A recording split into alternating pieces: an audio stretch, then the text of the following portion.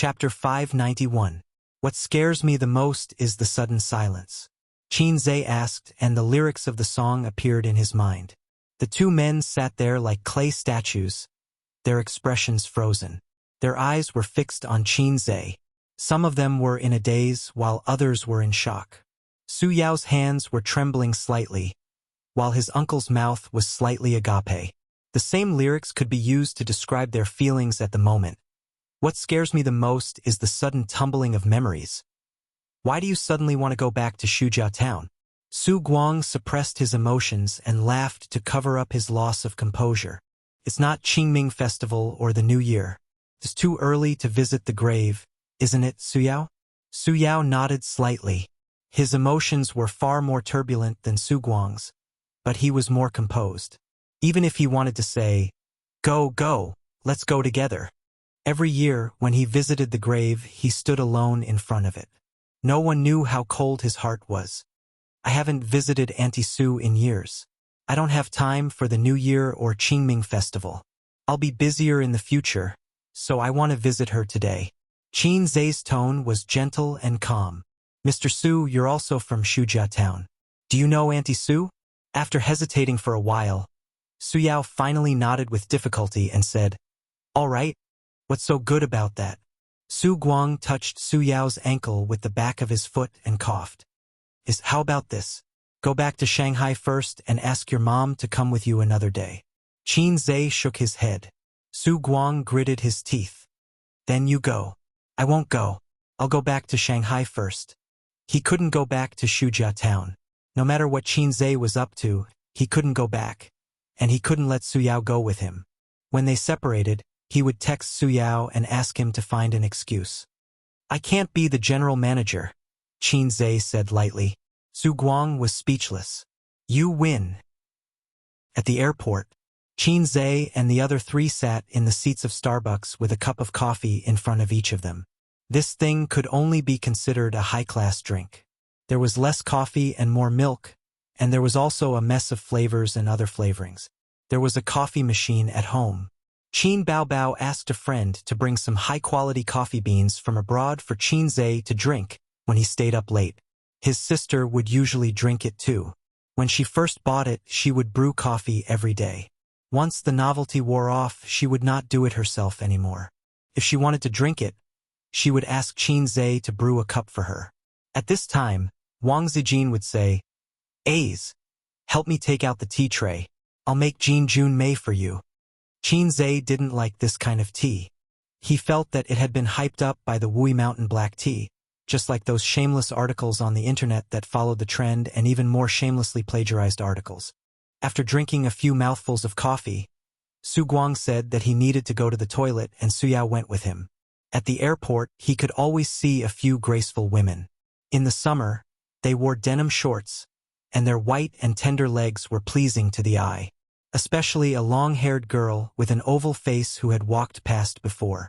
With those two legs, Qin's harsh vision, which had been influenced by his sister for years, could not find fault with them.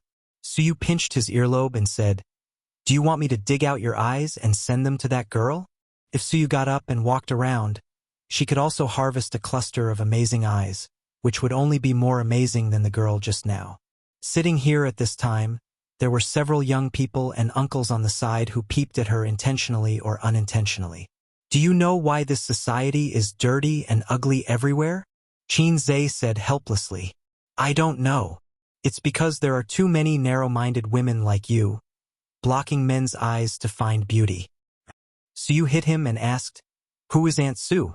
It sounded like a relative of Qin, and the relationship was very good. As his wife, Suyu thought so. She should also go to worship. And where did Aunt Su's family live? In the future, it would be easy to find the door to send gifts for the new year. At least, she should meet them first and brush her face. Suyu knew that Shujia town was Qin Ma's hometown, and the Su family came from there. A very important person. Qin paused when he spoke, probably not knowing how to say it. Suyu did not ask, and obediently said, Oh, then leaned sideways and hugged Qin's arm, playing with her mobile phone, and leaned her head on his shoulder. Qin Zhe keenly found that several young people who were peeping at Su Yu's eyes were dim. Their inner activities did not need to be deliberately guessed, and they could be categorized into 4 words: MMP. Qin Zhe had seen this kind of eyes before. When his sister took him out to play, the eyes of the men around him were like this.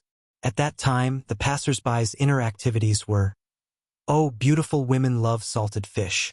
In the toilet, Su Guang and Su Yao stood in front of the urinal, stepping on both sides of the Yellow River. The two of them were true sworn brothers who had grown up together since they were young.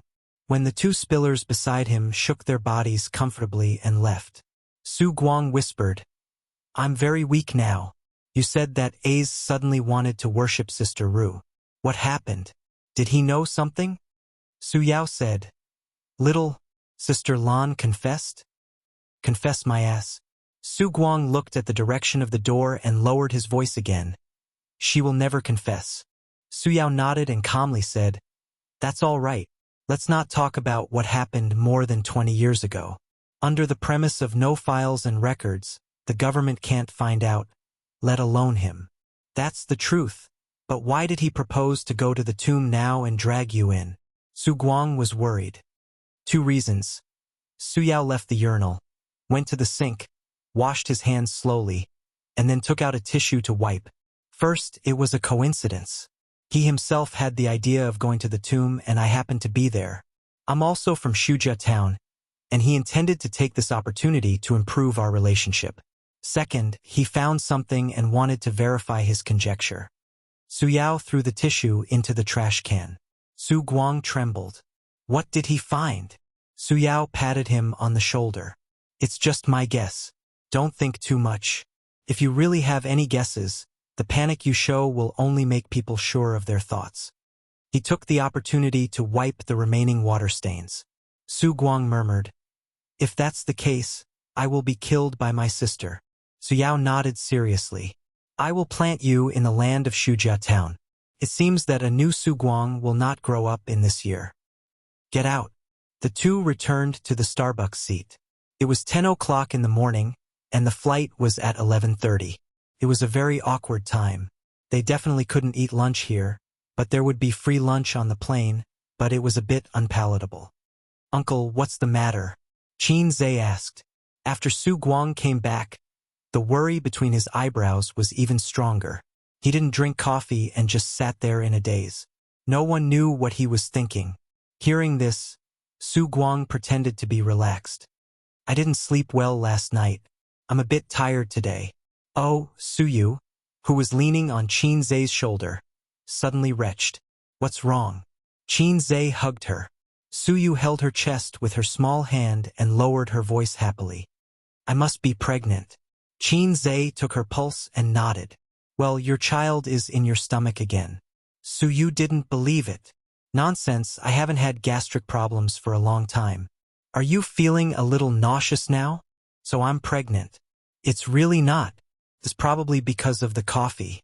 You were tired last night and didn't have a good rest." Qin Zhe explained, "Gastric problems are difficult to pull out. Takes a long time to recuperate. It won't recover so quickly." Su Yu gently bit her lip with her pearly white teeth and was disappointed. "I can't get pregnant." "Don't worry, take your time." Qin Zhe held her hand. "Where were we just now?" They were just discussing the acquisition of Dongfeng. "How should we calculate Sister Man's shares? How much should we give?" Su Yu said. Nan Man Pei generously gave 100 million, but only 50 million was credited to Bao's investment account. The rest of the money was deducted from the dividends. For 100 million, 50% of the shares would be no problem. So Qin Zhe and Su Yu were discussing how much shares should be given. 50% was definitely not enough. Qin Zhe's bottom line was 10%. Su Yao's side also had 10% at most. Qin Zhe took 15% of the remaining shares and then divided it equally among the 3 companies. Then 8%. "I'll talk to Sister Man about this. We have a good relationship," Su Yu said. Qin Zhe said in his heart, "Maybe it's better for me to talk. If we fight, Sister Man may not help us. Wang Zijin's side is fine. After all, we also need her company to do software support." Why should Qin Bao Bao also invest? Su Yu pouted. Think about it. Even if we put Baozi aside, Tianfeng and Purple Crystal can also complete this acquisition. Qin Zhe said, a bowl of water is equal. Equal your sister. Su Yu said angrily, I'm your wife. She's your sister. Which is more important? Qin Zhe, sister. Su Yu was so angry that she looked up and bit his ear. Su Guang saw his nephew and the secretary flirting and secretly exchanged a look with Su Yao. Yes? Do you still remember your Aunt Su's family? Su Guang asked casually. Of course I remember.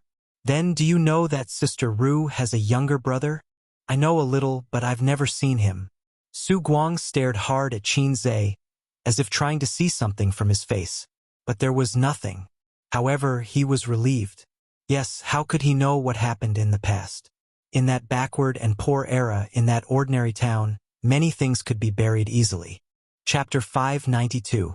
The tallest and most exquisite villa in Shujia town was located on the side of the road. Even in the town where skyscrapers had been built in recent years, it was still the undisputed leader. According to the owner of the house, it was designed by a famous designer. If it was in a first-tier city like Shanghai or Shenzhen City, it would cost more than 10 million each. The villa was built 6 years ago, but the person who paid for it was not the owner of the villa, but his brother-in-law. To be more precise, it was his younger brother. The owner of the villa was called Song Zhongji, a rotten man who was always idle and addicted to gambling. In that era where people relied on farming to make a living, a man who did not like to work in the field was a rotten man. Such a man was single until he married Su Ru, who was from the same village, when he was 25. Speaking of these two families, there was no difference between the two. Both of them were poor to the point of having nothing but four walls. After getting married, Song Zhongji was still addicted to gambling, but at least he knew how to work in the field and support his family. Su Ru was a woman who was used to working hard, so the couple had a good life. 20 years ago, this house was still a yellow mud house. Every year, Song Zhongji would be seen throwing mud at the outer wall of the yellow mud house. After all, it could not be compared to a brick house. As time passed, the outer wall of the yellow mud house would gradually peel off. At that time, there were already many brick houses in town. In 20 years, the yellow mud house became a brick house, and from a brick house it became a villa. It really lived up to the old saying, every dog has its day. This Song Zhongji had unknowingly become the most heroic country bumpkin in town. Everything was thanks to his brother-in-law. It was said that he made money from doing business in other places and became a big boss. Good fellow, he built a villa just like that.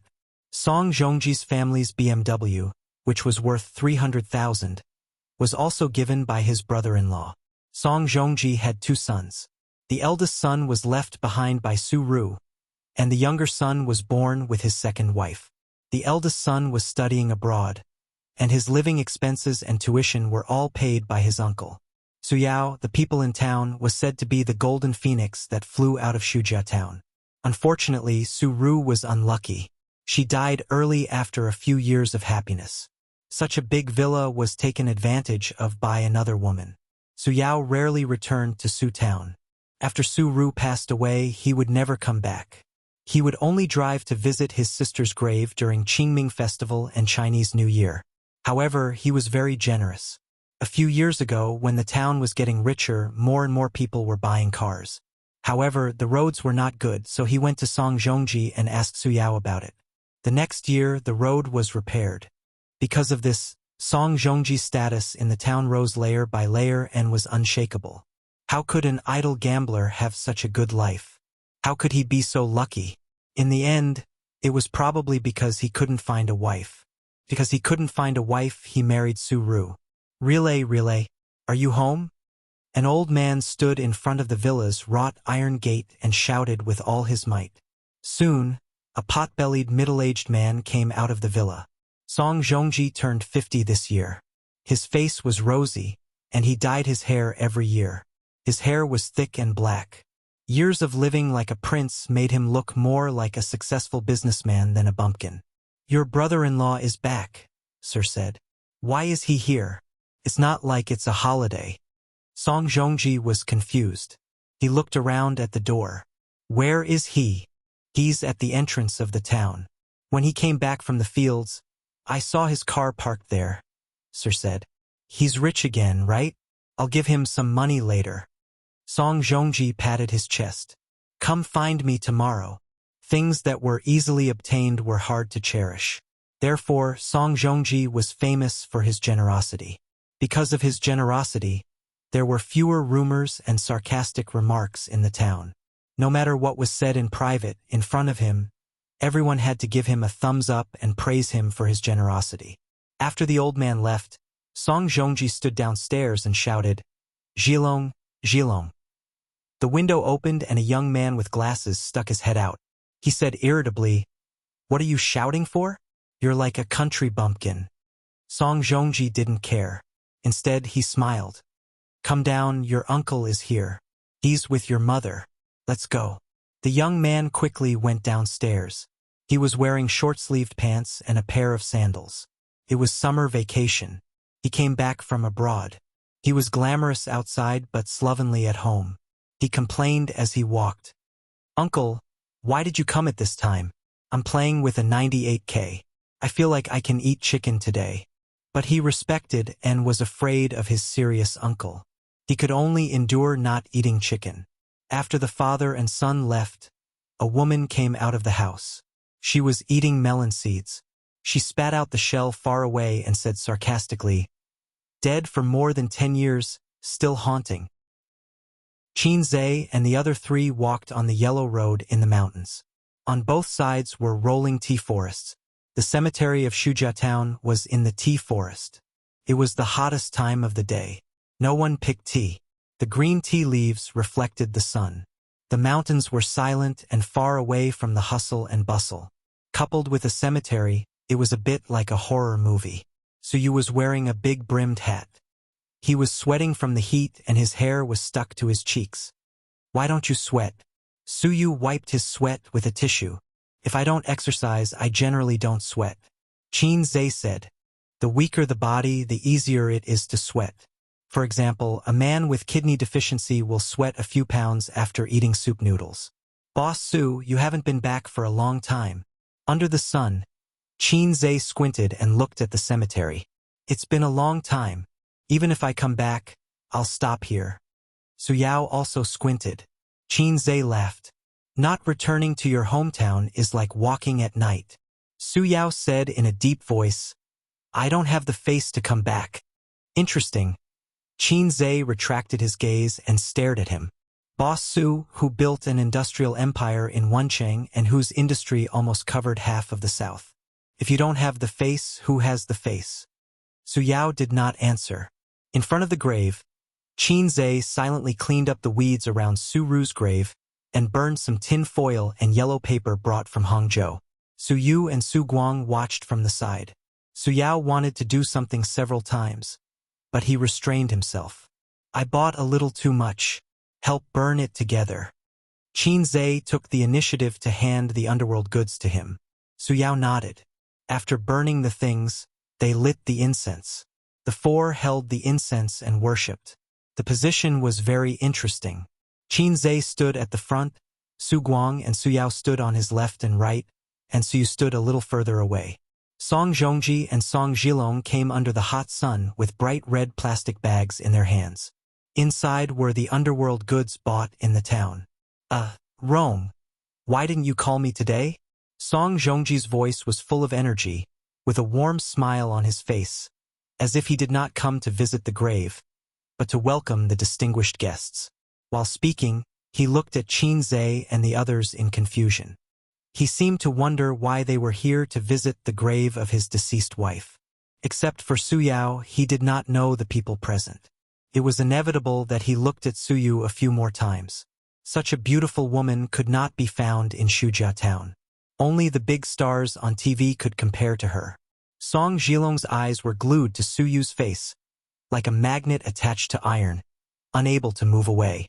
Su Yao just glanced at the father and son, and his attention returned to Qin Zhe. Sister, Aze is here to see you. With me. I've been dreaming of this day, even if he doesn't know anything. You are a Guang? Song Zhongji recognized Su Guang. Although they had not seen each other for more than 10 years, strictly speaking, he and Su Guang could be considered childhood playmates. When he was a teenager, he wandered around the town, fishing in the water, climbing trees to dig eggs, followed by a group of children. Su Guang and Su Yao were one of them. Shujia town was so big that there were no strangers. After so many years, Su Guang's appearance had not changed.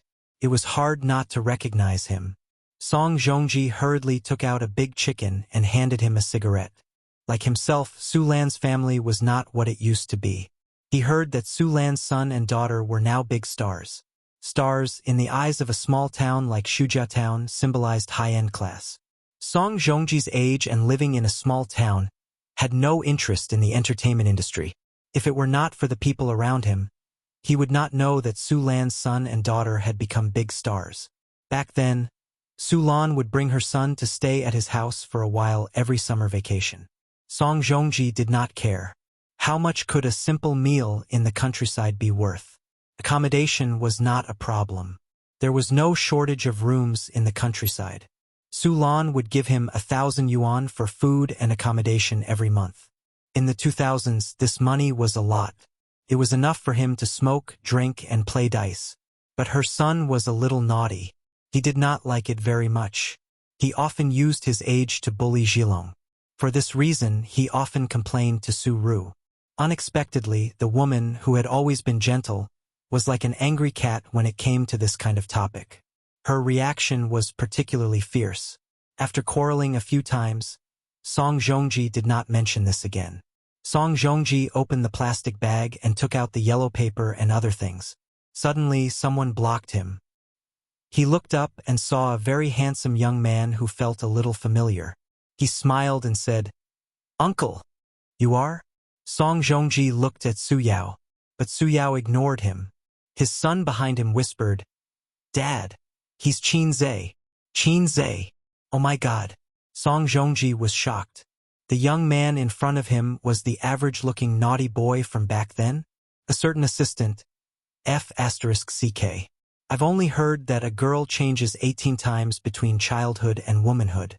Even a boy can do it? This is not a boy changing 18 times between childhood and womanhood. This is nuclear fission. He remembered one time when his son was beaten up by Qin Zhe again. He cried in front of him because calling for his mother was useless. He was also very helpless. He complained to Su Ru and wanted to quarrel. He complained to Su Lan, but she ignored him. So he patted his son's head and said, "This kind of city person has the dirtiest heart. He will definitely not be successful in the future. He will definitely not be as handsome as you." Now, when he looked at Qin Zhe and then at his slovenly son, he felt a pain in his face. "Ah, Ace." Song Zhongji smiled awkwardly. He remembered that he used to glare at little Qin Zhe in private, trying to scare this little kid from the city. He wanted him to be more obedient and stop beating his son. He did not have the courage to beat him. It was $1,000. "It's rare for me to visit Auntie Sue.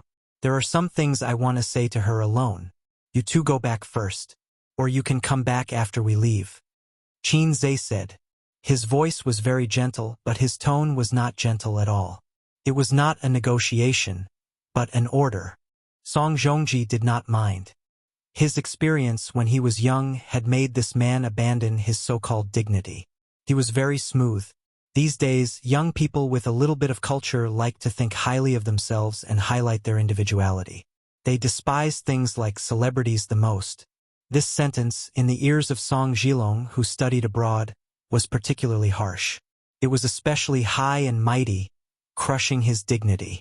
At this moment, he finally remembered the fear of being beaten by Qin Zhe and the shame of being an obedient little brother. He did not have a good impression of Qin Zhe. Based on the unhappy memories of his childhood, not only was he often bullied by Qin Zhe, but also his mother's almost unreasonable favoritism. Every year, the city kid would come to his house, wearing beautiful clothes that made him envious. Between his words, there was always a sense of superiority. "I never eat this kind of 2-cent popsicle. Rat poop," I've long been tired of eating it. Look at you with relish. I don't want to drink this kind of soda. I only drink AD calcium milk. Do you like that little flower next door? She's so ugly. My sister is much prettier than her. It was infuriating. And just now, when they were paying respects to their mother, this person stood at the front. Even his uncle was a position lower than him. Why? The way his uncle looked at him made Song Jilong feel even more unbalanced. One had to know that his uncle was so good to him that even his cousins were not as good as him. But he had never seen his uncle look at him with that kind of eyes. Why? Song Jilong said angrily. Why? This is my mother's grave. Why should we leave? Who do you think you are? You're still as high and mighty as ever. Why? I'm a top student studying abroad. My uncle is a big boss with a net worth of tens of billions. I'm not worse than you. Get out. Qin Zhe seemed to have lost what little patience he had left and shouted. Song Jilong felt a strange pressure that made him instinctively timid. But he stiffened his neck and did not move. Su Yao frowned and said in an unhappy tone, You go first, Song Jilong. He felt so sad. He was like a soldier charging at the front who suddenly turned around and found that his general had surrendered to the enemy. I'm your nephew. Am I not better than this guy? Uncle. Qin Zhe called out as he watched the father and son walk further and further away from him. Su Guang nodded. Qin Zhe ignored him. He turned to Su Yao and asked, Should I call you uncle? Or should I call you something else? Su Yao felt as if he was struck by lightning. Su Guang sat on the ground. Chapter 593. A Bolt from the Blue. To the two brothers, this was truly a bolt from the blue. The scorching sun shone on Su Guang's face, and his expression gradually twisted. His eyes and mouth widened as he stared blankly at Qin Zhe. How did he know? How did he know? His heart felt like it was being squeezed by an invisible hand. It was the despair of a family on the brink of collapse after the mother found out that the father had a mistress. This analogy was not very appropriate, but it was very apartment. If Qin Zhe really knew what happened back then, his sister Su Lan's family would fall apart. Su Guang panicked. He felt that he was to blame. No matter when Qin Zhe found out, he had contributed greatly to this confession. If his sister knew, she would never forgive him. You, how much do you know? Su Yao asked in a trembling voice. This man who had always been stern and expressionless, known for his strictness in the business circle of Lin Hai, could not control his trembling body and trembling lips. His expression changed rapidly. Shock, agitation, guilt, sadness. A storm of emotions raged on his face. She is my birth mother. Qin Zhe turned to look at the tombstone. But I don't know who my birth father is. As he said this, he stared at Su Yao. Su Yao, Su Guang. Su Guang's face turned pale. The secret that he had kept for half his life was revealed by Qin Zhe so easily. How did you know? Impossible, impossible, Su Guang murmured. Qin Zhe looked at him and thought, although my IQ is not online sometimes, I know what I'm talking about. I brought you here today to confess. I hope you won't hide anything from me, because there's no point in hiding it anymore. Qin Zhe said, Yes, she is your birth mother. Su Yao nodded. Qin Zhe's heart suddenly felt empty. Melancholy and sadness surged in his heart. I really am a freebie. Son, your father picked you up from the trash can. 100% of people were played by their parents when they were children, but 99% of them were their biological children. I am that 1%. Life isn't just about what's in front of you. There's also heart-wrenching old friends like you. Qin Zhe's reaction was relatively calm. He didn't have the family members who had been separated for many years hugging each other and crying, or hugging each other's heads and shouting, I won't listen, I won't listen, I won't forgive you for the rest of my life. After all, this was something he had known for a long time. When he was young, he felt that he was the only male descendant of the Qin family. How could he not be his biological son? His sister must have been adopted. She was so pretty, she deserved to be picked up. I'm his biological son, so the old man beats me with all his might. The more Papa hits me, the deeper he loves me. It was all an illusion. Later on, as he grew older, there were some things that he had to face. Qin Zhe began to investigate this matter. Were you the one who hinted to him? Was it you? Su Guang was like an enraged lion as he pounced on Su Yao and tightened his collar as he roared. Su Yao? Who did you do all this for? Who was the one who selfishly sacrificed himself for his own future? Fuck! He punched Su Yao in the face. Su Yao staggered back a few steps and fell to the ground. Qin Zhe. No way, is it really what I think? So you was stunned the whole time. She was stunned. Qin Zhe's biological mother was not Auntie Qin? Then was he born to Uncle Qin and this Auntie Su? Or was he adopted at all? Then he and Qin Bao Bao were not biological siblings. So you didn't know why she was so flustered. She loved Qin Zhe deeply and was eager to know everything about him. His likes, his dislikes, his family, his relatives and friends, but the scene in front of her came too suddenly, as if she was shooting a TV series, and she was caught off guard. Su Yu found that she could do nothing but be a spectator, and it was inconvenient for her to say anything. Uncle, it's not him. Qin Zhe said, when I was very young, I once heard my mother on the phone and heard her say that one of my sister and I were not biological. If I didn't guess wrong, she should be on the phone with you, so I took this opportunity to bring you two here for a showdown. Why do you know that I'm not biological? There are too many reasons. If one of my sister and I are not biological, it must be me. She's so beautiful, and she looks more like you. But I'm not handsome at all. Although it was very heart-wrenching, just looking at appearance, my sister obviously inherited some of the good genes of the old Su family. I also have the genes of the old Su family, but why am I not handsome at all? Su Yu listened on the side and had a big opinion in her heart. You're lying, you're obviously very handsome. Auntie Su is too good to me, so good that it doesn't make sense. Even if she has a good relationship with my mother, how can she favor other people's children more? There's only one possibility. I was born to her, and she feels guilty about me. And my mother comes back every year. Grandfather moved out of Shujia town for many years. Her hometown is here, but her family is in Shanghai. Why does she come back every year? In fact, she brought me back to see her. She was referring to Su Ru. One last thing, last October, I saw my mother and Su Yao together at Hongqiao Airport. I didn't know him at that time, so I sent someone to investigate. Only then did I know that there was such a person and his relationship with Auntie Su. Nan Man Pei helped him investigate. That day, Qin Zhe really confirmed his identity as a phone charger. His mentality collapsed for a long time and he almost had sex. Su Yao was stunned. He did go to Shanghai last year, but he only contacted Shaolin. Turned out that Qin Zhe was also there that day. Su Guang stood there, his face full of disappointment, like a defeated dog at a dead end. Then, who is my biological father? Qin Zhe stared at Su Yao. Su Guang looked at Su Yao silently. In an instant, it was as if the eyes of the whole world fell on him. Su Yao looked sad. He opened his mouth and said bitterly, I don't know. Qin Zhe. You don't know?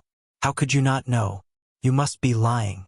Su Yao said, I'm your uncle, but I really don't know who your biological father is. I don't believe you, Qin Zhe said. He didn't know why, but he felt very disappointed. It was as if a shining role model had collapsed. However, when he thought of his biological mother's ending and the current Su Yao, he heaved a sigh of relief. It was fine if he didn't want a failed role model, but it didn't make sense. If it was just his uncle, many of his actions didn't make sense. What's with your knot in your heart? What's with your obsession? Why did you come all the way to find my mother? You're just my uncle. You're not my father. Why are you in such a hurry to let me acknowledge my ancestors? Qin Zhe saw the small actions of his uncle and Su Yao these few days, but he pretended not to know. Su Yao wanted to lay his cards on the table and let him know who his biological mother was. His uncle tried to stop him and threaten him with all kinds of eyes. When Qin Zhe exposed this layer of window paper, this man's expression was especially agitated. It was just that his uncle's words couldn't be justified. If Arong doesn't know who your biological father is, then no one does. Sister Ru never said that when she was pregnant. Arong threw a tantrum and forced her to ask who the man was. But she didn't say. Your mother also asked. The two of them talked for an entire night, but Sister Ru refused to say a word about the man's identity. Su Guang looked at the tombstone and said, even if it would destroy her, even if she didn't have the ability to support you at that time, even if her eyes were swollen from crying. Su Yao gritted his teeth. Qin Zhe fell silent when he heard this. He stood under the scorching sun and lit a cigarette. He stared at his biological mother's tombstone and didn't speak for a long time. Memories rolled through his mind with an irresistible force, like a tidal wave and a landslide. Her mother said that Shujia town was a very beautiful place with beautiful mountains and clear waters. Nature always produced endless delicacies and beautiful scenery. There were good sisters who grew up with her there. Every summer vacation, her mother would bring Qin Zhe back to Shujia town for a vacation. The old bus drove on the bumpy asphalt road, raising a cloud of dust. Qin Zhe sat on his mother's lap and looked out of the window. The sun was shining brightly, and the trees on both sides of the road were dense. The continuous fields were divided into squares, and the crops in the fields were lush. There was no air conditioning, no streetlights, no supermarket, and no high-rise buildings. But there were mountains, fields, birds, flowers, clear mountain springs, and a reservoir with rippling blue waves. He and his friends in the town ran wildly on the black ridges of the fields, catching frogs and digging out bird eggs. At night, they sneaked into the fields to steal watermelons and eels. During the day, they climbed over the hills to swim in the reservoir. In Qin Zhe's memory, Auntie Sue would wear a long floral dress that day and stand by the bus stop with only a sign, eagerly looking forward to it. She wasn't beautiful because hard work had worn away her beauty, and the sun had darkened her skin. She was only 2 years older than his mother, but she looked much older and rougher. When they first met, Qin Zhe came to Shujia town for the first time. He wasn't used to the sultry heat and flying dust in the countryside, and his small brows were tightly furrowed. The car stopped at the bus stop, and Qin Ma held Qin Zhe's hand and got off the car. Su Ru's eyes were fixed on Qin Zhe's face, and she couldn't move them away. You must be A's. Can Auntie hug you? This was the first sentence Su Ru said to him when they first met.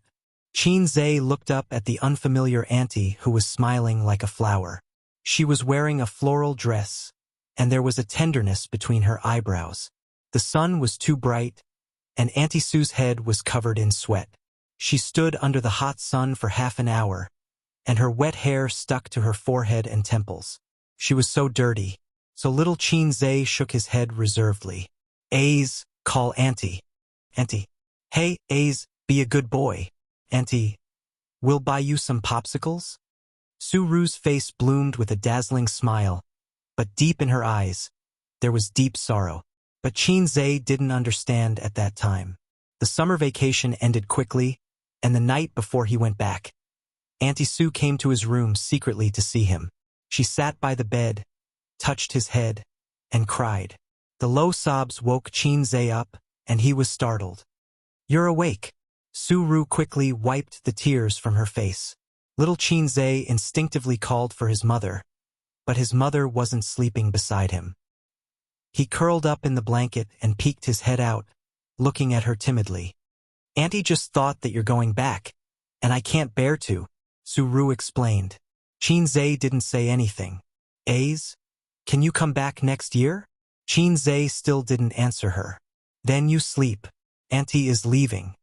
Watching her leave and the door close, Qin Zhe breathed a sigh of relief. The next day, on the bus to the county, Auntie Sue is crazy. Qin Zhe, who was sitting on his mother's lap, complained. Why? She came to our room secretly at night to cry. Qin Ma stared out of the window with a complicated expression. Suddenly, Qin Zhe's fingertip hurt. His hand trembled, and the cigarette butt fell to the ground. What happened back then? Qin Zhe looked at Su Yao. Can you tell me? Su Yao nodded. Okay. As his voice fell, time reversed at this moment, and the chaotic past flashed past like a merry-go-round. Chapter 594. Ever since Su Yao could remember, he had lived with his sister. In the second year of his birth, his father fell to his death from the dam when he was digging a reservoir in town. Due to the background of the era, the matter was settled after paying a few food stamps as a token payment. His mother died when he was 4 years old. At the end of the 1970s, the 13-year-old girl and her 5-year-old brother struggled to make a living. From the age of 13, his sister had to work in the fields with the adults in town. She would send her brother to her uncle's house next door. After their parents passed away, the few relatives were not willing to help take care of the two burdens. Su Ru did not blame them.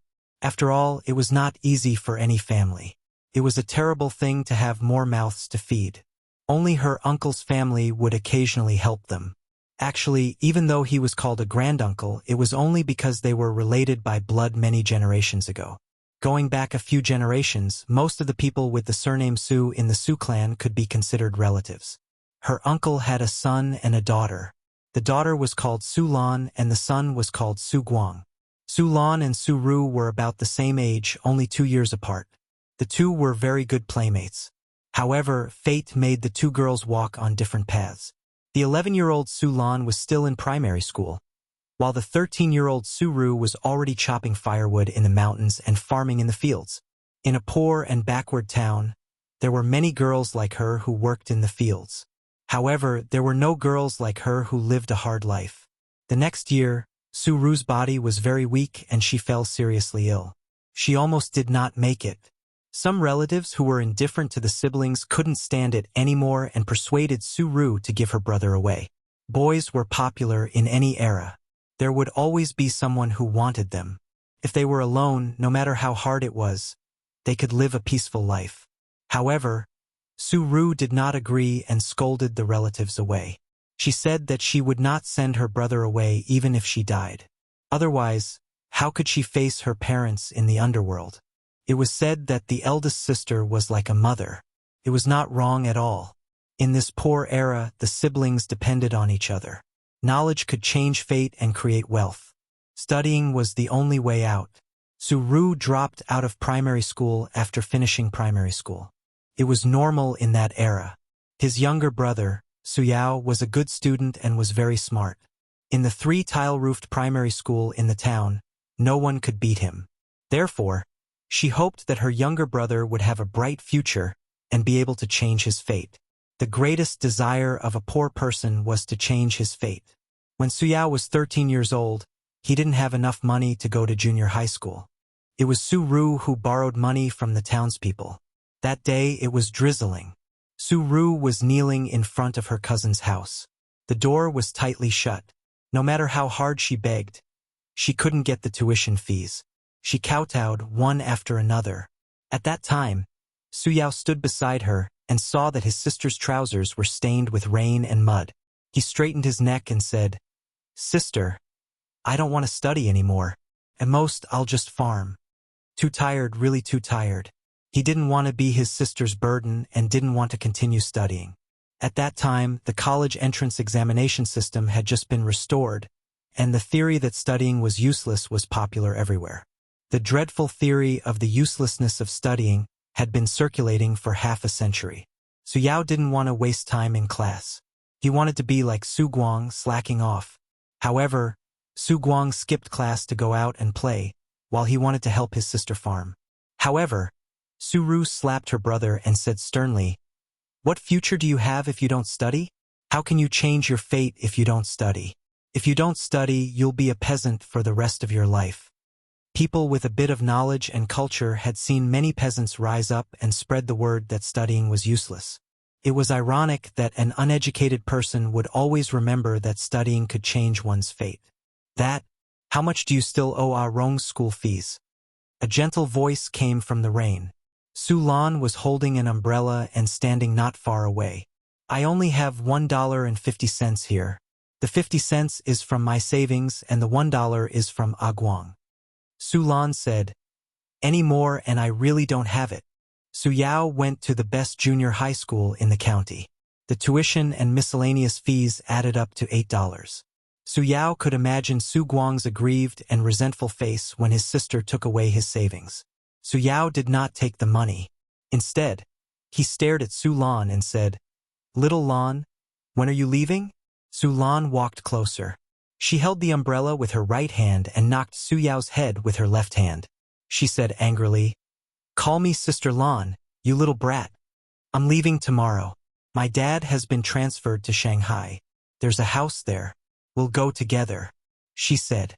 Su Lan, who had just grown up, was delicate and beautiful. Her figure was slender and graceful, and her pair of black eyes were especially eye-catching. Su Yao said sadly, "He's not back yet?" "I don't know." Su Lan smiled. "Shanghai is too far away from Su Town. I don't know how many years it will take for him to come back." He was shorter than Su Lan by a head.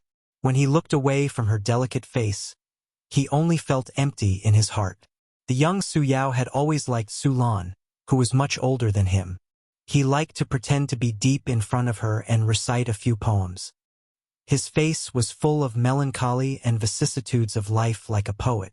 In fact, he was peeking at her reaction from the corner of his eyes, hoping to see admiration and admiration on her face. He pretended to be an adult and learned from his sister to call her Little Lan. He wanted to ignore the age gap between them. He wanted to tell himself that it was nothing. "I long to meet a girl who is as beautiful as a lilac, full of sorrow and resentment. She holds an oil paper umbrella alone, wandering in the lonely alley in the rain." Dai Wangshu's poem appeared in Su Yao's mind. Su Lan was the girl he longed for, the girl who was as beautiful as a lilac. But just like the lilac in the poem, she walked further and further away until all that was left was her back. On the day Su Lan left, Su Yao stood outside Su Town and watched her family take a tricycle to the county. He suddenly felt like smoking. After many years, they didn't meet or contact each other. When they met again, the lilac was already married. Su Yao squatted in front of his sister's grave and smoked one cigarette after another. He talked about his past without any expression on his face. There was no emotion on his face. There was only regret, deep regret. Qinze thought to himself, "Damn, I didn't know you loved my mother so much. If my mother is lilac, then what are my sister and I? If my sister is a rose and I'm a green foxtail?" Uncle heard that someone coveted his sister, but he was still calm. Obviously, he already knew about it. "Uncle sure has a big heart. If anyone dares to covet my sister, I'll teach them a lesson." "What happened after that?" Qinze asked. "After that, my sister knelt in front of my aunt's house for an entire night and managed to scrape together the rest of the money. Then, she fell seriously ill. As for me, I went to school as I wished. As my grades got better and better, I got into high school. My school fees became even more expensive. My sister thought that if she continued farming, she wouldn't be able to afford my education. She took me away from Su Town and went to the county to work. She swept the floor, washed the dishes, and did the laundry. She did everything. Until my third year in high school, she suddenly got pregnant and gave birth to you. I was born out of nowhere." Qinze asked, "Who did she come into contact with? What did she encounter?" Su Yao smiled bitterly. "How would I know? I only knew how to study. She only wanted me to study. For so many years, she didn't get married. She didn't even have a partner. She raised me by farming and working. She had always been willing to sacrifice for me. She always wanted me to be successful. How could such a person suddenly get pregnant? Be more specific." Qinze frowned. He had a lot of questions in his heart. It was impossible for a woman to fall in love and have a child without any signs, unless she was raped. If that was the case, Auntie Sue didn't have to hide it. Even if it was shameful because of the age, at least she wouldn't hide it from her only brother. Also, why was I given away? Well, considering the social background at that time, it's understandable for an illegitimate child to be given away. The old man wrote in his diary that in order to give birth to me, my mother fled back to Su Town to avoid the evil hands of the family planning department. Where did that me go? There's no need to doubt the authenticity of that me. He must exist. Otherwise, the old man wouldn't have written it in his diary. Su Yao's attitude towards him was also very strange. The self-blame, remorse, and guilt he showed were far beyond what an uncle should have. "He's not my uncle. Those who don't know him would think that he's my father." This can't be explained clearly. Even if Su Yao and Auntie Su relied on each other and had a deep relationship, at most he would hate that man. Maybe he would hate me too. There's one last question.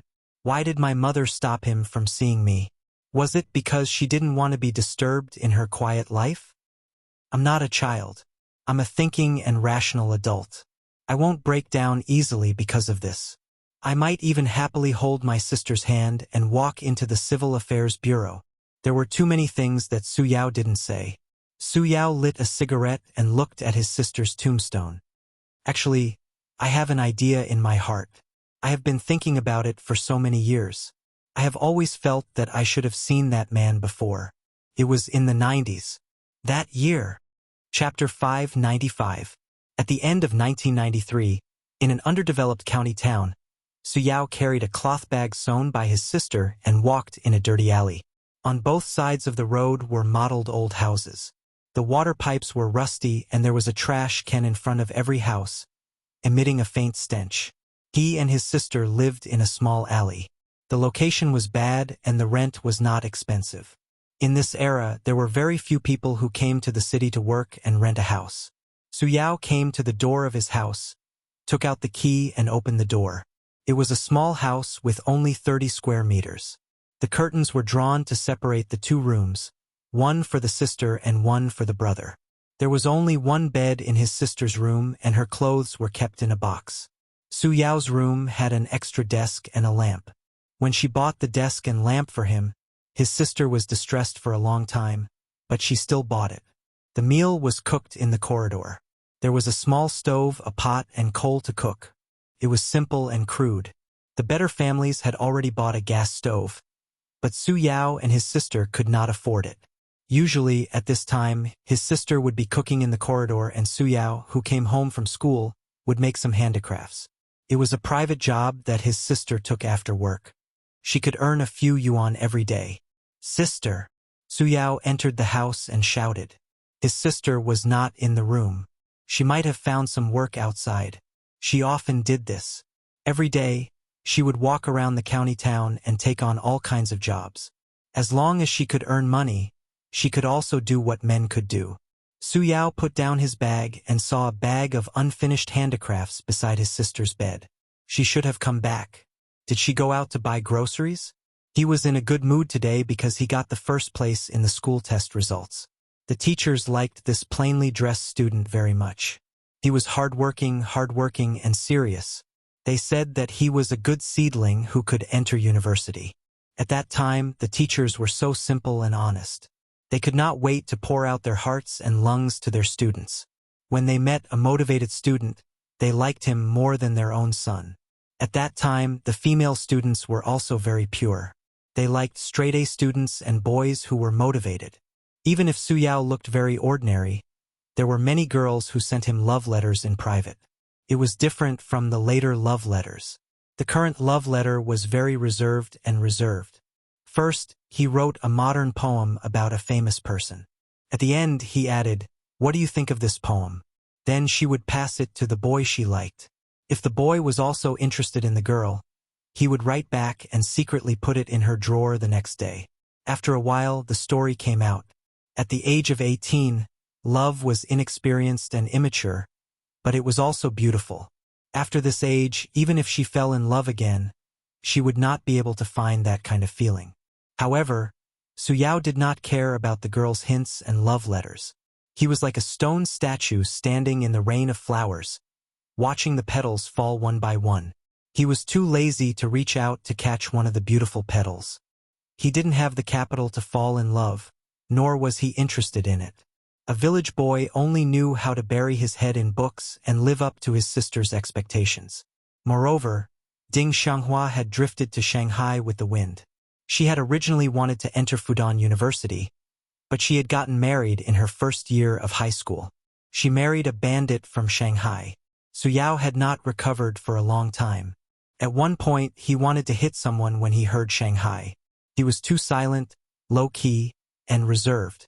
He had always suppressed his feelings of love in his heart. But what was the value of not saying it out loud? On the day of the wedding, Suyao went and got the fare from his sister. It was very expensive, so expensive that he almost cried. At the wedding, his Ding Xianghua was very beautiful. No, that was no longer his Ding Xianghua. It was the flower of the man who was the teacher. Lil Lan was very happy to see him. She was happy from the bottom of her heart and gave Suyao some comfort. The girl I like is more important to me than 1,000 gold coins. I'm glad that I'm not as light as a feather in her heart. The man looked at his newlywed wife with a smile. His wife introduced him. This is my younger brother from my hometown. Reality gave Suyao a heavy blow. At that time, he asked himself in his heart, so, he's just a younger brother. His heart suddenly ached, but he still did not cry. But when he really cried, it was after the wedding banquet. That kid, Su Guang, said, "Is your sister's problem because of your sister?" Suyao cried, and then he beat that kid until he cried too. Su Guang was born a little early.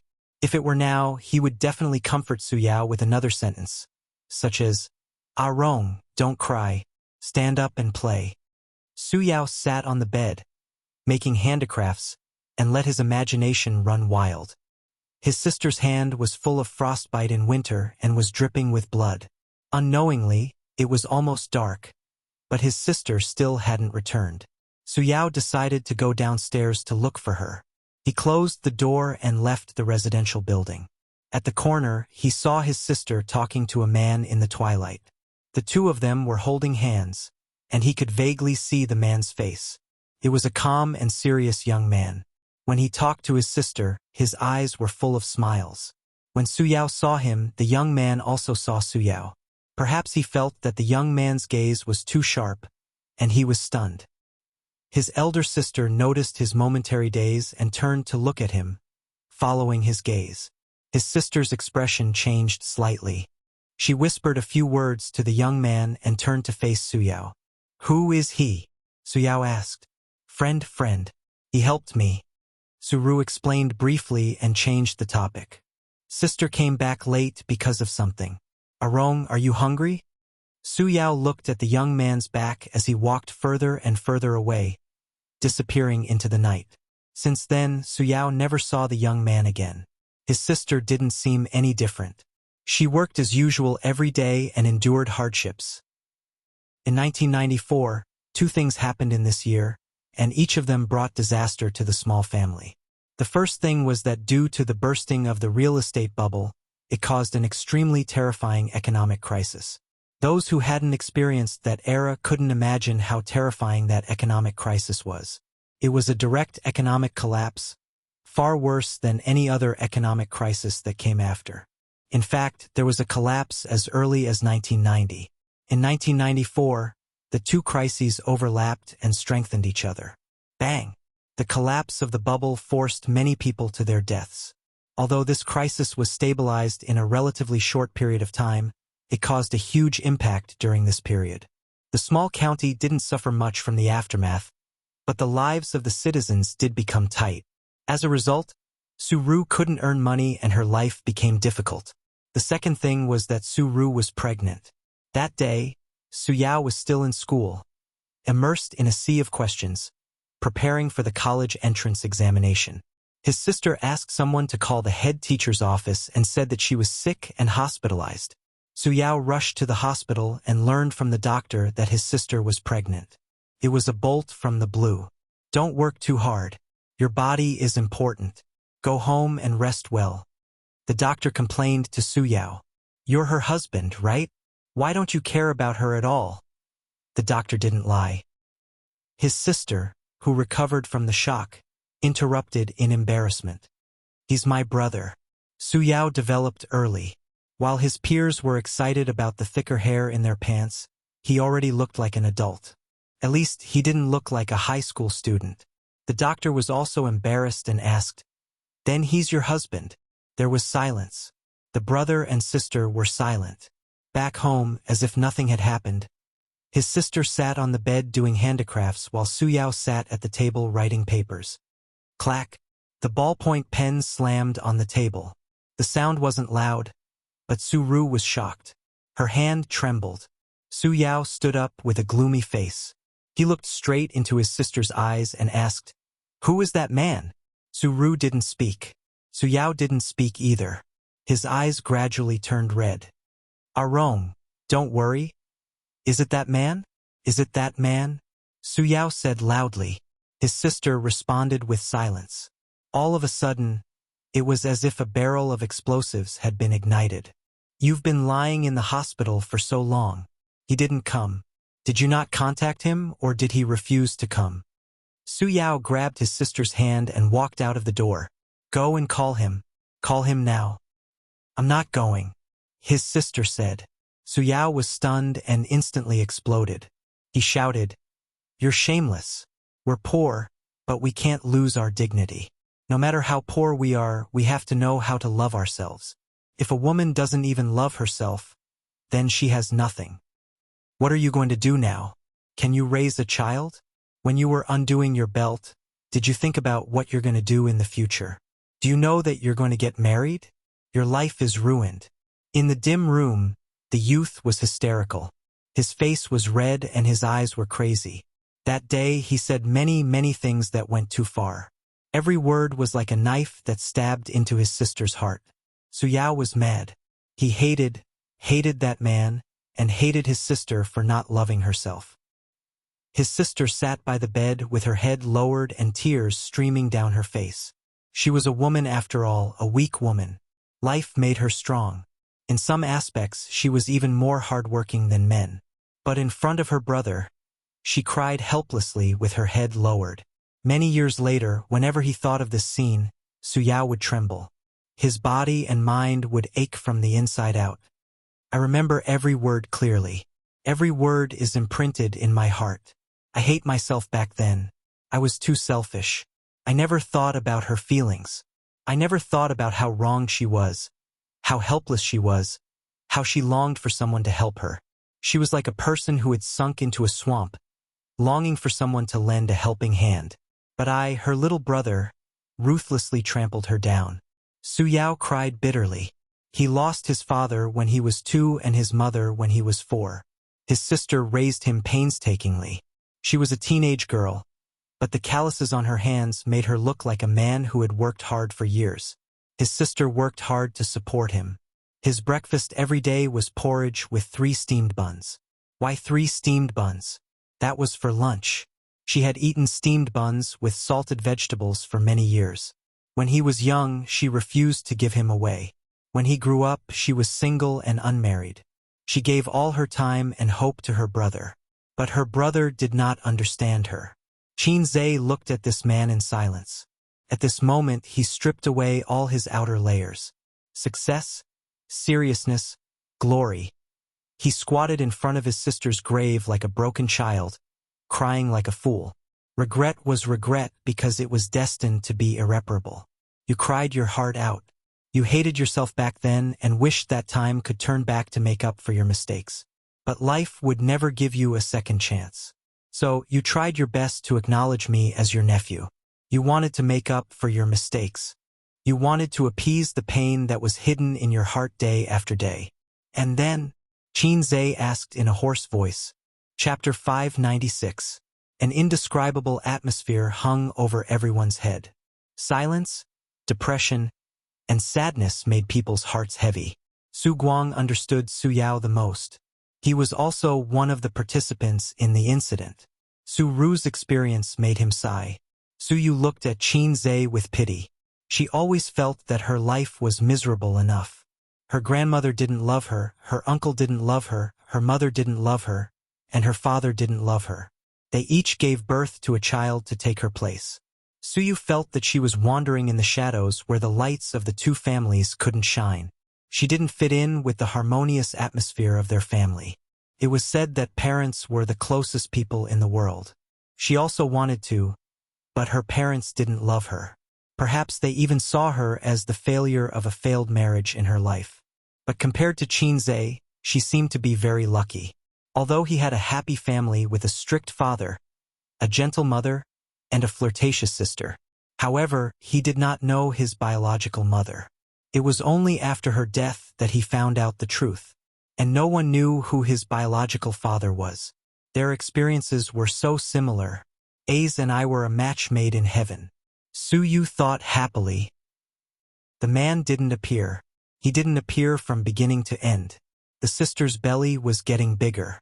Taking advantage of the summer vacation, the brother and sister returned to Shujia town. In the 1990s, a woman who got pregnant out of wedlock in this remote and poor town would be criticized. For a time, rumors were everywhere.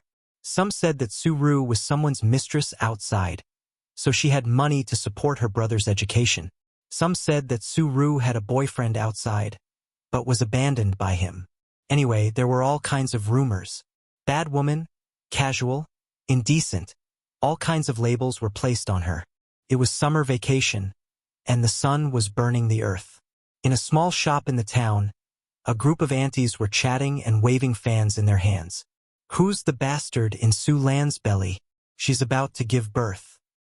There are so many wild men outside.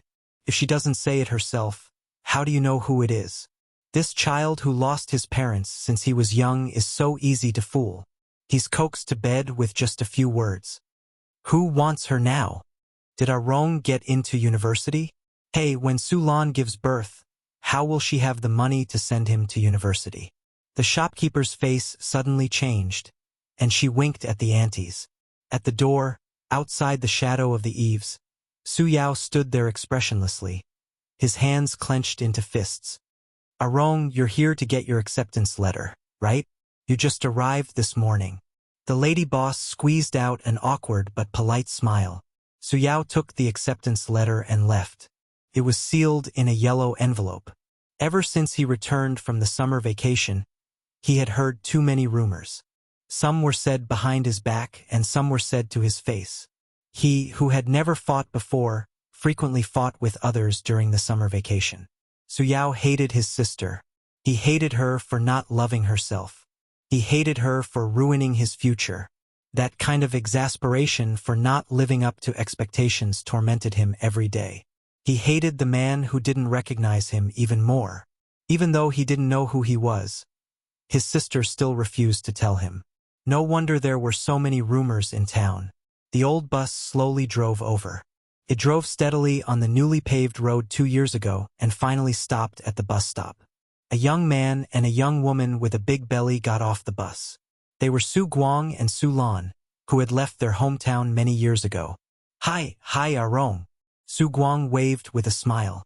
The aunties in the shop stuck their heads out and looked around.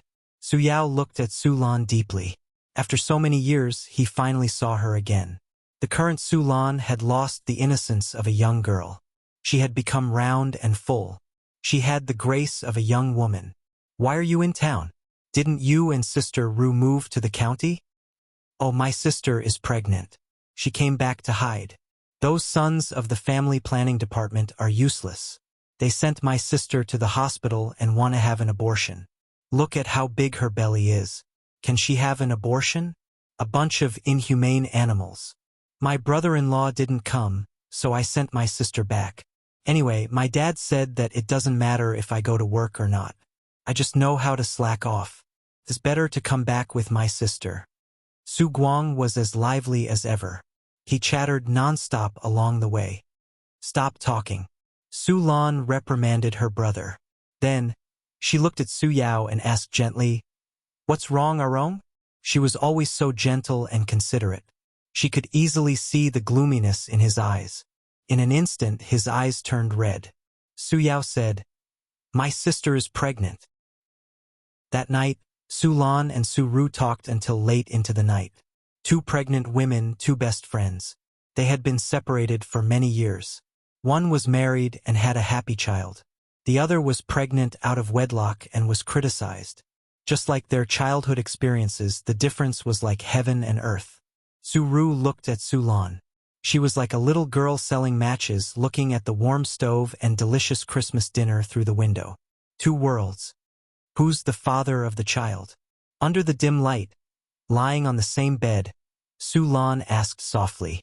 Su Ru hesitated for a while and didn't say anything. Su Lan gently stroked her best friend's belly. It was bigger than hers, so the due date was definitely earlier. The child can be born without a father, but what about when he grows up? Other children have a father, but he doesn't. Su Lan said, "My Bao Bao likes her father a lot. She's always with her father. It's very tough for a child from a single-parent family. You've been there, so you should know." Seeing that she was still silent, Su Lan said earnestly, "Aren't you tired of carrying everything yourself? Even if he doesn't want you or the child, at least he can ask for compensation. Your life will be better." What about Arong? He was accepted by Zhejiang University. You've worked hard for so many years and finally saw hope. Are you going to give up halfway? You said that studying can change one's fate. You're just one step away. Are you not going to take it? Also, what about your future? You're not young anymore. How are you going to get married with a child? How was she going to get married? In this era, who would want a woman who had a child before getting married? Who would want her? After a long while, Su Ru said, "He just left because he had something to do." "Do you believe that?" Su Lan asked. There was silence again. "Let's not talk about this." Su Ru forced a smile and said, "Why are you pregnant again?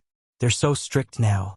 I heard that there were 5-month-old women in town who were caught and aborted. They almost lost both their lives."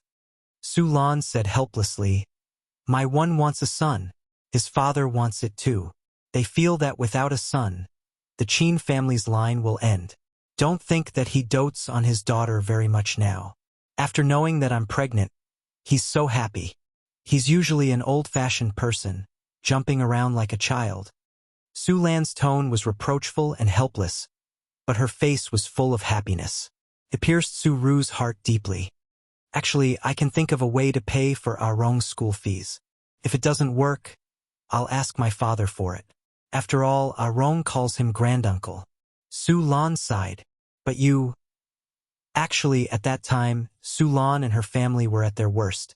Old Master Su was a leader, but the leader's daughter had to give birth to an unwanted child. The reason why the Su family looked down on the Qin family was because the Qin family was shabby and poor. "Don't. How rich can your husband be? The poorest are teachers, right?" Su Ru said, "I'll think of a way to pay for Arong's school fees. As his elder sister, it's my duty to take care of my younger brother. Xiao Lan, this is my last dignity." Yes, this was her last dignity. Yes, an elder sister was like a mother. It was her duty. Hearing this, Qin Zhe's heart was filled with melancholy and sadness. Regardless of whether Auntie Su still had hope for that man, the outcome was still destined. That man did not come, and she had no choice but to separate from her biological son and marry someone else. Actually, her tragic life was destined from the beginning. In his mind, he could not help but think of the song he wrote for his sister. "I once loved such a man. He said that I was the most beautiful woman in the world. I kept that innocence for him, closed the door to love others. It was also this man that I loved so deeply. He turned me into the stupidest woman in the world. Did you also love a man like this? Did you have hope for him? Did you have a vision for him? But you were turned into the stupidest woman. Auntie Su? Then who is the child my mother gave birth to?" Qin Zhe asked. From the bottom of his heart, this matter had come to an end. He knew his background, and it was a burden that had been lifted. He had gotten what he wanted.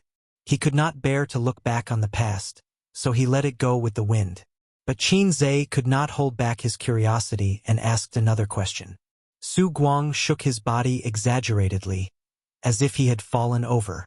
"According to them, I should have been born earlier than me. October was my birthday, but it was not really my birthday. Where did I go? Was I eaten by the people of Guangdong?" Chapter 597. She didn't say. She seems to have expectations for that man, but she doesn't have confidence in herself. Don't blame your sister. She's been suffering. She hasn't had a good life since she was young. The next day, Su Yao came to find Su Lan. That was what she said.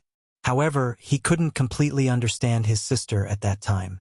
He hated her more, hated her for not living up to his expectations. His sister's life was ruined. At noon, Song Zhongji knocked on the courtyard door with 2 fish. He stood in the courtyard and said to the pregnant Su Ru, "Is our Rong here?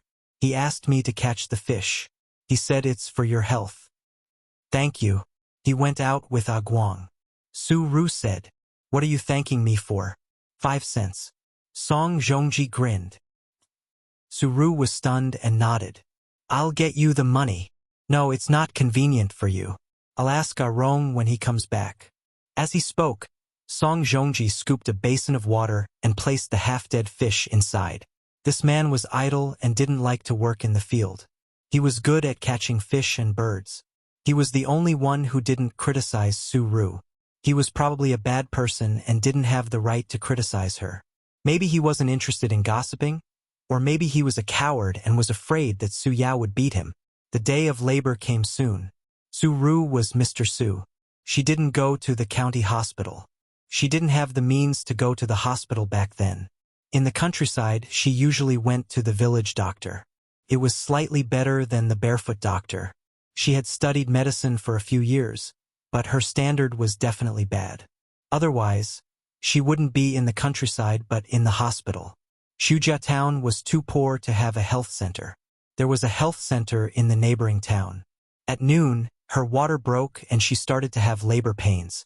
The child was born at 10 o'clock at night. It was a boy. Everything was settled. It was the first time in her life that she was a mother. Su Ru threw away all her worries and only the love of a mother was left. Su Yao felt that he should hate this child.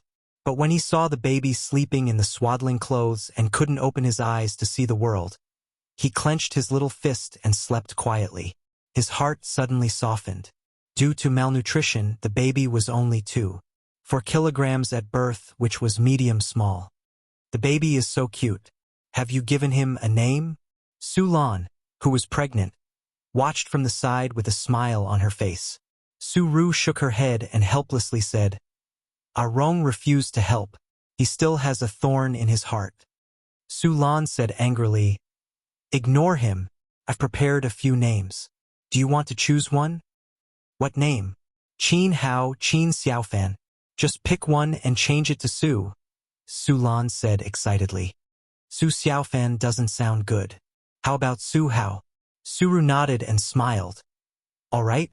By the way, I brought milk powder over. You can use it first. When I give birth to Bao Bao, I produce more milk, so you shouldn't be short of milk," Su Lan said. As Su Ru's bones were severely damaged and she was malnourished for a long time, she did not have much milk. Since it was related to her son's rations, she didn't refuse in the end. A very realistic and serious problem was placed in front of them. The brother and sister, who had depended on each other since they were young, still depended on each other for survival. Moreover, they had an additional life. Her sister, who had carried the burden of the family on her own, was weak after giving birth. It was difficult for her to continue living. Raising a child was not easy. According to later statistics, more than 40 million children died in the 90s. That night, Su Ru looked at her child and said nothing. The next morning, she called Su Yao to her room alone and asked him, "Do you miss university?" Su Yao was speechless. His gaze fell on the baby's face. The baby was sleeping, but suddenly his small body trembled. He whimpered a few times like a mosquito. Su Ru quickly comforted the child. "Don't worry about him. Tell me, do you miss him?" Su Ru said, "Yes." Su Yao said, "He wanted it. He wanted it more than ever.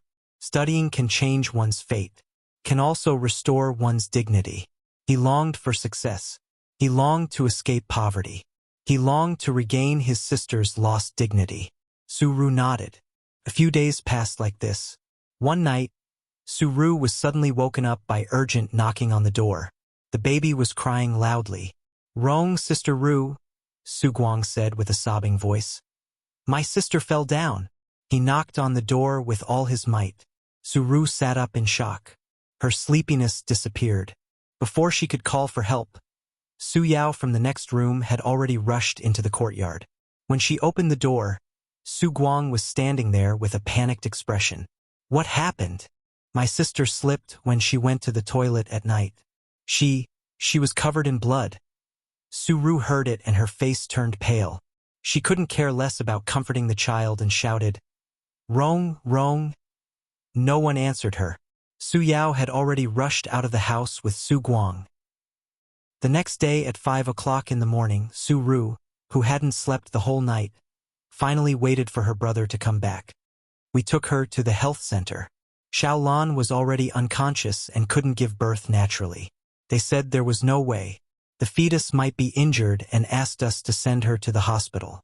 The health center car took us to the county. The hospital gave her a cesarean section. The baby was alive when it came out, but it didn't survive for more than 2 hours. The doctors couldn't save it. They went. Su Yao's eyes were bloodshot. "Where's Xiaolan?" Su-ru cried. "She hasn't woken up yet. Guang is in the hospital, squatting outside the ward and crying." Su Yao covered his face and said with a trembling voice, "A good child, gone just like that." After a while, Su-ru said, "Rong, let's go to the county now." It was 6 o'clock in the morning when they arrived at the hospital. There weren't many people in the hospital and the air was filled with the smell of disinfectant. 1 or 2 patients could be seen on the benches in the corridor with intravenous drips. The nurse on the night shift looked exhausted. In the small ward, Su-ru saw Su-lan. She had already woken up and was staring at the ceiling with her eyes wide open like a lifeless paper flower. Su Guang's eyes were red as he sat by the bed. "Rong, Guang, go out for a while. I have something to say to Xiaolan," Su-ru said as she held the child in her arms. After the two left, she sat by the bed and whispered, "The child is gone." This sentence seemed to awaken Su-lan, who was on the verge of despair. Her face was expressionless as her eyelashes trembled. Then, she started crying. She cried heartbroken like a mother who had lost her child. "There's nothing that can't be overcome," Su-ru said. "After so many years, it's all because of this sentence that I can survive until now. Every time I feel despair, I will think of Rong and there will be hope in my heart. You still have Bao Bao. You can't break down." Guang said it's a son, Su-lan said softly. There was a strange silence in her expression. "My first child was a girl. Although he didn't say anything, I knew he wanted a son. I thought that since I married into the Qin family, I should give birth to a child for him to carry on the family line. The child is gone, and the investigation is so strict now. My father doesn't want me to have another child. I quarreled with my parents. A person like him, without this child, even if he wants a son, he won't let me have another child." Guang said it's a son. He has always wanted a son. I can't lose this child. I can't lose his, sobbed my child. At first, she could speak calmly, but gradually, her emotions became agitated. Su-lan's body twitched as she cried, and her words were incoherent. Su-ru placed the baby in her arms beside her and said in a low voice, "From now on, he will be your son." Her voice was very soft, and the expression on her face was very complicated. Reluctance and pain intertwined. Su-lan stopped crying and looked at her without saying a word. "He will be your son," Su-ru repeated. "Are you comforting me?" "No, I'm serious," Su-ru said. "Why?" Rong said he wants to go to university. I can't afford his education, let alone raise this child. Who can a woman with such a bad reputation like me marry? Su-ru smiled sadly. The child and Rong are my burdens. I can't bear the fate of both of them at the same time. I have to give up one of them. Su-ru's fingertips trembled as she stroked the child's cheek. "Perhaps in your eyes, the birth of this child is a mistake. Then between the two, I choose Rong. I will bear my mistakes. I will bear all the pain and regret in the future alone. At least I can still face my parents. You are right. The child can't live without a father. Little Lan, you can give him a better family and a better environment to grow up in. He can grow up without worries and won't have to worry about being called a bastard when he grows up. Your husband wants a son. You can imagine how sad he will be when he learns of this bad news. Are you also afraid that because of this matter, it will become a knot between you two?" Su-ru's face was covered in tears. "Little Lan, Just treat it as us saving each other. Su Lan reached out, wanting to touch the child, but the moment she touched him, she retracted her hand as if she had been electrocuted. She was stunned for a moment.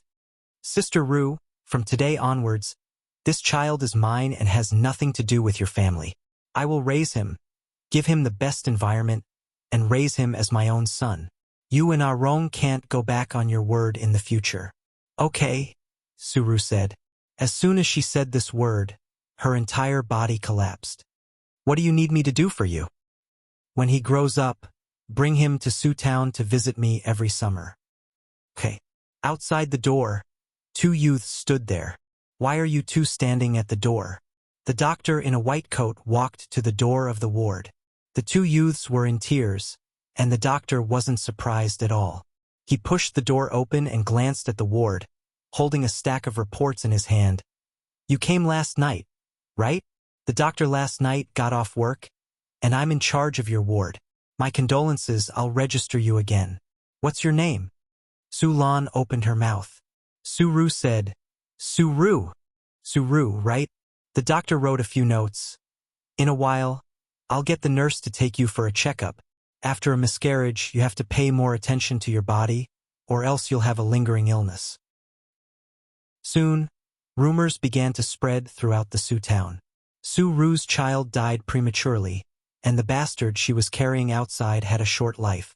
Su Lan, who came to Su town to recuperate, gave birth to a fat boy after a month of recuperation in the hospital. Later, Su Ru got married to the man who had never commented on her. A man who didn't do a proper job. A woman who got pregnant out of wedlock. A man who ate and was lazy. Wasn't it a good match? Many days ago, the day after Su Yao said that he wanted to go to university, Song Zhongji sent fish again. Arong asked you to send fish again? Su Ru said awkwardly, I'm sorry, we don't have much money at home. After sitting around and eating for so long, they really didn't have much money. It's free. We're from the same hometown. It's just 2 fish. Song Zhongji said, Aren't you pregnant? You have to nourish your body. After all, we've known each other since we were young. Su Ru was stunned and hesitated. Do you have a girlfriend now? Who's willing to marry me? Song Zhongji scratched his head. Then do you have money for a wife? Why did she ask this? It was a little strange. Song Zhongji said, Don't think that I like to gamble, but no matter if I win or lose, I'll save some money. As I save, I'll have money for a wife.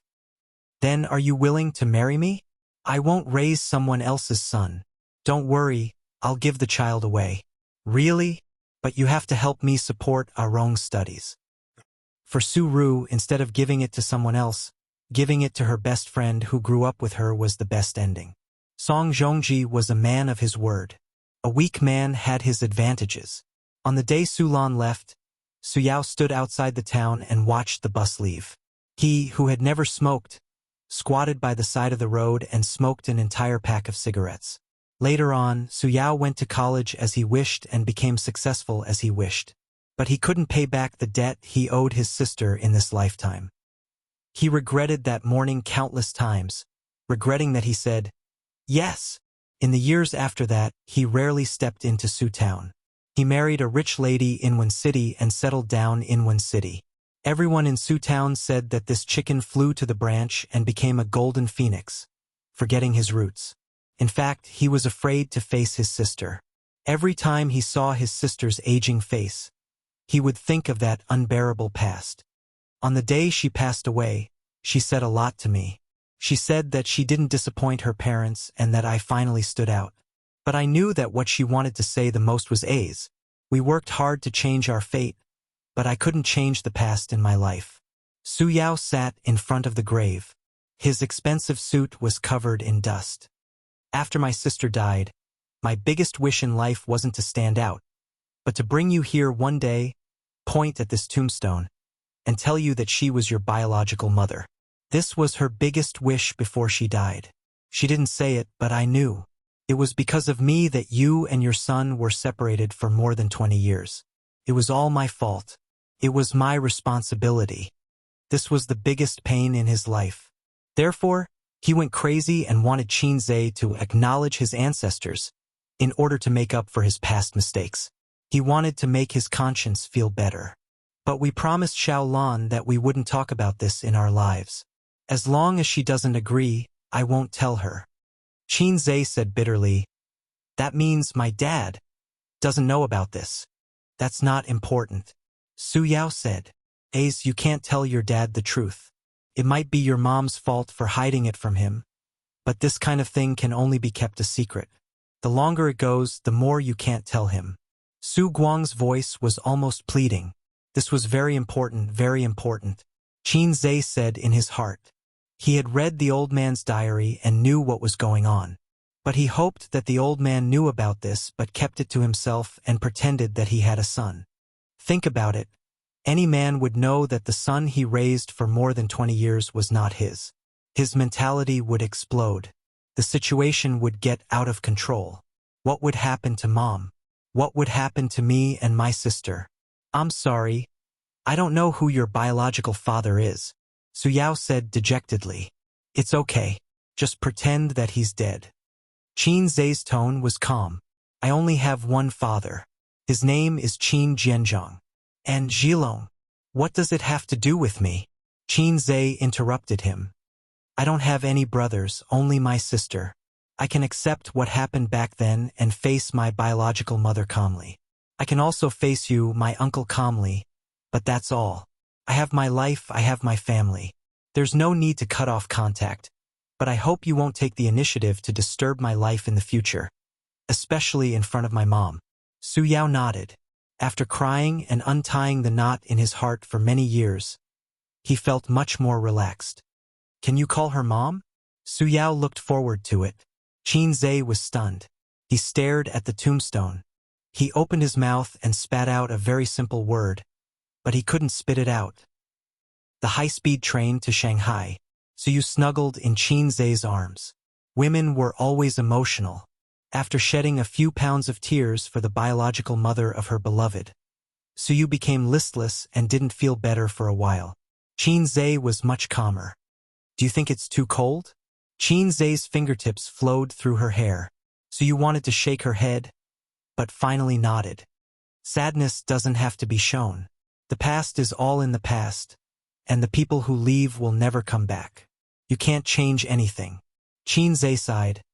If she was still alive, I would treat her better, but as they agreed, I will always have only one mother.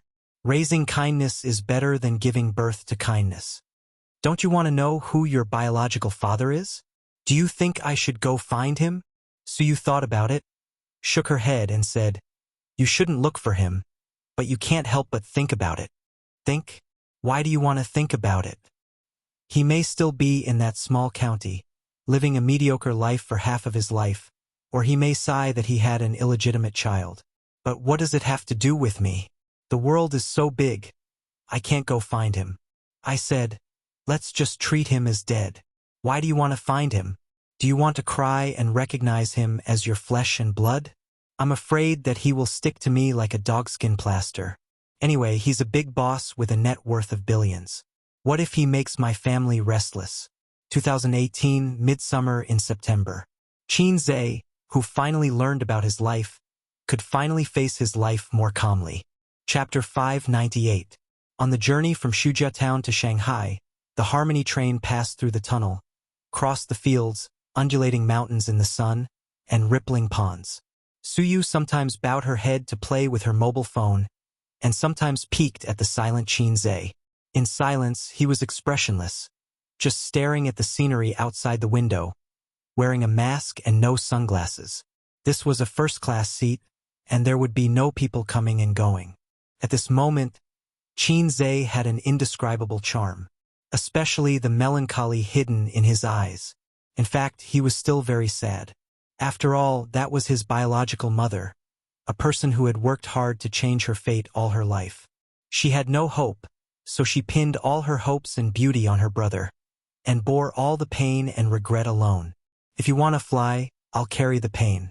And Su Yaoji showed far more emotion than an uncle, because he could never care about the past. He felt that he caused the separation of his sister's mother and son, causing his sister to die of depression. The sister who raised him since he was a child the sister who gave up half of her youth for him. He had been asking for it all his life until he wanted to compensate, but it was too late. Life was like a play, it was not wrong at all. She leaned her head on Qin Zhe's shoulder and closed her eyes.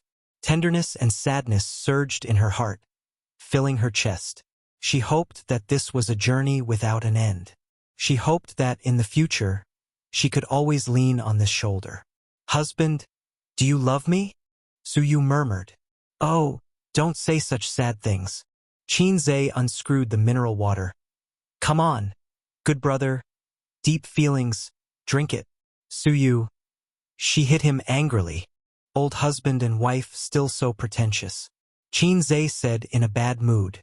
When Suyu heard it, she happily hugged his waist, with shallow dimples.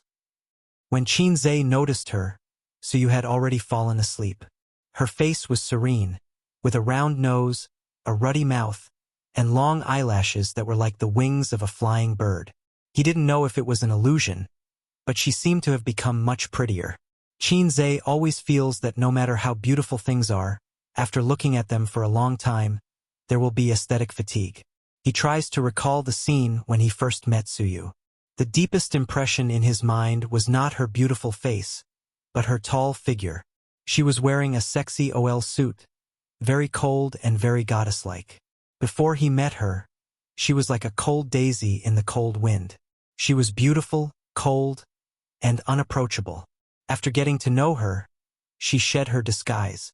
She was a beautiful lily, blooming delicately in the rain and sunshine, nourished by the sun.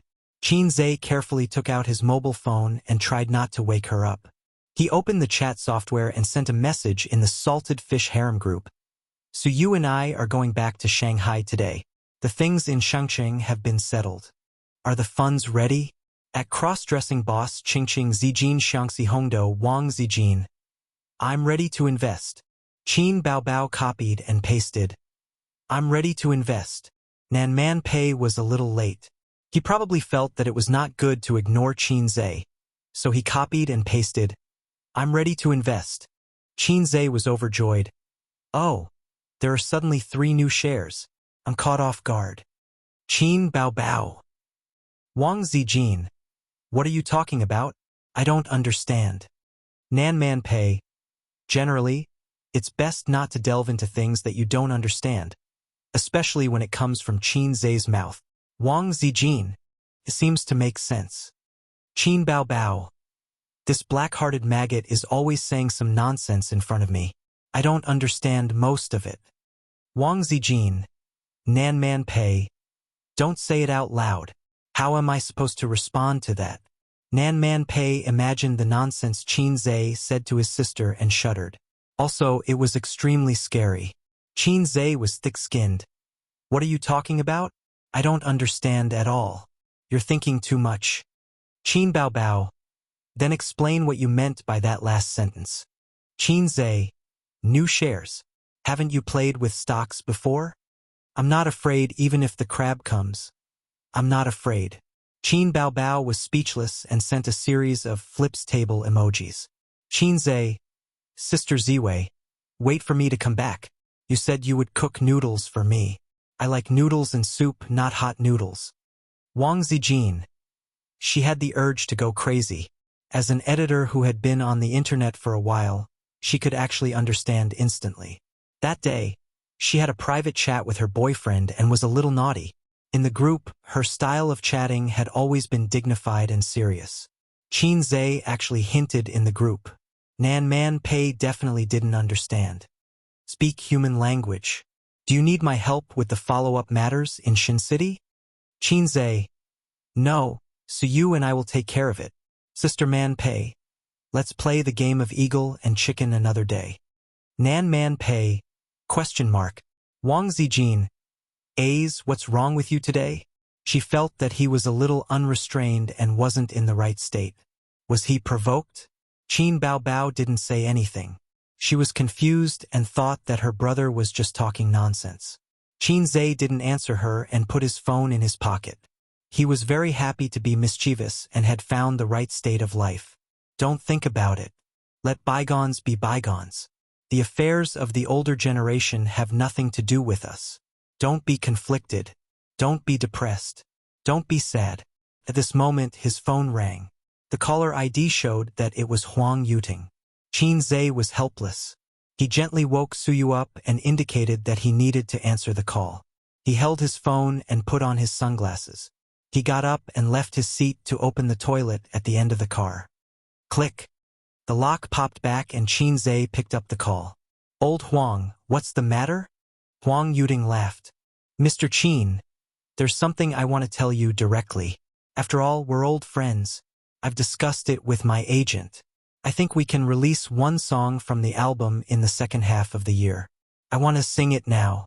I haven't had any works in the past few months, and the company's composer isn't very satisfied with the song.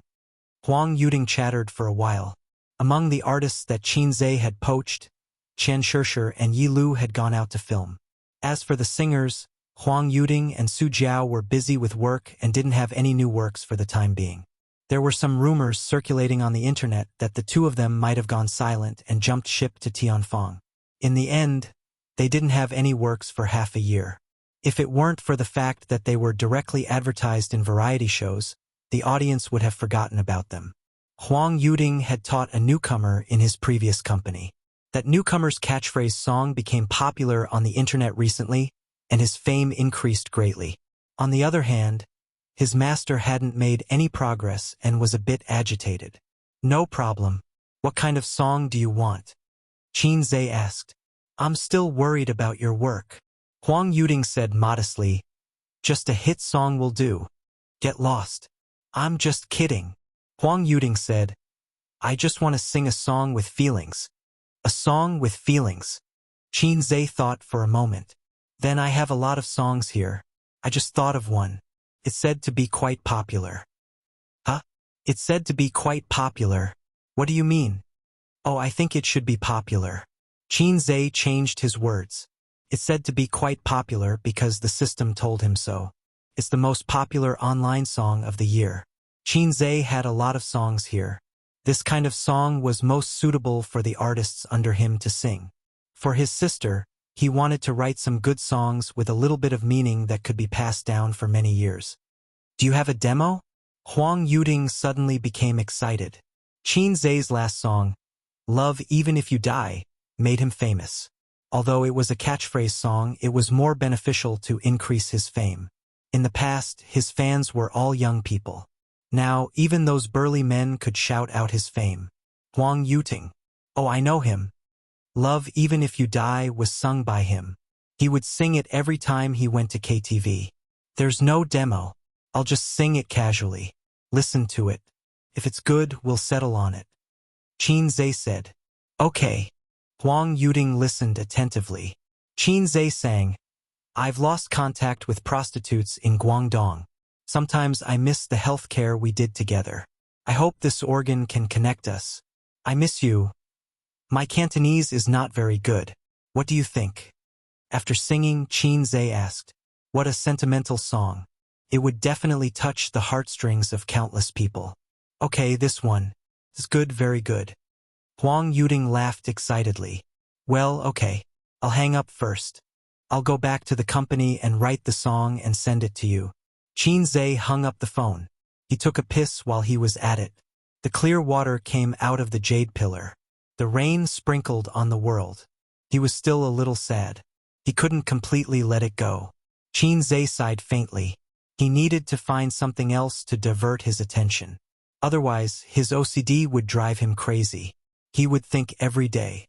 Every day, he would think about Auntie Sue who hugged him all those years ago.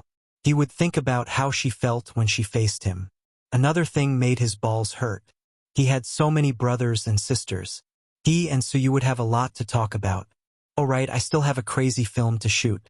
Chapter 599. At Tianfang Entertainment. Qin Baobao, who had just finished her workout, took a shower, dried her hair, and played some games as usual.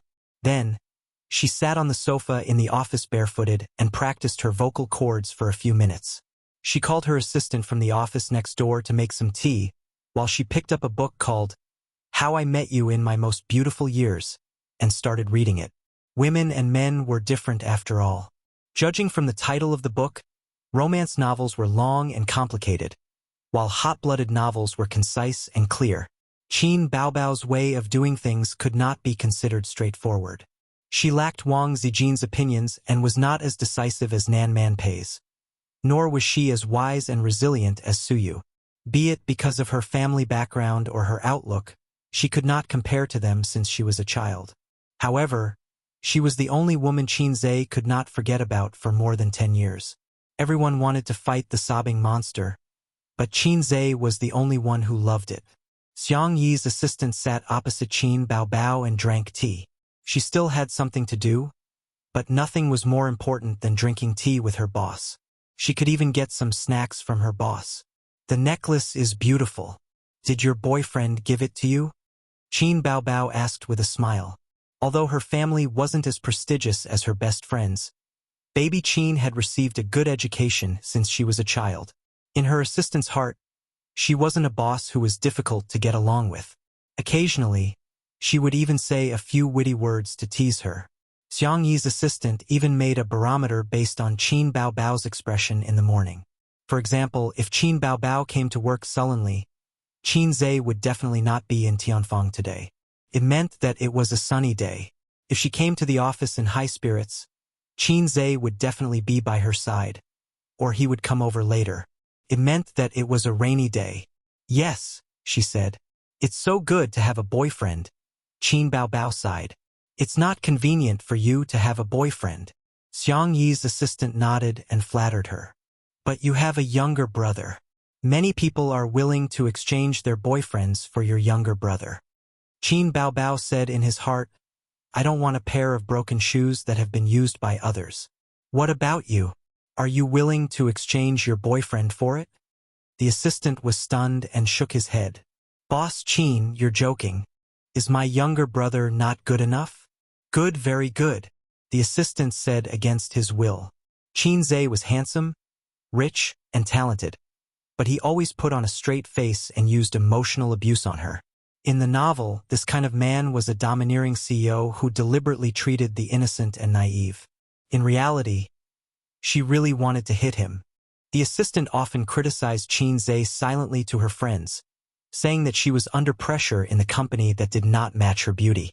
Then you can be my younger brother's assistant, Qin Bao said. He could quit his job at any moment. Qin Baobao wanted to laugh when she saw her assistant's disgusted expression. She knew that her brother didn't dislike the assistant, but he was using this method to vent his anger on her, silently resisting her. It was similar to the rebellious mentality of a teenager. What Qin Baobao wanted to do was to touch his head and say, Good boy, mama loves you. Cross it out. Describe it again. Sob, sob, sob. Can't you be satisfied with your sister's beauty? This was the right way for the siblings to open up. Finally remembering that she had something to deal with, Qin Baobao sent her assistant away and reluctantly put down the book. She rubbed her eyes, put on her high heels, and planned to work hard at her desk. She couldn't be too lazy.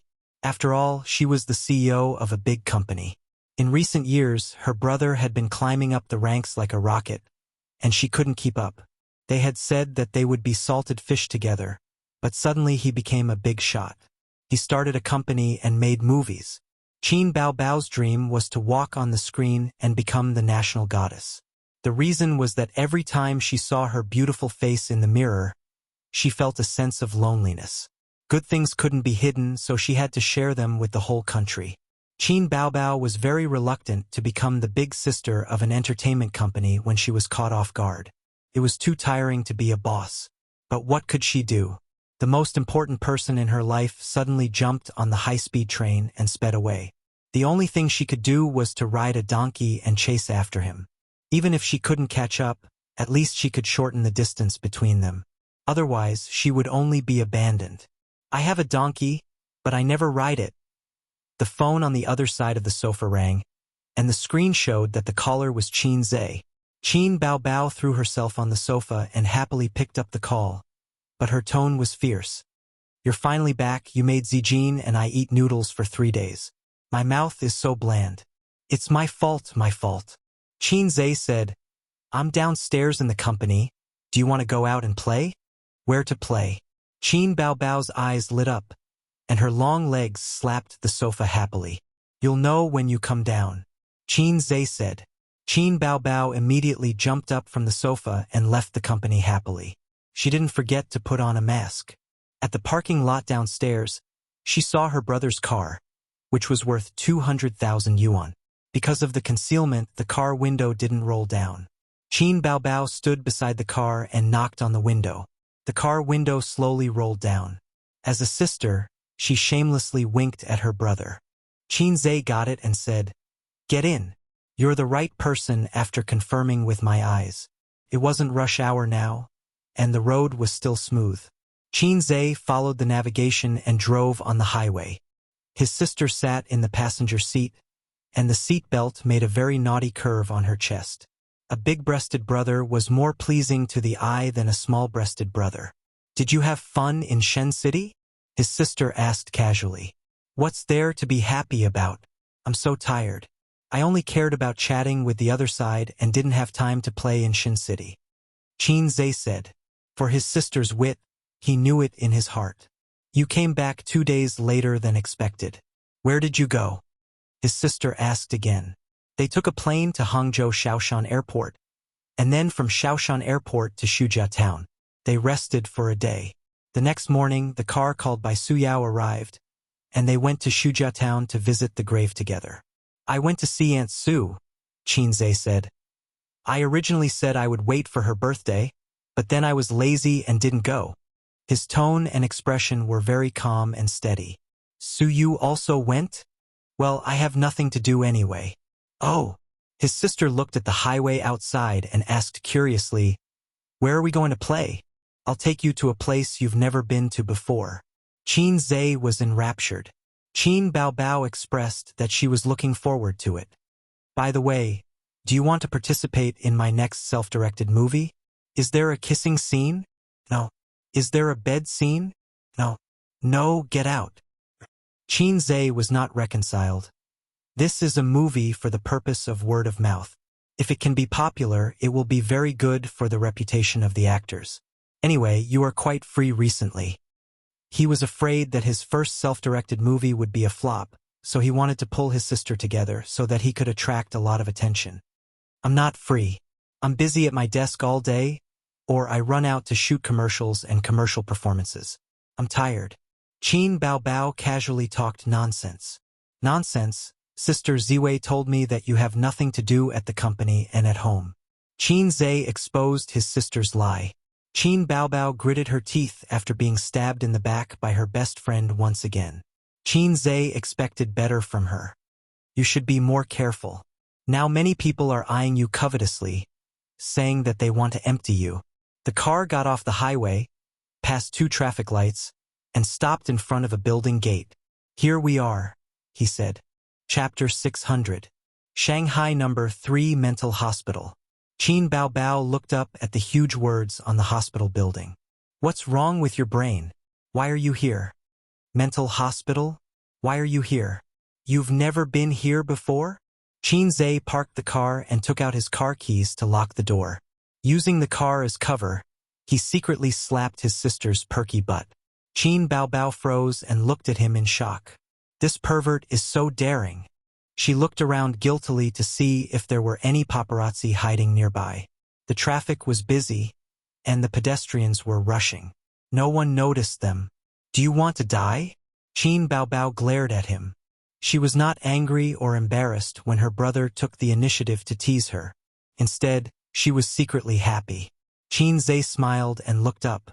"My intelligence has limited my imagination, and I can't understand the feelings of patients with schizophrenia. So I need to find professionals to help.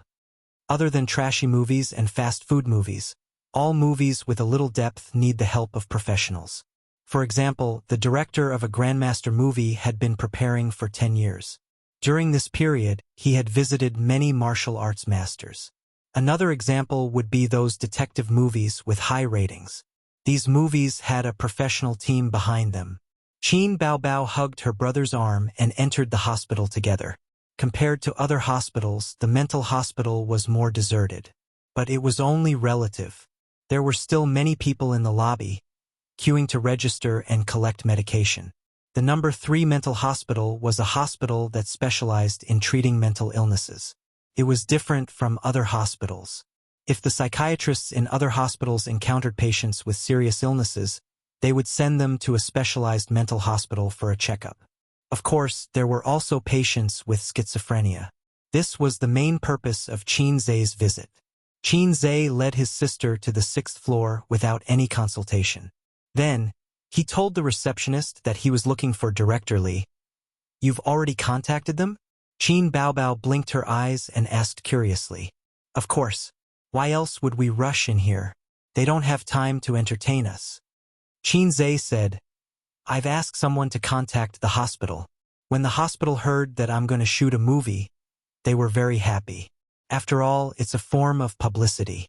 Also, I've hired Director Li to be my consultant. He's an expert in schizophrenia and has a lot of experience. This time, I'll pay him a visit and have a chat with him so that I can get some inspiration." "I thought you were really going to ask me out to play." The elder sister was disappointed. "What am I? A vase that serves as a foil?" "Don't speak so bluntly." Qin Baobao pinched his waist but did not manage to pinch his soft flesh. She snorted and said, "Your waist is getting harder and harder. It's not fun anymore. You haven't played it before. How do you know it's not fun?" They bickered all the way to Director Li's office. The nurse leading the way said apologetically, "Director Li is tutoring a patient and will be done soon. Please wait outside for a while." Qin Zhe and his elder sister sat down on a bench outside the office. There was a woman beside them. She was dressed very brightly, but her complexion was not very good. She had heavy dark circles under her eyes. "Do you have some kind of hobby?" the woman asked Qin Baobao. Qin Baobao, wearing sunglasses and a mask in a mental hospital was not normal. Everyone has some kind of mental illness. If we talk about it properly, it will improve. The doctor said that I have mild depression. I have to communicate more and travel more often. Otherwise, it will worsen. The woman was the first to confess. She tried to break down Qin Baobao's psychological barrier. Qin Baobao thought to herself, "Crazy. I'm just an onlooker. I'm not sick." She wanted to ignore her, but her younger brother poked her waist. After many years of tacit understanding, Qin Baobao immediately understood her younger brother's intention. He wanted to collect material. Qin Baobao said in a low voice, "Yes, I'm too beautiful. If I don't wear a mask, those men will have bad intentions when they see me. I'll be on tenterhooks." Qin Zhe. The woman looked at her sympathetically. This should be a patient with extreme inferiority, which led to delusions. "What about him? Your husband?" the woman asked. "Yes, he accompanied me to see the doctor. The doctor said that I'm under too much psychological pressure." Qin Baobao said, "What about you? What's the reason?" The woman looked at Qin Zhe. He was a normal person. He was not on her side. Hence, she whispered to Qin Baobao. There was a saying, mental patients all think that they are not wrong. It was complete nonsense. In fact, most mental patients knew that they were sick. Only those with severe mental illnesses would lose their minds. "Do you think men are disgusting?" the woman suddenly said in a very low voice. "This?" Qin Baobao looked at her younger brother. He was not disgusting. He looked very attractive. "Oh, you have a husband," the woman continued. "My marriage with my husband is on the verge of collapse, but he loves me very much. I also think that it's good to live with him. I want to save this marriage, but I think men are disgusting." "Why is it like this? Is he not good to you?" Qin Baobao said in a sympathetic tone. The woman said slowly, "Before I married my husband, I had 3 boyfriends. The second one was especially big." Qin Baobao was confused at first. He did not understand what she meant by especially big. Just like Teddy, he wanted it every day. Later, we broke up. I dated another boyfriend.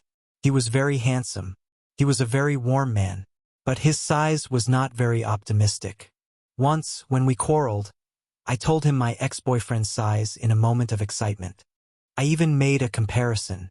Qin Baobao understood and thought to herself, This is really heart-wrenching. After that, every time we did it in bed, he would always ask me, is my ex-boyfriend really that big? He's a little older than me. Compared to him, who makes you feel more comfortable? The woman's face was lactic. What do you think this is? Does he treat my AC as an arena? Qin Bao Bao did not know how to answer such a sad question. The woman sighed. The root of my illness was probably formed during that time. Not long after, I broke up with him. I felt that men were disgusting and did not fall in love for a long time. Qin Bao Bao asked, how long? The woman replied, about 3 months. Qin Bao Bao, you must cherish your time. It's mainly because of my current husband. After he met me, he started pursuing me crazily. He was so good to me that I did not know how to reject him. So, not long after, we got married. But I realized that I had a psychological trauma about things in bed and was very resistant. On the night of our wedding, I lay on the bed and cooperated with him. After that, he wanted to do it, but I rejected him. Our married life was seriously disharmonious after marriage. Now that we quarrel every day, I'm gradually becoming depressed. Qin Bao Bao was puzzled. Then are you depressed now? Or can't you do it with your husband? The doctor said that it's just a psychological trauma. Time will erase it. Everyone has psychological trauma, right? But I must not be depressed, or it will be very dangerous. I still have a chance to save it, the woman said. Her condition was not serious, or she had just started showing signs of depression. Otherwise, she would not talk so much. It was also possible that she was forcing herself to chat, trying to make herself feel better. Qin Zhe said, you don't mind if I say a few words, right? The woman frowned and chose to nod. Qin Zhe said, the reason why you are depressed now is because you feel sorry for your husband, or because you quarrel with him too often and are bored. Is it because you want to get rid of the psychological trauma of the arena, or because you are slightly depressed? I realized that he is treating me worse and worse. He knows that I have a psychological trauma, but he still doesn't understand me, the woman said. Then it must be the latter. Speaking of which, why would he take back his wife if he could not have sex with her? Wouldn't it be better to buy a silicone doll? Qin Zhe thought for a moment and said, I'm just saying, how about this? You treat your husband as a brother. If you can't stand it, go home and change the double bed to a bunk bed. He will sleep on the bottom and you will sleep on the top. He will be your brother sleeping on the top bunk bed. Since he is your brother, it's not unacceptable to have sex with him occasionally, right? After all, friends walk together for life. When the woman heard this, she felt that it made sense and fell into deep thought. The door to Director Li's office opened, and a man in a suit left. Qin Zhe immediately knocked on the door and entered with his sister. Hello, Miss Qin. Director Li was about 60 years old. He had a head of white hair, wore glasses, and wore a white coat. He had already received a call from outside, saying that the person who had made an appointment today had arrived. Qin Zhe and his sister shook hands with him. Director Li personally made tea for the two of them and said with a smile, Miss Qin, remember to give me your autograph later. My granddaughter likes you very much. Oh, my grandson also likes Miss Qin very much. He wants one too. The Miss Qin at the end was said to Qin Bao. No problem.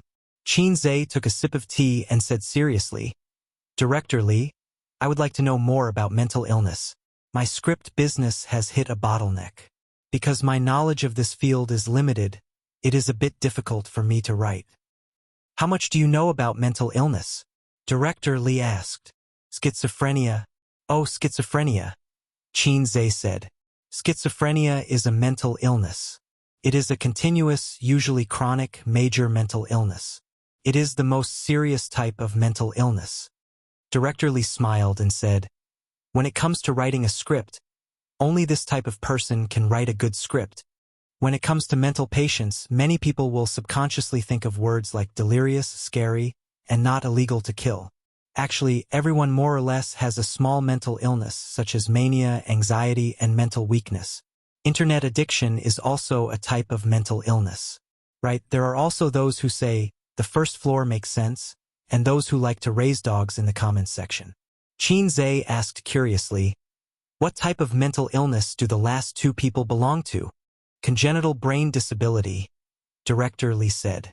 Qin Zhe nodded slightly, as expected of an expert. Your description hit the nail on the head. I have learned something new.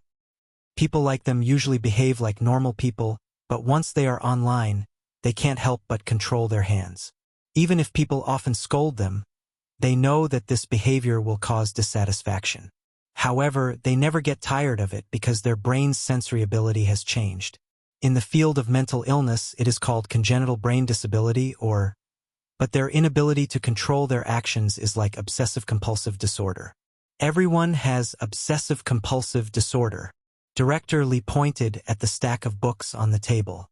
The books were neatly stacked, but there was one book that was more mischievous. It was crooked. After you sat down, you looked at it 3 times. Did you want to arrange it neatly like the other books? Director Li said, I did this on purpose to see if the patient has obsessive-compulsive disorder.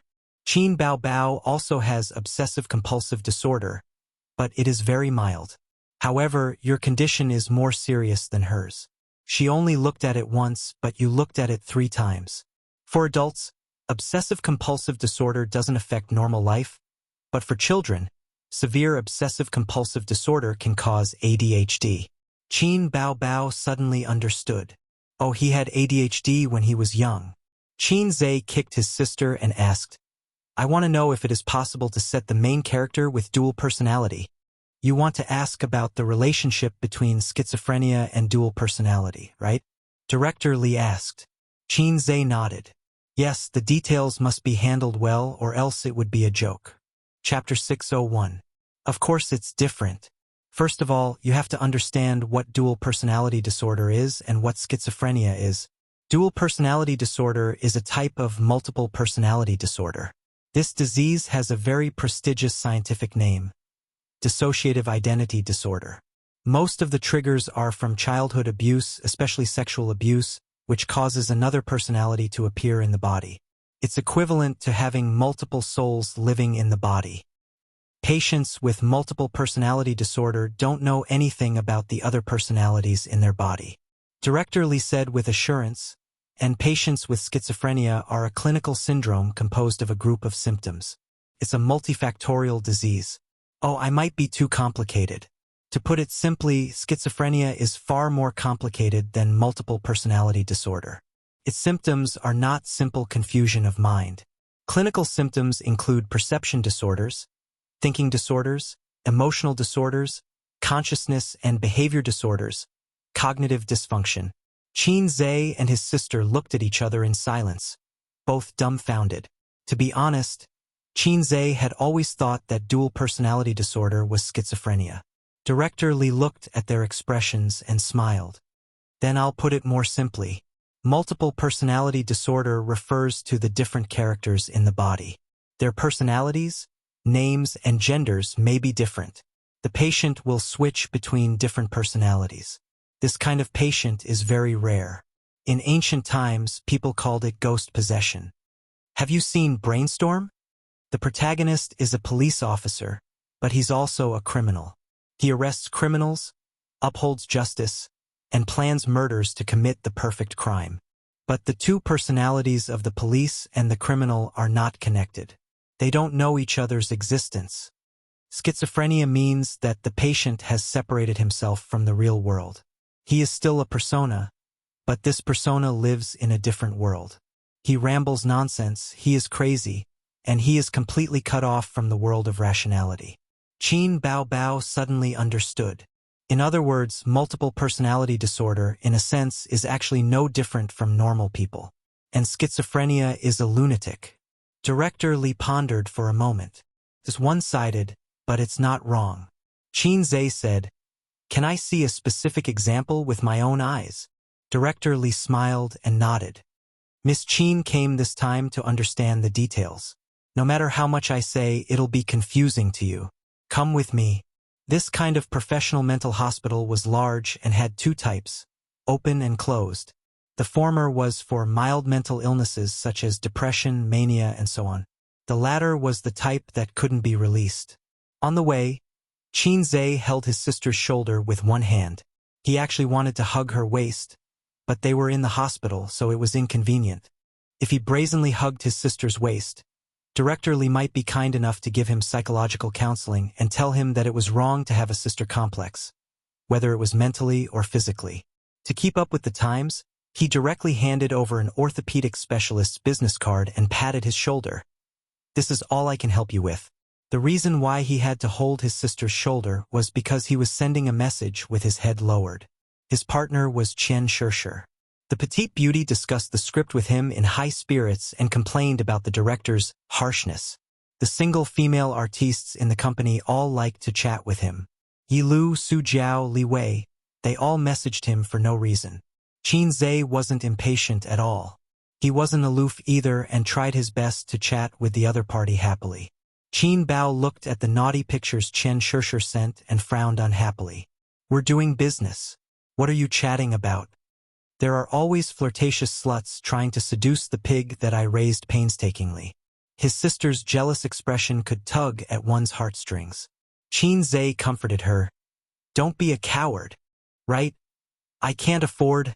Qin Bao. Director Li called over a doctor on duty and asked, "Did you give any counseling to the patients in the ICU today?" The doctor said, "Teacher, not yet. According to the usual practice, it starts at 3 p.m. Director Li said, "Let's start earlier today." Then he said to Qin Zhe, "Let's go to the treatment room." The so-called treatment room was a small room. The walls were painted blue and the furnishings were simple. There was a table and 2 chairs. The light above their heads was very gentle. Director Li said that simple decorations could soothe the patient's emotions. There was psychological knowledge in it. Psychiatry and psychology were closely related. The doctor's surname was Du. He was Director Li's student. At this time, he took off his white coat and wore a short-sleeved shirt.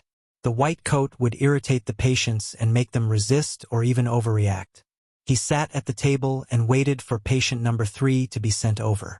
There was a huge mirror on one side of the small room. It was actually a one-way glass. Qin Zhe, his sister, and Director Li stood behind the glass and could watch the whole treatment process. Seeing the symptoms and treatment of schizophrenia patients with their own eyes would be helpful for Qin Zhe to write the script. Soon, a patient was brought in by a nurse. It was a young man. He was no more than 25 years old. Except for his pale face, there was nothing wrong with him. Dr. Du said, "Hello, friend. We meet again." The young man glanced at him and did not respond. He just sat there in a daze. Dr. Du tapped on the table gently. It implied a certain rhythm and gradually attracted the young man's attention. "How's your health recently?" The young man nodded. Dr. Du casually chatted with him. The young man did not seem to have any special symptoms so far. Dr. Du said, "You have a girl you like?" "Yes." The young man said, "My Wei Wei is the prettiest and the cutest, but I can't find her." Suddenly, he became agitated and stared at Dr. Du with pleading eyes. "I can't find her. I can't find her. Can you help me find her?" Dr. Du nodded. "We have already informed the police. You just wait quietly. There will be results." "Oh right, you can buy some flowers and give them to her when you see her." The young man nodded hard. Dr. Du probed, "What do you think of chrysanthemums?" The young man's face changed. His expression became frightened. He fidgeted and his body trembled slightly. "Roses. I think roses are good." Dr. Du said, "What do you think?" The young man quieted down and nodded slightly. Behind the one-way glass, Director Li said, "You see, since he entered the room until now, he has been very anxious and does not like to communicate with people. This is a typical emotional disorder in schizophrenia." Qin Zhe nodded hard. "Did he suffer a setback in his relationship?" Director Li said, "No, this person is a web writer. Because of the huge workload, he could not bear the burden. Because he could not bear the increasing pressure, he stopped updating." Qin Zhe said, "This will get him a razor blade." Director Li said, "His situation is worse than a razor blade." After he stopped updating, a few readers pretended to care about him and enlightened him. They came to the city where he lived to meet and chat with him. That day they drank. After drinking, he was taken to a hotel by a few readers and was subjected to inhumane torture. Then he had schizophrenia. From then on, he could no longer hear the word chrysanthemum. We once thought that this was the cause of schizophrenia. Later, we found out that it was not. After he was hospitalized, he often said the same thing, "I can't find her. I can't find her." The person he could not find was called Wei Wei. His girlfriend? No, that's the female protagonist in his book. He's actually mentally ill since a long time ago. He confuses the real world with the virtual world, imagining that he has a perfect girlfriend named Vivian. He has cut himself off from the rational world, and the things that the readers do are just the trigger for his illness. This is another kind of cognitive dysfunction in schizophrenia. What's his pen name? I think it's called. Director Lee thought for a moment. Newspaper seller? Qin Zhe nodded. He had a better understanding of schizophrenia patients. The next patient was number 9. He was a middle-aged man. He was neither dull nor anxious. Instead, he talked with the doctor. Director Lee said, "He was locked up for intentional injury. You see, he doesn't seem to have any problems, but in fact, his schizophrenia is the most serious." "What do you mean?" His wife had always been in love with her ex-boyfriend and had cheated on him many times. Later, her ex-boyfriend died unexpectedly and his wife was depressed.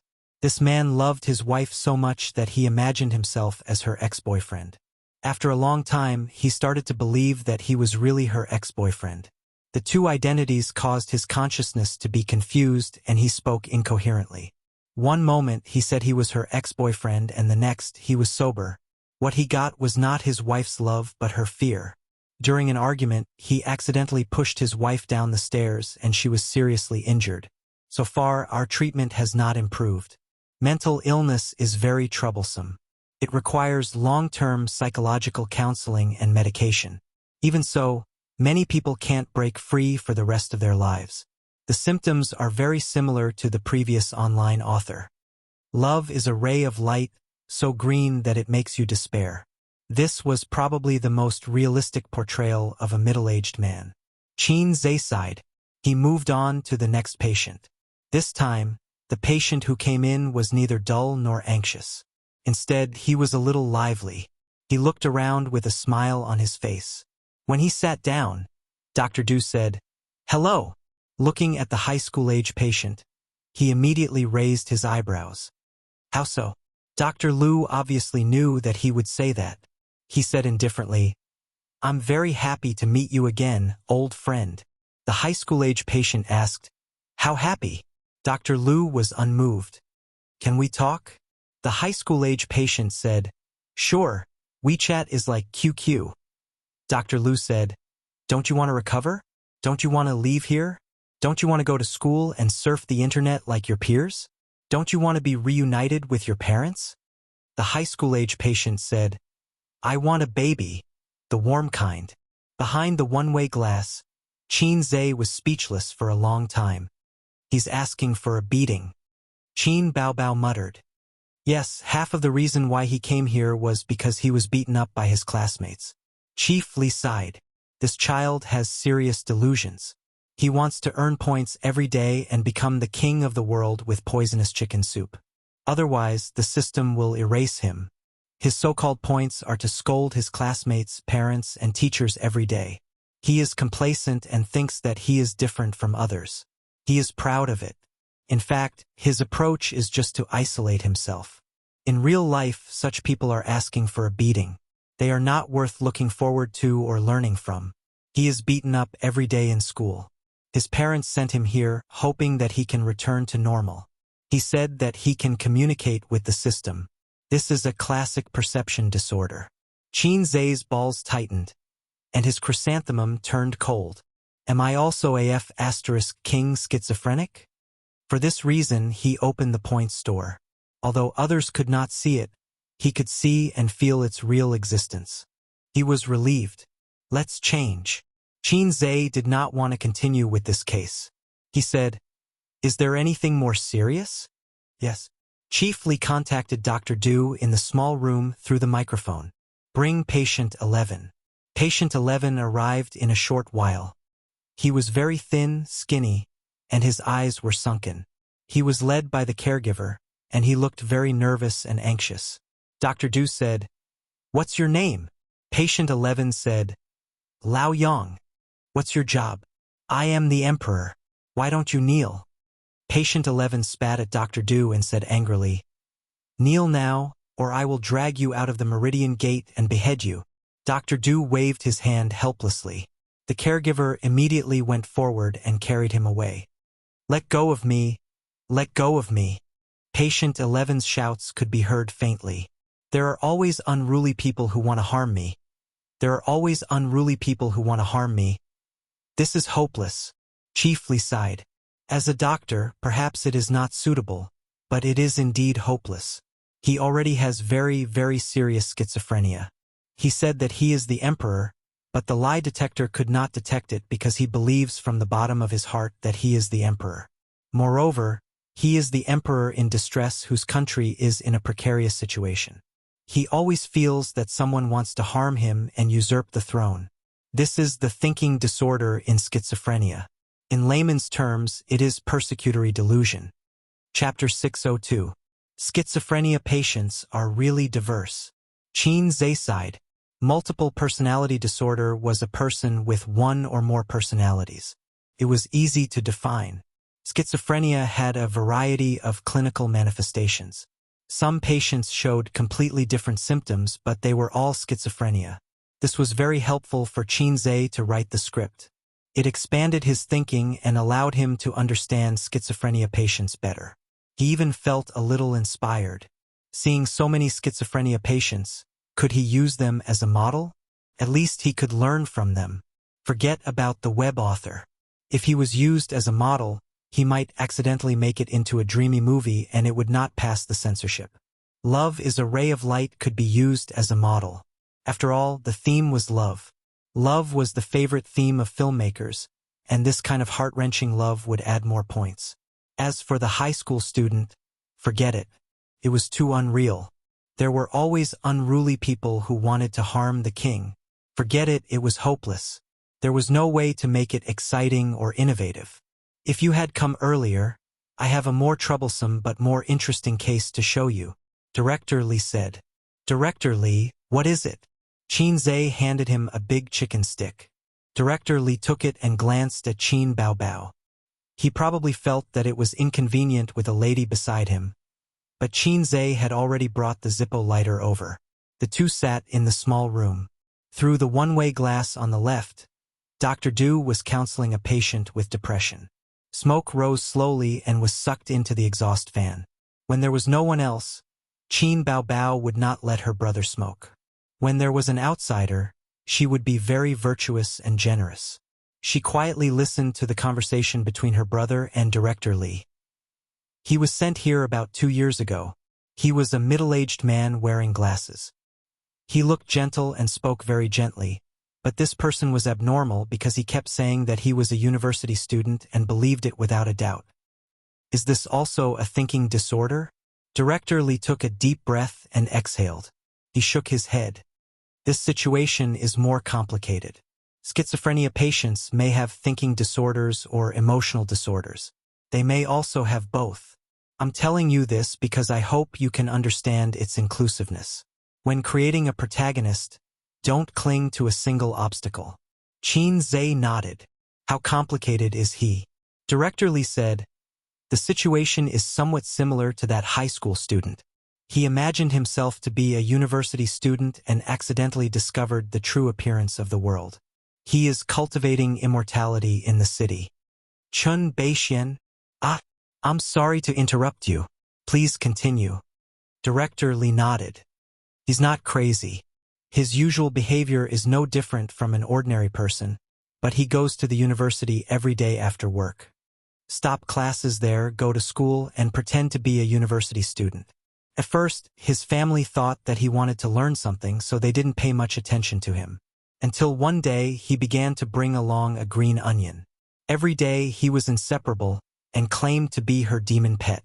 One night, she was actually awakened by his voice. Seeing him sitting by the bed and talking to the air, His wife felt her hair stand on end. The man discovered that his wife had woken up and said, "I'm talking to my light of virtue. Oh, you can't see him." His family had no choice but to send him to the local hospital for treatment. However, he managed to escape 3 times in a row, causing quite a commotion and appearing on the local news 3 times.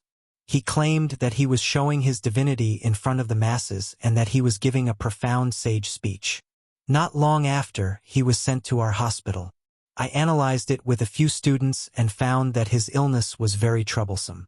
He had entered a deep state of self-hypnosis.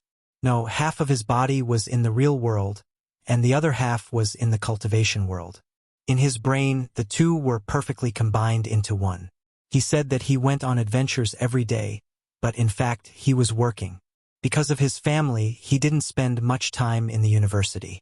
In his own words, because he was busy cultivating, he had very little time to go to the university. At first, we didn't know where to start because the patient was too stubborn. But as time went on, his symptoms became more and more serious. When he saw people, he would shout, "Feel the love of a mother," and then stare at you. If the caregiver forcibly restricted his freedom, he would shout, "Senior White, save me." And then, Qin couldn't help but ask. For a patient with schizophrenia like him, the most important thing is to find a breakthrough. He said that he accidentally joined a cultivation chat group and embarked on a different path. But when we communicated with him, we couldn't find the chat group on his mobile phone. This was a flaw. We were very happy and were about to take measures, but later, he said that he didn't need the chat group on his mobile phone anymore. He had developed something called the virtuous network and he could chat with his golden core. This is the problem with this patient. He imagines a world like a game and he is a programmer so he can fix the loopholes regularly. Later, we learned that he had been cultivating since, he said so himself. It had only been half a year since he started cultivating, but his achievements were something that others couldn't achieve in hundreds or even thousands of years. In fact, his schizophrenia appeared half a year ago. So, using this loophole, we did a deep hypnosis on him. Using his spear to attack his shield, together with medical treatment, we finally helped him return to normal. But he didn't seem to be happy. His whole person seemed to have collapsed. Now he is a little depressed, but overall he is normal. Qin Bao scratched her head. Listening to it, I feel like I'm going to have schizophrenia. Director Li knocked on the table and agreed. That's true. Among us doctors, we also regularly counsel each other. Because human emotions are sometimes interconnected. Just like the man in the cultivation chat group, he was actually very happy. He was immersed in his own world, and there were different adventures every day. It was very interesting, but we shattered his world and pulled him back to reality. The reality was that he was aging day by day, and he had achieved nothing. The reality was that he was just a greasy middle-aged man. We could feel the sadness of that moment. Qin Bao went to the toilet halfway. Qin took the opportunity to say, "Director Li, I have a friend. Because of her family when she was young, she lacked love and a sense of security. So, she likes others to criticize her and whip her. If you talk to her nicely, she won't care. If you say sweet words to her, she will be happy. But after that, she will feel empty and insecure. But once you are fierce to her, you will be very strong and throw all kinds of things to her. She will be very satisfied and happy." Director Li said, "Your friend is a masochist, right?" Qin, you are quite up to date.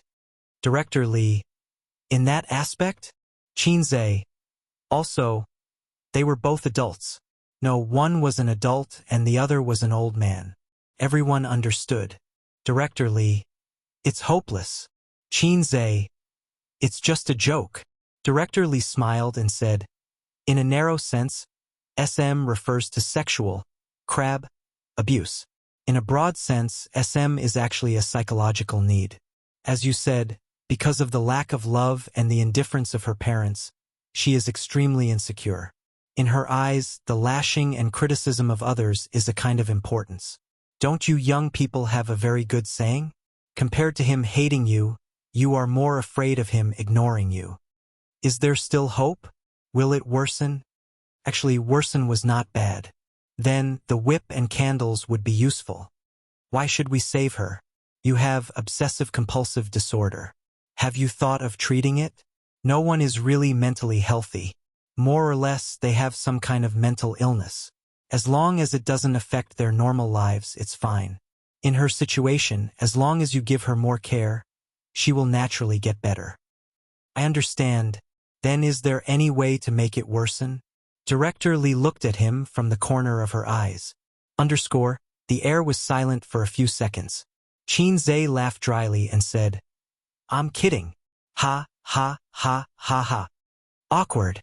Leaving the hospital at 4 o'clock in the afternoon, Qin Zhe had gained a lot. He had a rough idea of how to create a protagonist. He and Director Lee agreed to meet again in a week's time. They would also bring the script and ask Director Lee to help fix the gaps in the professional knowledge. For this, Qin Zhe had to pay a not cheap consulting fee. Chapter 603. Qin Zhe drove his sister back. The afternoon sun was still very hot. His sister, who didn't eat well at noon, curled up in the passenger seat and ate a bag of Mimi shrimp sticks. Qin Zhe's culinary skills were excellent, but with Qin Bao Bao's current status, the food was very exquisite. The takeout was directly ordered from a 5-star hotel. The chef was good, but she always felt that the food was missing a familiar taste. She was such a nostalgic person. For dinner, Wang Zijin and Qin Bao Bao cooked noodles at home. Wang Zijin complained that Qin Bao Bao's noodles were not mushy enough. Her stomach had always been bad. Qin Bao Bao complained that Wang Zijin's bottom was muddy and not chewy. They could have ordered takeout, but they refused to do so. They claimed that the noodles they made were delicious and pretended to enjoy it. Give me a few. Qin Zhe said, I didn't eat lunch on the high-speed train. I'm hungry. Why don't you eat? The food must be delicious, his sister said softly. The lunchboxes on the high-speed train are too bad, and they're all frozen. It's not healthy. I'd rather eat instant noodles. Then eat instant noodles. Do I dare? Qin Zhe said angrily. Who dares to eat instant noodles on the high-speed train? I can't afford to offend them. That's true. His sister handed her favorite snacks to him. When he was young, she liked to bully him, snatch his things, and watch him cry. When she grew up, she liked to share good things with him. Humans were so strange. Unlucky woman, I'm driving. How can I eat? Feed me. Qin Zhe looked ahead. Big sister fed him one by one, and soon a generation of prawn crackers was gone. She said happily, Big sister fed you until you were young, right? Yes, yes, yes. Your juice is delicious. It would be better if you could make milk tea for me. Qin Zhe didn't care about his sister's teasing at all. Milk tea? Qin Bao Bao said, Sure. I'll make it for you when we get home tonight. Qin Zhe finally turned his head and looked at her. To be precise, he looked at his sister's chest. This might have to wait until you're pregnant. Passing by the Shanghai City Tower, the tallest city in the country, Qin Bao Bao sighed with emotion. I've always wanted to take a look. He didn't have the chance in the past, but it was inconvenient now. Oh, I promised you before that I would go up and take a look. Qin Zhe said. He suddenly had a strong urge to bring his sister up there to take a look. He remembered the first time he brought Sister Ziwei here. Afterwards, his sister looked jealous and disappointed. At that time, he really didn't have time. He had a lot of time, but his sister didn't. Later on, he forgot about it. No, the paparazzi are very annoying, and I might be recognized if I'm not careful. Qin Bao Bao said with a straight face and fixed her eyes on the screen. There are no paparazzi. Qin Zhe said, I observed on the road. There are no cars following us. It was impossible for paparazzi to tail them 24/7. They were not CIA agents. Moreover, the siblings' private lives were too serious. There were very few paparazzi who persisted until now. At most, they would squat at the entrance of the neighborhood. Occasionally, they would come to the company, but they didn't see them today. This was because Qin Zhe and the bodyguards said that if they saw paparazzi taking photos secretly, they would beat them up until they called for their father. Then, Qin Zhe would pretend to stop them and check on the paparazzi. If they didn't have any injuries, he would be very disappointed. If they were injured, he would be happy to pay for it. Many celebrities did the same. However, most celebrities didn't have personal bodyguards. Qin Zhe and his sister only had bodyguards at the company, but they didn't have any at home. They bought tickets and went upstairs. Standing on the observation deck, they were wearing masks and sunglasses. Even their mother might not recognize them. Baby Qin was still able to attract a lot of attention. Just looking at her pair of long legs was enough to make people fall in love with her. She also had a pair of cropped pants that outlined her buttocks. She had a full chest under her short sleeves and a small waist that could be held with one arm. A woman with a good figure could attract attention even if she didn't show her face.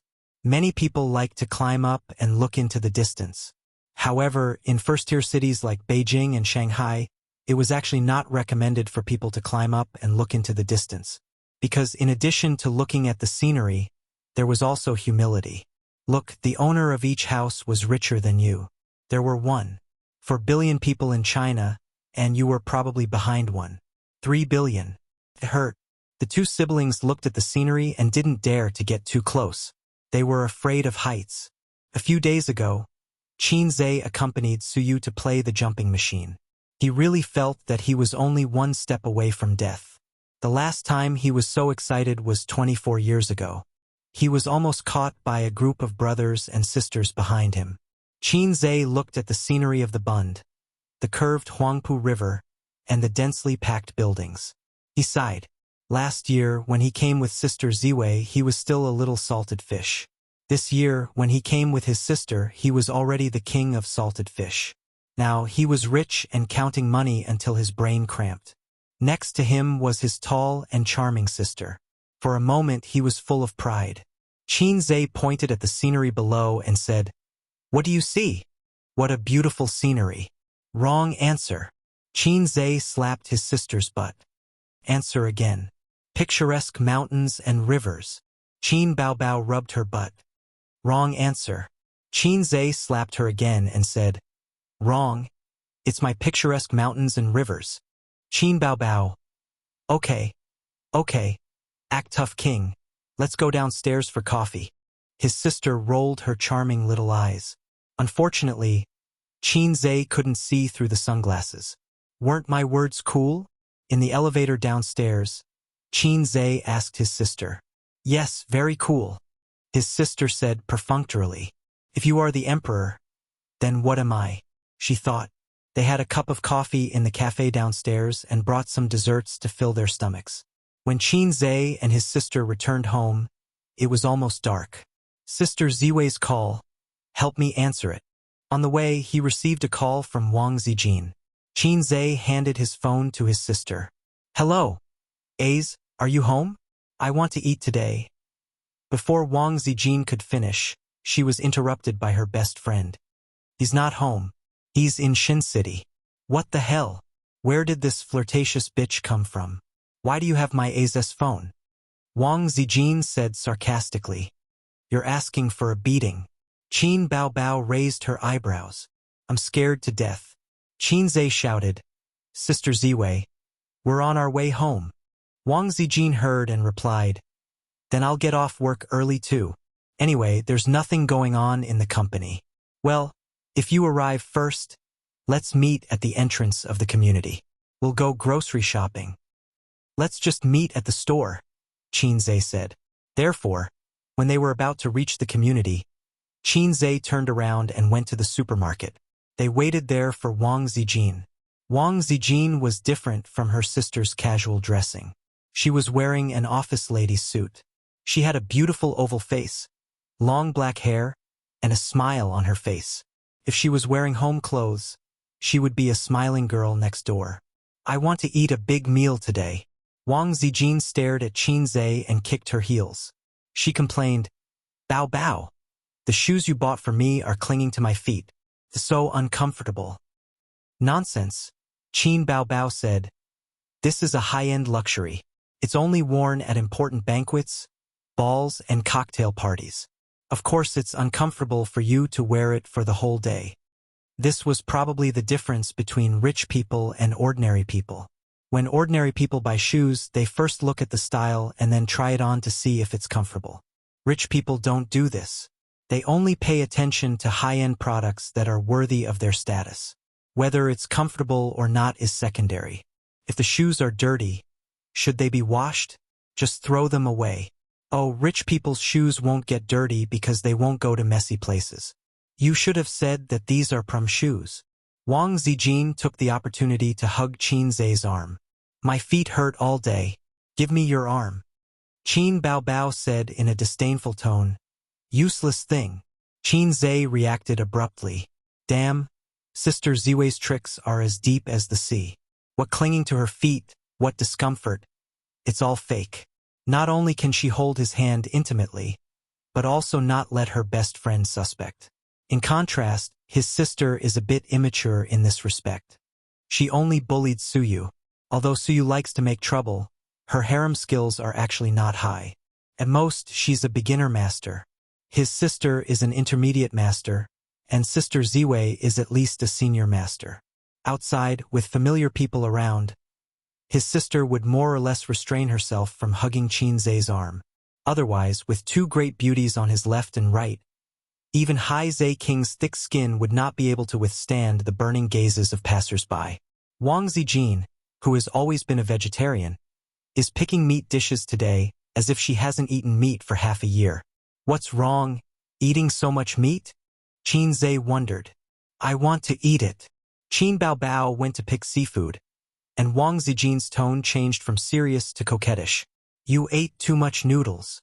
Qin Zai hit the nail on the head. Yes. Not only did she eat too much, but she also cooked noodles with vegetables for 4 days. Her mouth is so bland. After shopping and returning home, the moment the burglar-proof door wrapped in a layer of sandalwood opened, the three of them covered their noses. What's this smell? Qin Baobao frowned. It seems like a gas leak. Wang Zijin said. You must have left the gas on when you cooked noodles last night. Bah, then we can't live to see the sun today. You got up in the morning to cook noodles. You didn't turn it off. Then it's definitely not a gas leak. It's something else. They are quarreling. Qin Zai slowly took out a lighter and said quietly, Is it a gas leak? I'll try to make a fire.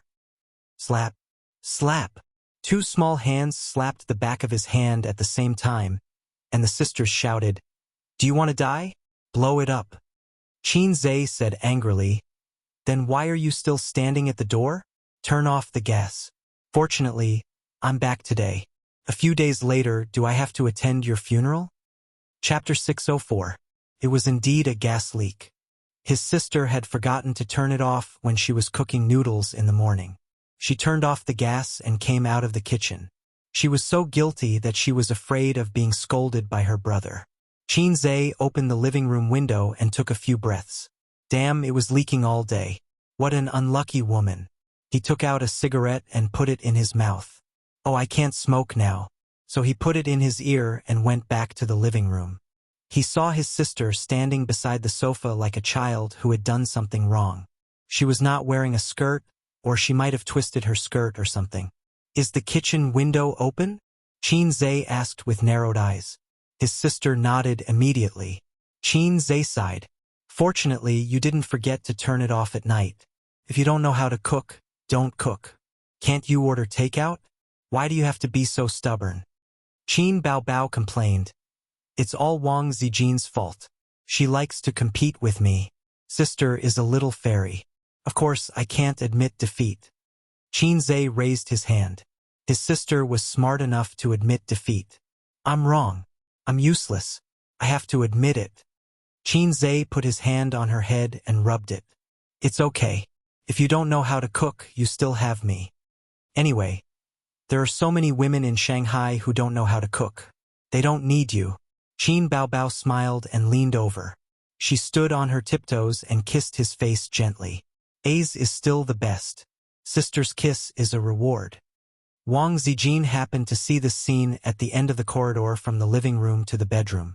She stopped and stared silently for a moment. Then she turned around silently. The toilet window didn't seem to be open.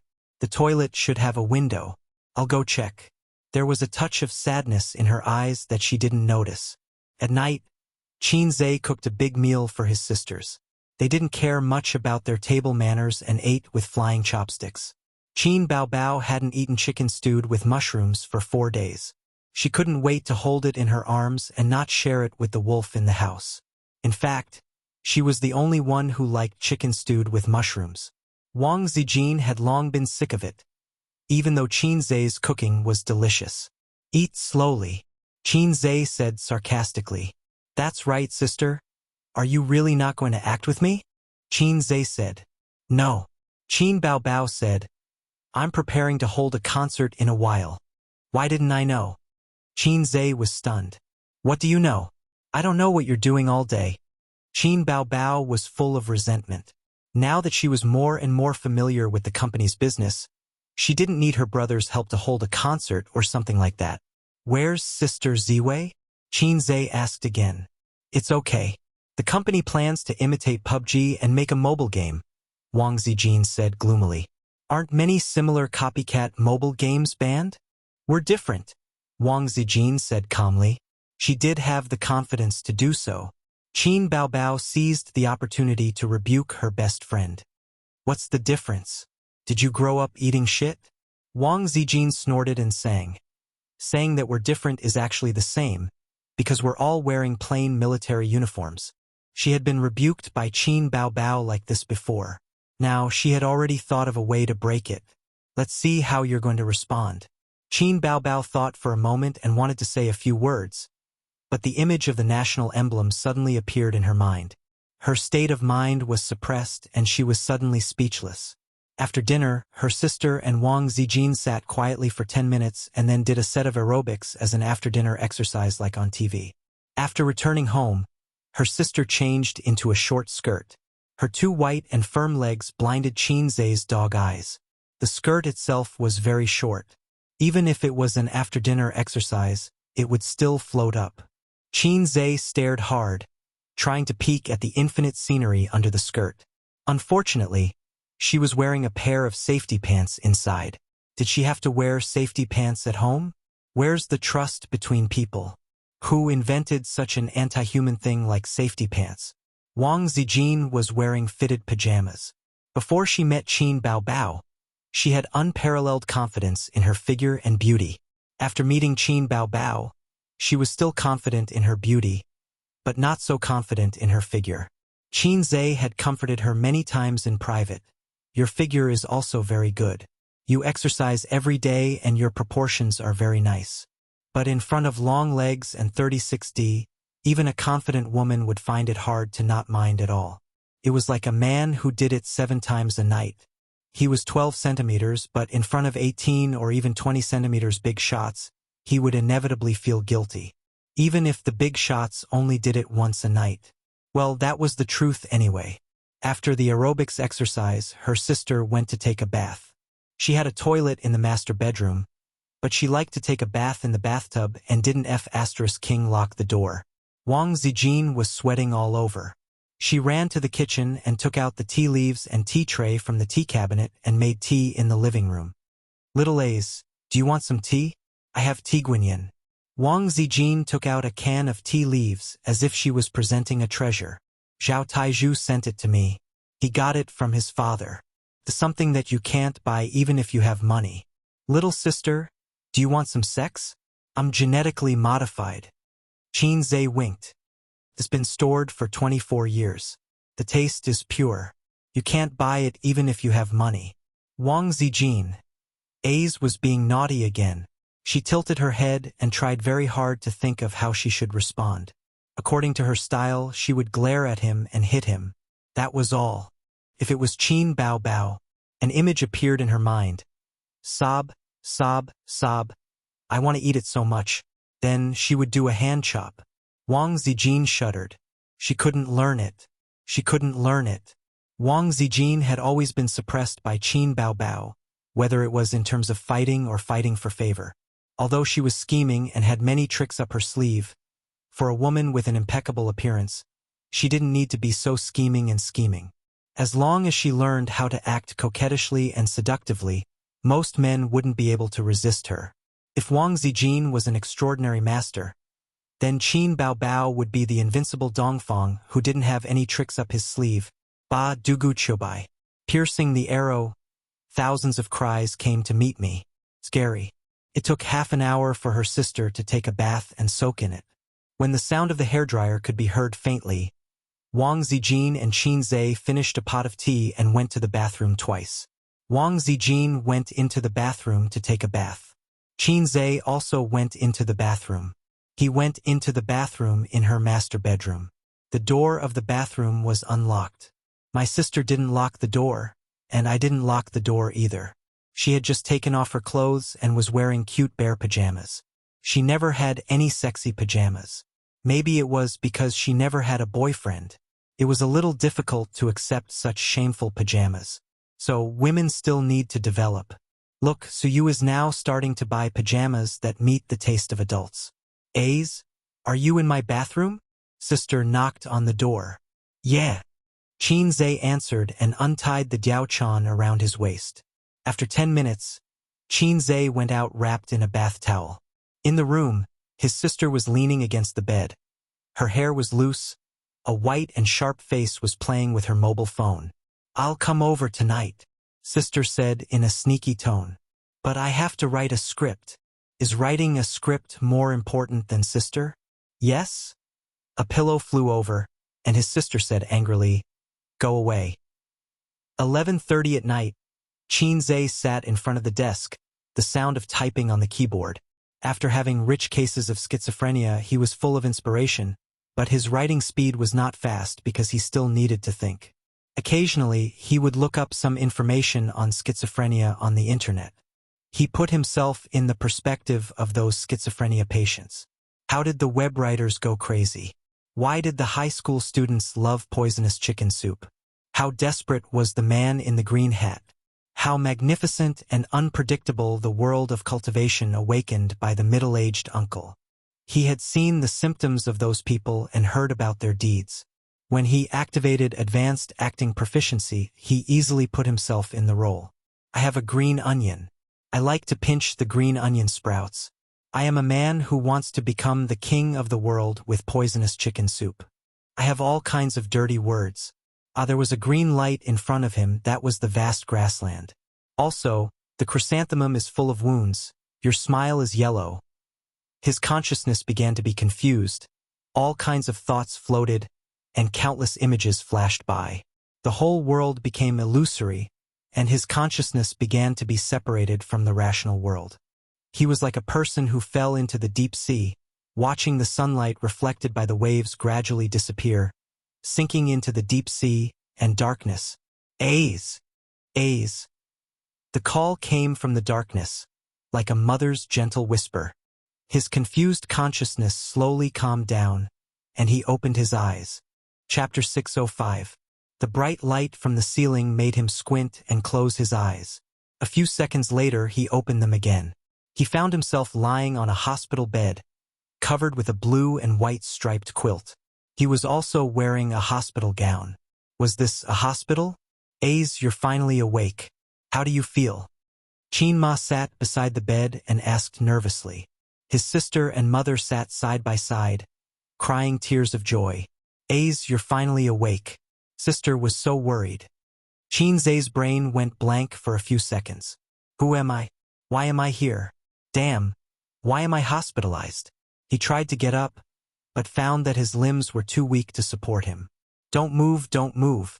You just woke up. The doctor said you need to rest. Qin Ma wiped her tears.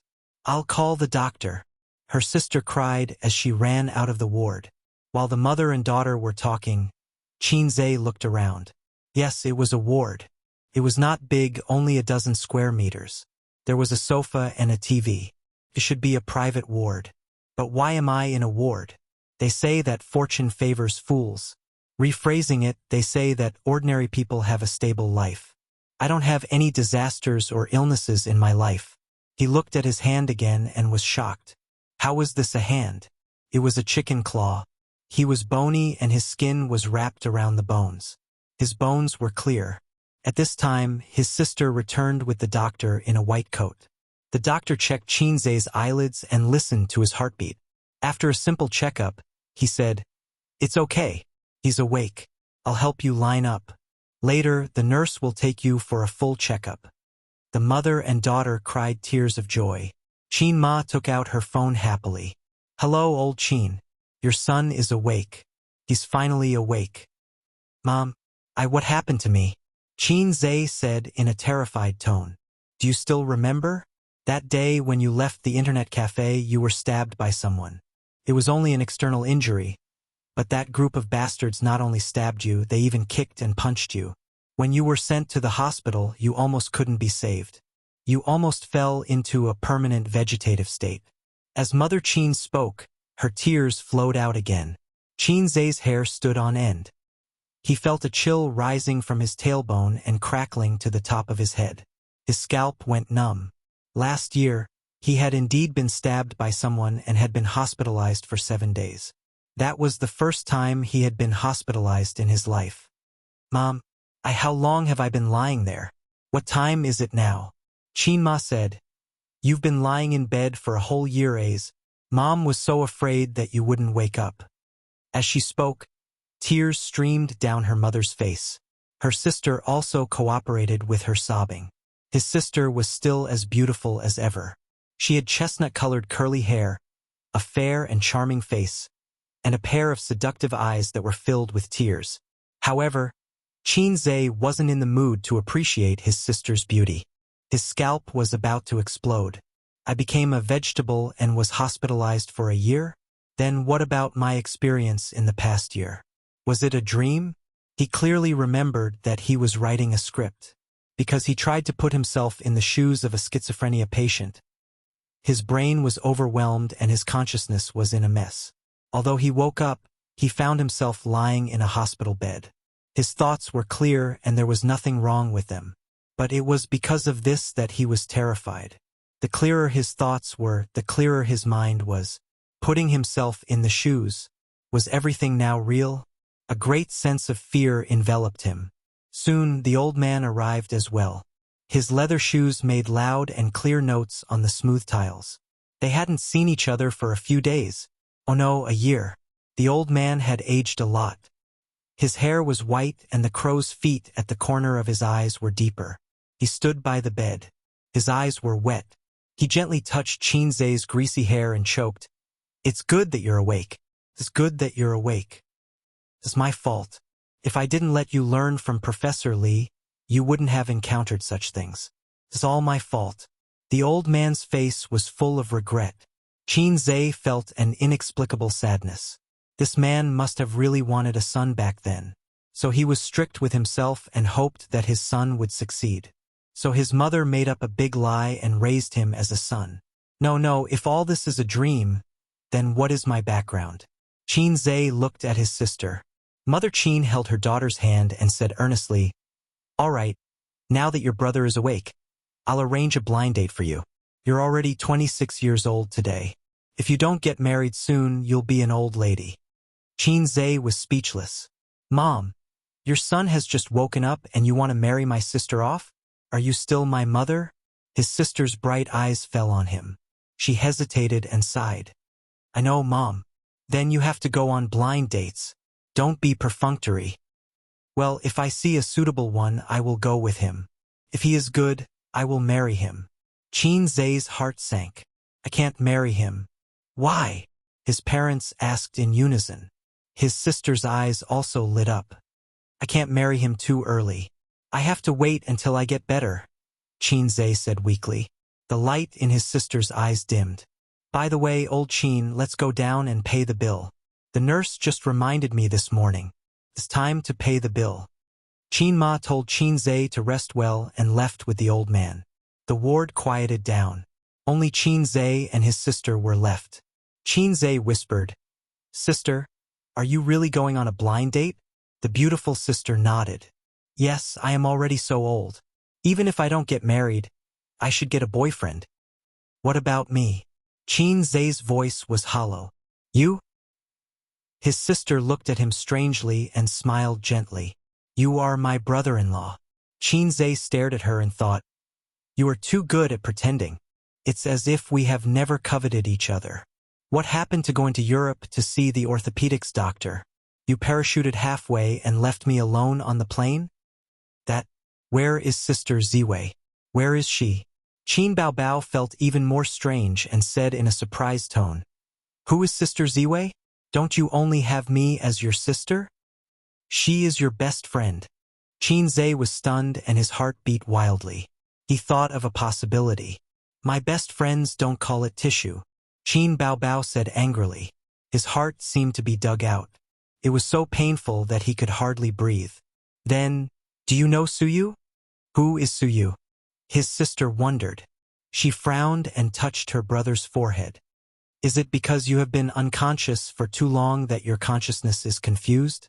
System, system, system. Where are you? Qin Zixin called out to the system in his mind. Soon, he was flustered and exasperated. System. Come out. Come out. Come out. His sister was shocked. Ace, calm down, calm down. She held him tightly. Qin Zhe murmured, Is it a dream? Is it my dream? He smiled bitterly. There was no Wang Zijin, no Suyu, no system. What investment company? What entertainment company? What Teddy Su? They were all just a dream he had when he was in a coma. A beautiful dream that he had fabricated. 2018, September, midsummer. He woke up from the dream. Chapter 606. The psychiatrist next door heard the news and came over. According to the family, the patient might have a serious mental illness. He was talking nonsense. He said that the world was fake, that he had a system, and that he was a fast shooter, a famous fast shooter. The psychiatrist was puzzled for a long time after hearing the situation. He guessed that it should be schizophrenia, but patients with schizophrenia usually imagine the opposite of reality. The more failures in reality, the more glorious and successful they would be in their imagination. Fast shooter. What was going on? What was the system? After rushing to the ward, he found that the patient's mood was actually quite stable. He leaned against the bed, his eyes dull. He motioned for the family to go out and give the patient private counseling. But then, the patient suddenly looked up and said, You're here. You're the psychiatrist, right? The psychiatrist was stunned and nodded. I had a strange dream. Let's call it a dream for now, the patient said. In the dream, I was a big boss with a net worth of 10 billion. I owned 3 companies. Besides, I was also a god of stocks, a fast shooter, and even knew martial arts. All of this was because I got the system one day. A system that could change my fate. The psychiatrist thought, Damn, this illness is not clear. According to your professional terminology, I have schizophrenia, a typical sensory disorder. Because I am dissatisfied with the real life, my mind is stimulated, and my imagination runs wild. I peel myself away from the rational world and start to believe in the things I imagine. This is the so-called schizophrenia. The patient's tone was clear and calm. The psychiatrist started to get serious. He found that he had encountered a very difficult and rare case. A patient who knew that he had schizophrenia. If you don't mind, I'll ask you a few questions, the psychiatrist said. Go ahead. Qin Zhe nodded. Name, origin, school. Qin Zhe, born in 1994. Local, graduated from the University of Finance. I didn't graduate, I was in a coma for a year. What are you afraid of the most? Afraid of heights. What do you like the most? Sister. The 2 sounds of came from the parents. The psychiatrist frowned. Why are you still here? Didn't I ask you to leave? The family left obediently. The psychiatrist said, Ignore them. Continue. Why do you like sister? Qin Zhe glanced at him. Yes. The psychiatrist. Was this really schizophrenia? Why did she look so normal and even a little naughty? But then, the doctor changed his mind. The patient began to tell his story. He said that he was a loser and a salted fish. He was born in a well-off family and had no merits. He was very stable in all aspects, so stable that it made people despair. This was nothing. There were many mediocre people out there. But he had a very outstanding sister, so outstanding that it made people despair. She was pretty and smart. She was a top student praised by her teachers and classmates in school. At home, she was the apple of her parents' eye. The boy had once longed to be like her. He had always longed for this sister of his. But no matter how hard he tried, he was still unknown and mediocre, like a salted fish. The only person in the world who overestimated him. Oh no, the thing was his bag. Until one day, an accident changed his life, giving him unlimited possibilities. His sister was no longer unreachable, and his life was no longer mediocre and hopeless. He had become a successful person in the eyes of many people. He was rich and handsome. His relatives and friends would give him a thumbs up whenever they mentioned him. No one would tease the tiger siblings anymore. There were many women who liked him, but he had only touched 2 leaves after passing through thousands of flowers. The psychiatrist thought to himself, "Damn, you really love this sister of yours." The doctor was silent for a long time before he confessed. "Your situation is different from many cases I've seen. Because you have a clear consciousness, you realize that you have schizophrenia. This is a good thing. It means that you can still be saved. How about this? I'll perform a deep hypnosis on you. Let's see the results." "Okay." Qinze nodded. The doctor took out his pocket watch and began to hypnotize Qinze. "Relax your consciousness. Lie on the bed. If you feel tired, you can sleep."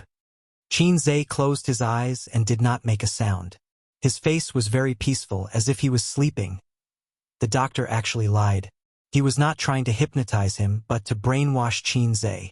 After listening to his words, the doctor concluded that the source of all the problems was his sister. There was no system, beautiful CEO, or best friend. They were just part of an illusion. The core was still his sister. So he had to erase the sister from the patient's mind. Erase all the longing and yearning he had for his sister. This was the knot in his heart. "Okay. That's it.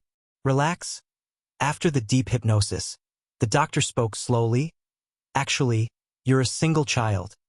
The doctor observed Qinze's expression. "Very good, very calm. Yes, you're a single child. Your parents have only had you from the beginning to the end. You may be ordinary, you may be mediocre, but you don't have a sister." The patient began to frown. "You don't have a sister. Forget her. Get rid of her. Forget her. Get rid of her." But at this moment, the patient suddenly opened his eyes. He was like a furious demon or a beast forced to the edge of a cliff. "Shut up!" With a roar, he reached out his skinny claws and grabbed the doctor's neck. "If you dare to get rid of her, I'll kill you. I can't live without her.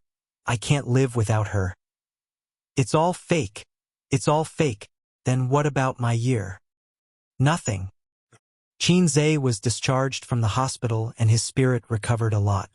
He no longer fantasized that he was a big shot worth billions. He lived a peaceful life, went to school on time, listened carefully in class, and lived a peaceful life. In the days without Wang Zijin and Suyu, his sister began to seriously go on blind dates, saying that she would marry herself before the age of 30. He felt that his life would not be too exciting, but it would not be too bad either.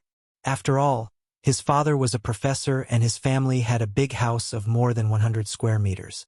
After graduation, he joined the workforce, hoping to find a girlfriend before 25, then get married, quietly live through his youth and enter middle age. Until one day on campus in the library, a girl's phone rang. Through the window, "I know what's on your mind." Qinze was struck by lightning and questioned the girl. "Why is your ringtone a song I wrote?" The girl was confused. "Deep Well Ice. This is Jay Chou's song." Qinze was furious. "Fuck Jay Chou. How dare he steal my song? I'll kill him." As he spoke, he broke down. He turned around and ran out of the library. His back stumbled like a panicked dog. On the rooftop of the teaching building. Almost all the rooftops of the school were locked. He searched for a long time and only this one was open. Maybe he forgot to close it by accident. Qinze stood on the edge of the rooftop. The sun was shining, looking down. At this moment, he remembered the fear of being dominated by acrophobia. He was a little hesitant about whether to die in a more handsome way. It would be better to jump. If he jumped, he would bid farewell to his mediocre life. He was still Heiai's king, a fast shooter, a god of stocks, Suyu Zijin, and his sister. He didn't know when a group of people gathered below, watching there. Some people held up their phones to take photos and videos. Soon, Qin Zai's class teacher ran up. "Qin Zai, take it easy, don't jump," the class teacher said anxiously. Qin Zai turned his head and looked at him silently. "Qin Zai, don't jump. Although you are a little stupid and your exam results are a little bad, don't give up treatment." Qin Zai silently retracted his gaze and suddenly found that his acrophobia was cured. This boring life, it was better to end it early. So he jumped. "Class teacher, thank you for your assistance." Chapter 607. Dong! The loud sound of his head hitting the ground and the pain woke Qin Zai up. He first covered his head and grimaced, then realized that he was lying on the ground with the window open. The wind blew in from the outside and lifted the curtains. There was a laptop on the desk and a half-written script. Outside the window, vehicles passed by. The wheels and the ground rubbed against each other. It was 2:30 in the morning. Qin Zai was lying on the ground with his arms and legs spread out, sweating profusely. He breathed out a sigh of relief. It was just a dream. Fortunately, it was just a dream. I'm still Heiai's king, sister's little cutie, Suyu's pillar, and sister Ziwei's boyfriend. This was definitely the most terrible nightmare in his life. It was 10,000 times more terrible than the dream of a cute little sister waving at him when he was a teenager. Suddenly, he felt that life was so beautiful. The reason why he had such a terrible dream, was it because of the script? What he thought about during the day, he almost had schizophrenia. "Host, you're awake?" The system's voice sounded. In Qin Zai's ears, it was simply the sound of nature. The sound of nature was just like that. It was countless times more pleasant than Suyu's sound. "System, say a few more words for me." "Okay, host, you're awake." The system was very cooperative. Qin Zai burst into tears. "This is the first time I found your voice so pleasant, like a girl's first love. This metaphor doesn't make me happy. Besides, you don't have a first love." The system said. "Let me tell you, I had a dream, a terrible dream." Qin Zai sighed. "In the dream, I had nothing, just a salted fish, not even qualified to be my sister's flute boy." "I know," the system said. "You know, I'm bound to your brain. Of course I can receive your brainwaves." The system said, "Congratulations, you finally experienced the true feelings of a schizophrenia patient." "What do you mean?" "You almost had schizophrenia just now. To some extent, acting can be linked to hypnosis." The system said. "Bullsh asterisk T. If I act as a dog, will I really be a dog?" Qin Zai retorted. "Some people pretend to be good people. After acting for more than 10 years, they really become good people. I once read a short story. In the past, there was a righteous and kind police officer. He sneaked into a gang as an undercover agent and tried his best to act as a heinous bastard. Many, many years later, he successfully completed his mission, but left the police force and became another gang leader. Because he doesn't know how to be a good cop or a good person anymore. He's rotten inside and out." The system said, "Acting is actually a form of self-hypnosis and suggestion. Hypnotizing yourself into the role of the character in the script and immersing yourself into the situation. The more profound the acting skills were, the more hypnotic it was. Activating acting proficiency, crazily hinting that you have schizophrenia, and then putting yourself in the shoes of those patients with schizophrenia. It's a crazy idea." Qin Zai was speechless and could only complain. "This is the mission with the lowest sexual value I've ever received. Now that I think about it, I still have lingering fears. I almost had a grand finale." "The fear comes from the bottom of your heart." The system said, "The reason why you had that dream is actually not a dream. You were awake from the beginning to the end, and you didn't lie on the table to sleep. It's just that your consciousness was messed up." "I didn't sleep?" "Yes, you sat on the table like a fool, talking to yourself, and occasionally doing body movements. Finally, you climbed onto the bed, stood by the bed, and jumped. It was wonderful, but I couldn't have a bucket of popcorn." "All right, the reason why you had that dream is actually the fear in your heart. You're afraid that my existence is just a dream of yours. After all, it's too unbelievable. You're afraid that when you wake up, you'll have nothing. This fear has been suppressed in your heart until today. Through this opportunity, it's infinitely expanded, and expanded. If one day you really do have schizophrenia, don't doubt, the ending just now will be your ending in the future. Qin Zhe was silent. Don't be sad. It's normal for you to have such fear. The system said, remember the high school student who said he had a system and wanted to rely on poisoned chicken soup to become the king of the world? And the middle-aged man who fantasized about his urban cultivation. They accepted it and believed it without a doubt. In fact, they are the real schizophrenia. I just want to know, will I really have schizophrenia? Qin Zhe asked. This question is worth 500 points. Scram. It doesn't matter if I scram or not. You continue to write the script. You don't have much time left. The system reminded. I won't write this script again. Qin Zhe smiled. I have a deeper understanding of schizophrenia. Can even be said that I've had schizophrenia once. The scene in the dream scared me. Why would I make up a fictitious protagonist? A story. I can adapt it based on a true story. In order to write a script, his body and mind were greatly damaged. Qin Zhe closed the laptop, closed the windows, turned on the air conditioner, and fell asleep. For the next 3 days, he did not accompany his sisters to the company, nor did he go to the company to find Suyu. He began to write the script in isolation. His inspiration was bursting, and he wrote very smoothly. On the morning of the 4th day, he finished writing the script and came out of isolation. Of course, it was to accompany his sisters to Tianfeng Entertainment. Starting today, he would start preparing for the shooting of the new movie. Before that, he promised to write a new song for Huang Yuting, Guangdong Brothel until Lost Contact. But before he could write the lyrics and music score, Su Jiao walked in with her pair of tight legs in high heels and knocked on the CEO's office. As soon as she saw him, she put on a bitter face and pretended to be pitiful, saying, "Boss, you can't favor one and discriminate against the other." He didn't need to guess to know what she meant. Although it was just a casual mention over the phone, Huang Yuting's manager was very happy. This person was famous in the company for being a chatterbox and a big mouth. If it wasn't confidential, he wouldn't hide it. While he was chatting with Su Jiao's manager, CEO Qin is going to write a song for Yuting. I heard from Yuting that the quality of the song is very good. Oh right, does your Su Jiao have a new song? As a result, Su Jiao's manager felt it was unfair and ran over to Su Jiao to chat. CEO Qin has already written a song for Huang Yuting. I heard it's a hit song. Jiao Jiao, don't wait around.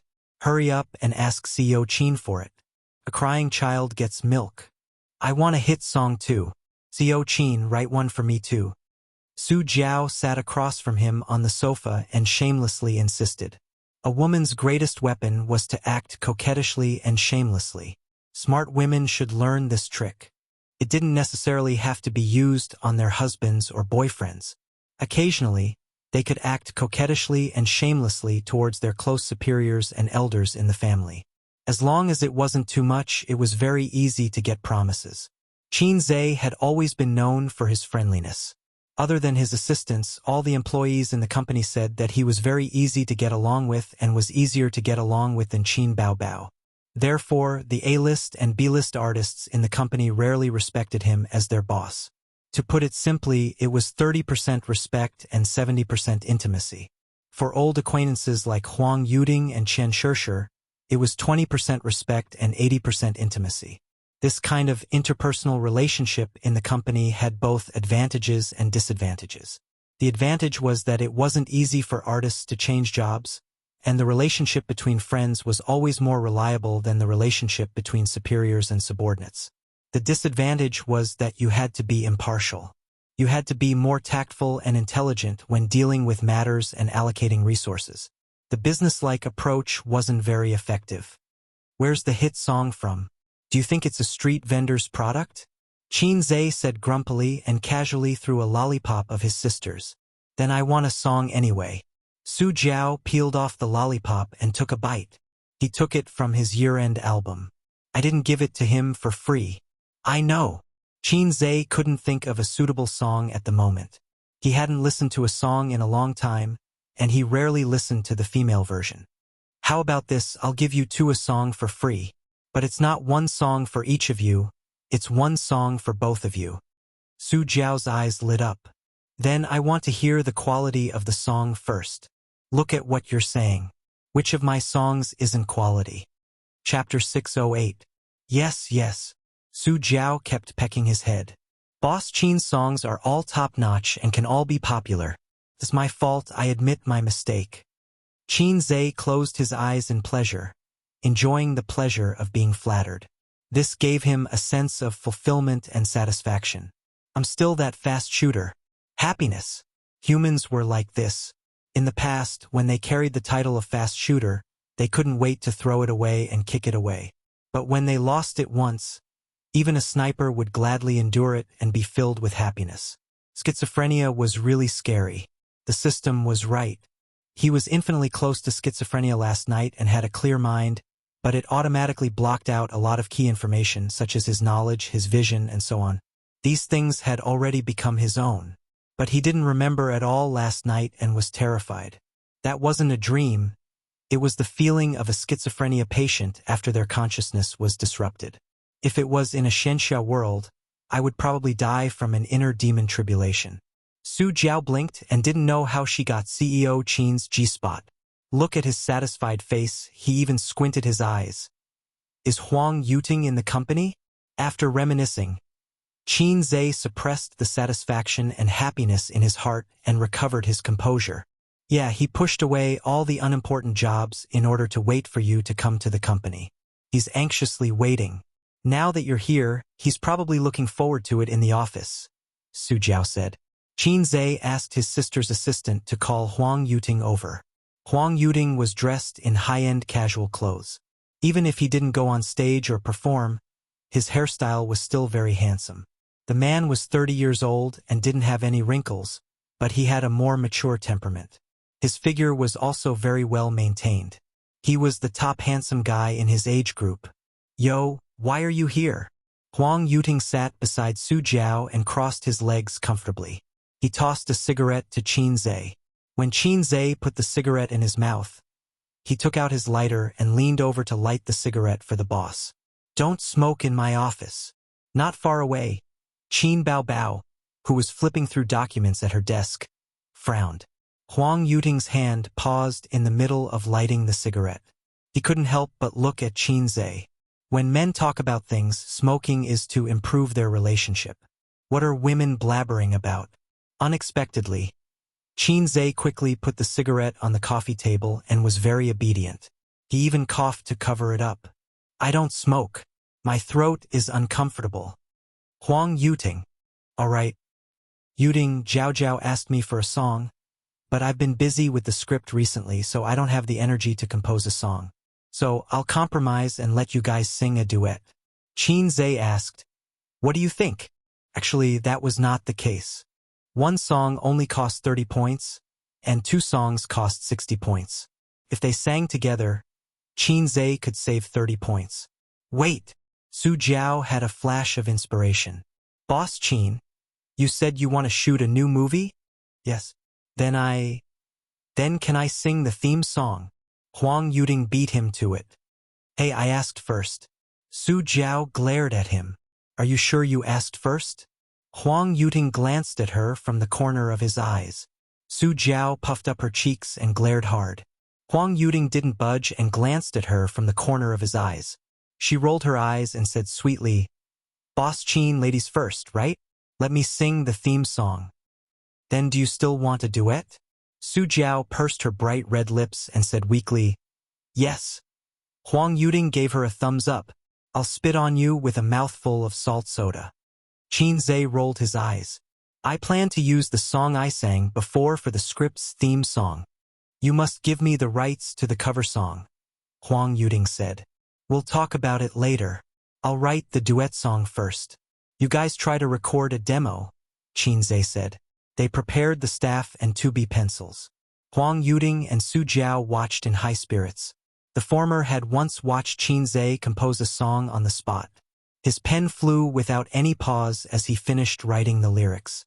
Huang Yuding liked to watch Qin Zhe's rough, composing process. As a composer who often had trouble with lyrics, watching Qin Zhe compose on the spot was undoubtedly a blessing. It was Su Jiao's first time, and she was dumbfounded the whole time. She wasn't a singer-songwriter and had tried before, but she realized that she wasn't cut out for it. She had seen many excellent composers composing songs.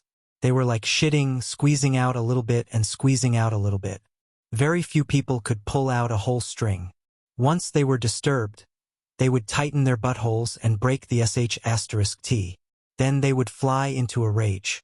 Su Jiao had never seen someone pull out a whole string so smoothly like Qin Zhe. Moreover, his composing process was different from others. Normally, he would compose the song first, then fill in the lyrics. But Qin Zhe started from filling in the lyrics. If he had already written the song beforehand, how was that possible? A fast shooter always composes the lyrics and music on the spot. Otherwise, how could he be worthy of such a dazzling title? Su Jiao was shocked beyond words. While composing the song, Qin Zhe paused and raised his head to look at the sky at a 45-degree angle. Su Jiao and Huang Yuding looked at each other, thinking that he finally got stuck. In fact, Qin Zhe was looking at the interface of the point store. He remembered that there were several versions of this song. The song he clicked on now was another version, a failed version that was shackled by the dynamic soundtrack of online songs.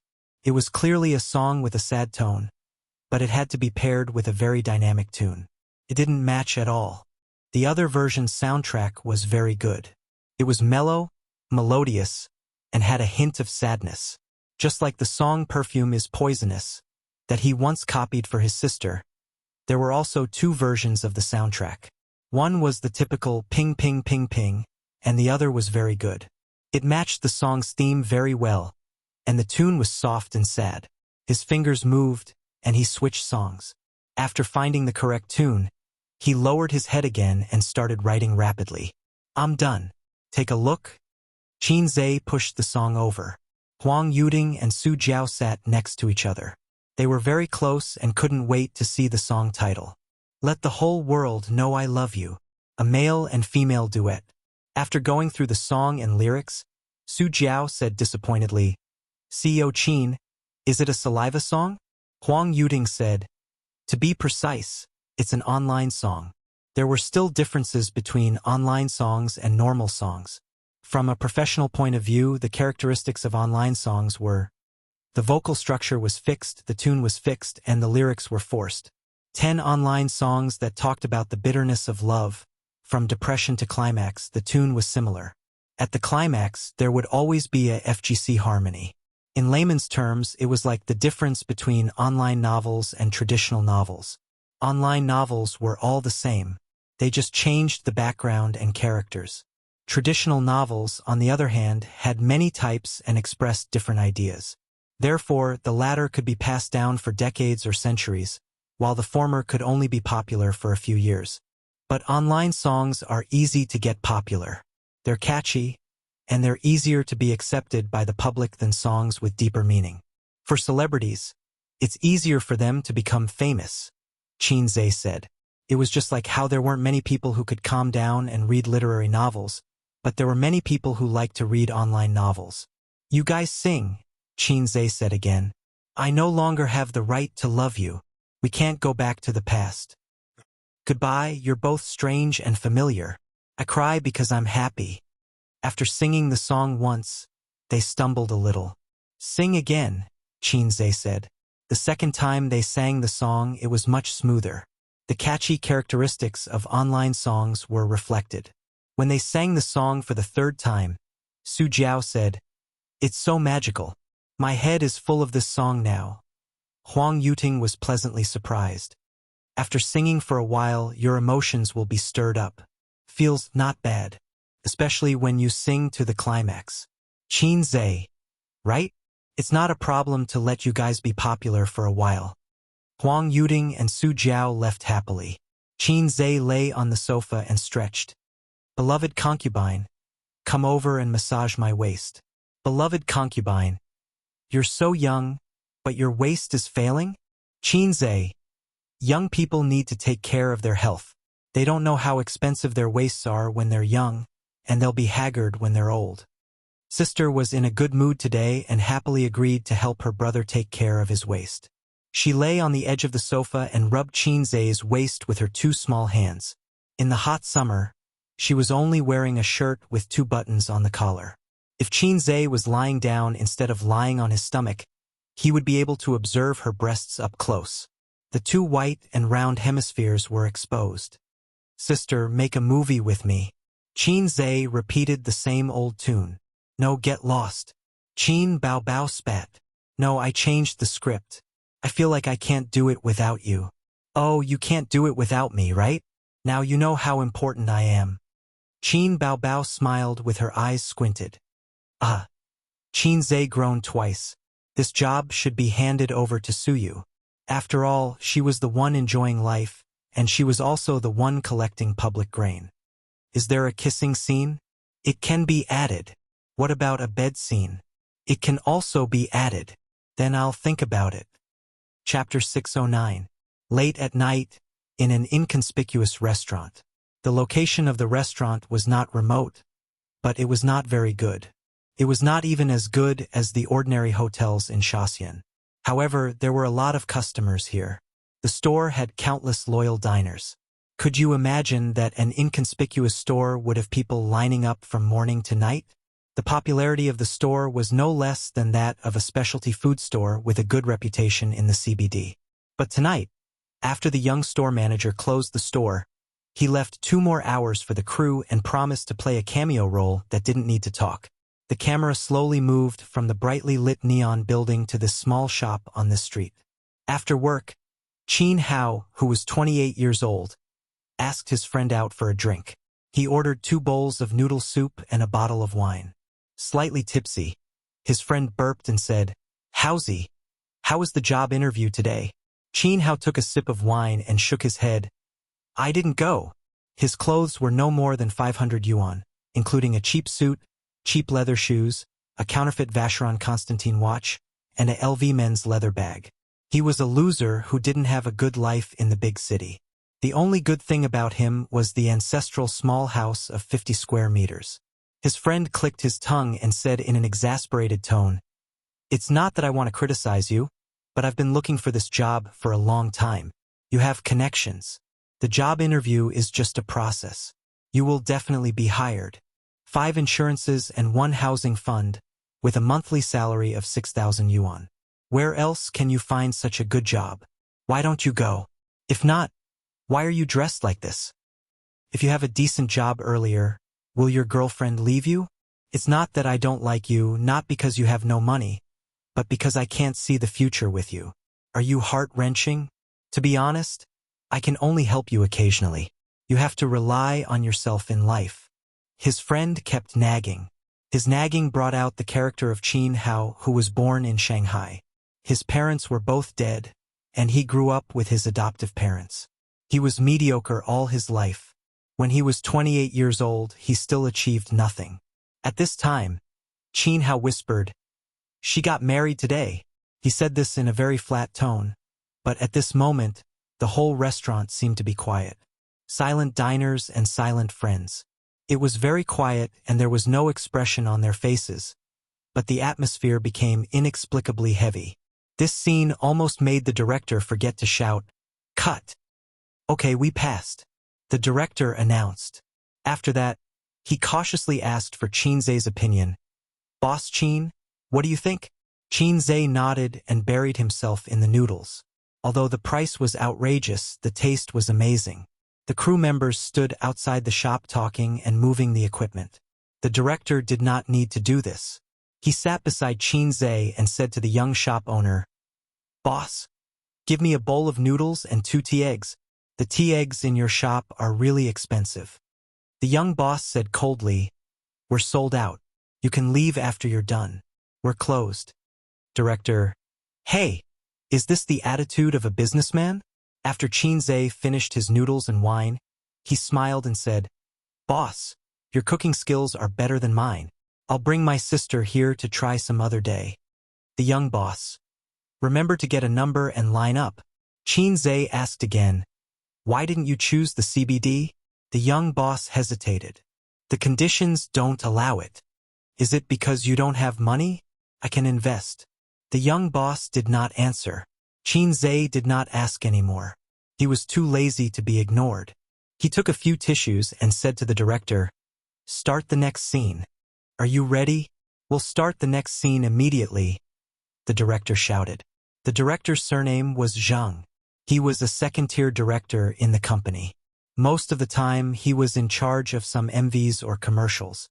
Occasionally, when the company needed to promote a newcomer, he was in charge of some low-cost web dramas. Fortunately, MOU had gone overseas with the crew. It was a rare opportunity. He was chosen by the big boss and worked very hard. Qin Hao and his friend left the shop. He declined his friend's offer to drive him home and crossed the road alone. He did not know if it was because of the alcohol or because he was in a bad mood, but he was a little absent-minded until the sound of a horn woke him up. He looked up and could not open his eyes because of the strong light. A speeding car hit him and sent him flying. The scene changed. His friend, who had just opened the car door, turned his head in horror. "Cut!" the director shouted. This time, he did not ask for Qin Zhe's opinion. There were no technical difficulties, nor were there any tests of acting skills. On the other side, the staff came forward to help Qin Zhe remove the wire. "That's all for today. By the way, is the shooting for Qin Bao Bao's wedding finished?" Qin Zhe asked as he took a bottle of mineral water from the director. When the scene of crossing the road was released in the future, the female lead's wedding scene would be edited into it. The female lead was thinking about today's heart-wrenching scene and was hit by a car. "It's finished," the director said. In the shop, the young manager stood at the door and looked at the busy crew. He asked curiously, "Don't you pay attention to the rules? Why did you ask me to make an exception today?" "I feel like I met an old friend." "An old friend? I'm not sure. Maybe it's an illusion. The other party has a special hiding technique. I can't catch it." "Oh!" The door closed and the lights were turned off. The shop was plunged into darkness. Qin Zhe drank some wine and could not drive. The director personally drove him back. He was willing to be his lackey and serve him everywhere. The law of the workplace. Sucking up to the boss will always give you a better chance of promotion than working hard. So far, Director Zheng's performance was average, which satisfied Qin Zhe. As long as he was not too useless, Qin Zhe was still willing to train him.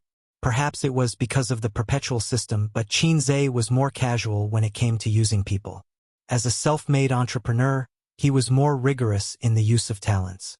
After many years, he would often be able to cultivate the skill of identifying people. But Qin Zhe did not need that. His success and rise came from the system. As long as they were not useless, Qin Zhe would use them and was willing to use them. In other words, even if all the directors and artists in the company all jumped ship, given some time, he could still build a new entertainment industry capital company. "I have countless good dramas and songs. I can do well wherever I go. I don't produce works. I'm just a porter between the two worlds." "Chairman Qin, why don't you act in a TV drama?" On the way, Director Zhang tried to change the topic. "I don't have time," Qin Zhe said. A TV drama would take a few months to half a year. He did not have the energy to do that. There were also those that could be done in a month, such as low-cost and fast-food dramas. Director Zhang laughed dryly. "Oh right, you've seen the script. What do you think?" "Good, very good. Tell me the truth." "It's very average." Suddenly, he felt a stab in his heart. Director Zhang said, "It's actually very high quality. But compared to Chairman Qin's previous scripts, it's a little worse." Qin Zhe thought to himself, because this was my original work. "You didn't read the script carefully." Qin Zhe said, "Go back and read it carefully. Once you understand the feelings and the tears at the end, you won't say that." Oh. Director Zhang felt that Chairman Qin was a little angry, but he really did not study the script carefully. The time he had the script was too short. He was busy working.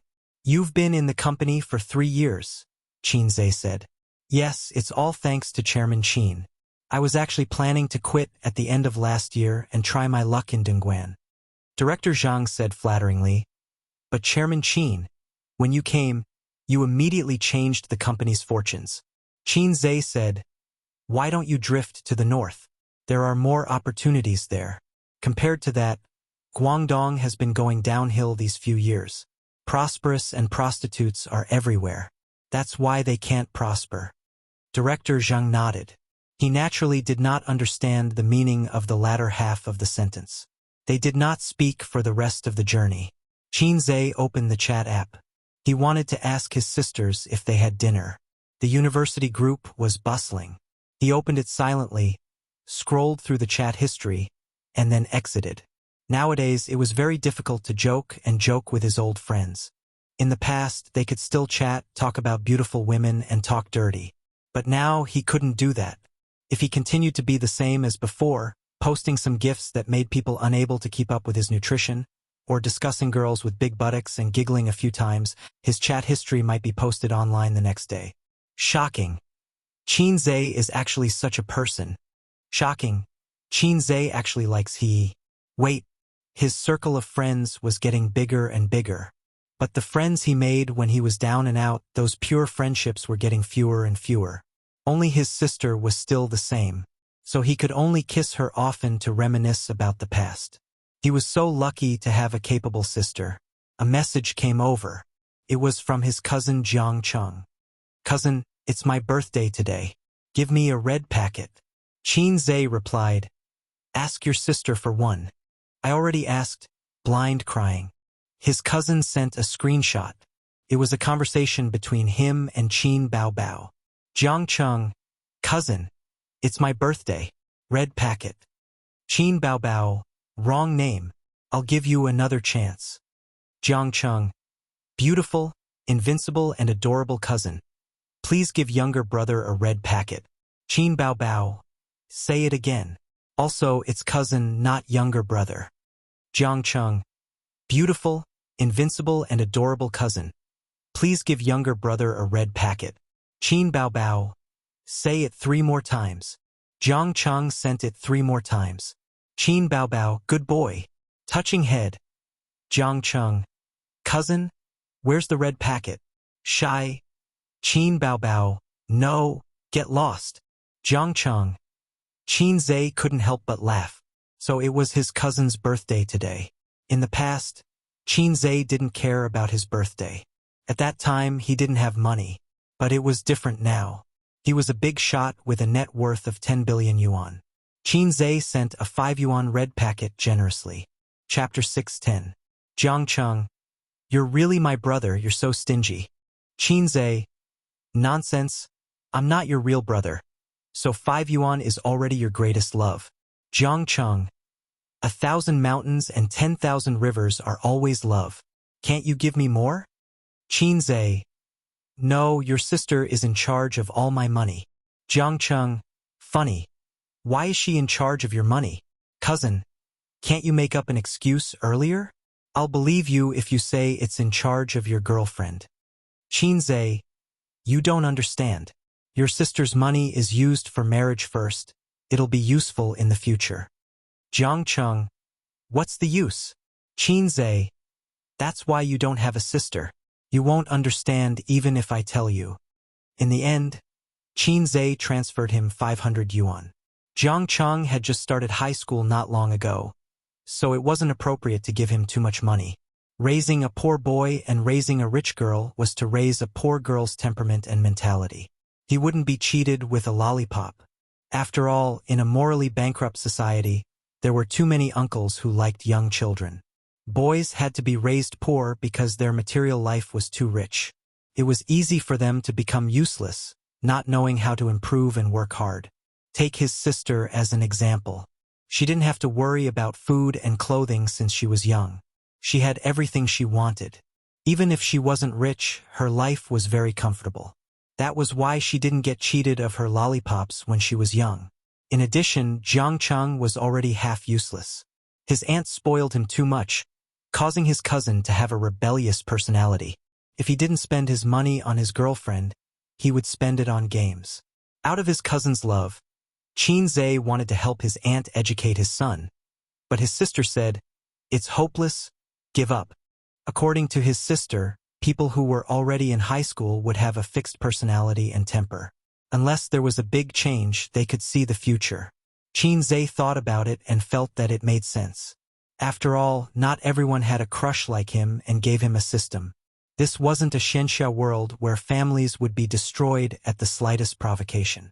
You wouldn't even have the chance to explode even if you wanted to. Unless it was like what those losers on the internet said, men realize their poverty, but women don't realize their dirtiness. It sounded like a chinibu, abandoned by the female voice and then exploding. Although her cousin was not tall, rich, and handsome, he was still a local. His family was well off and he was handsome. This trick would not work.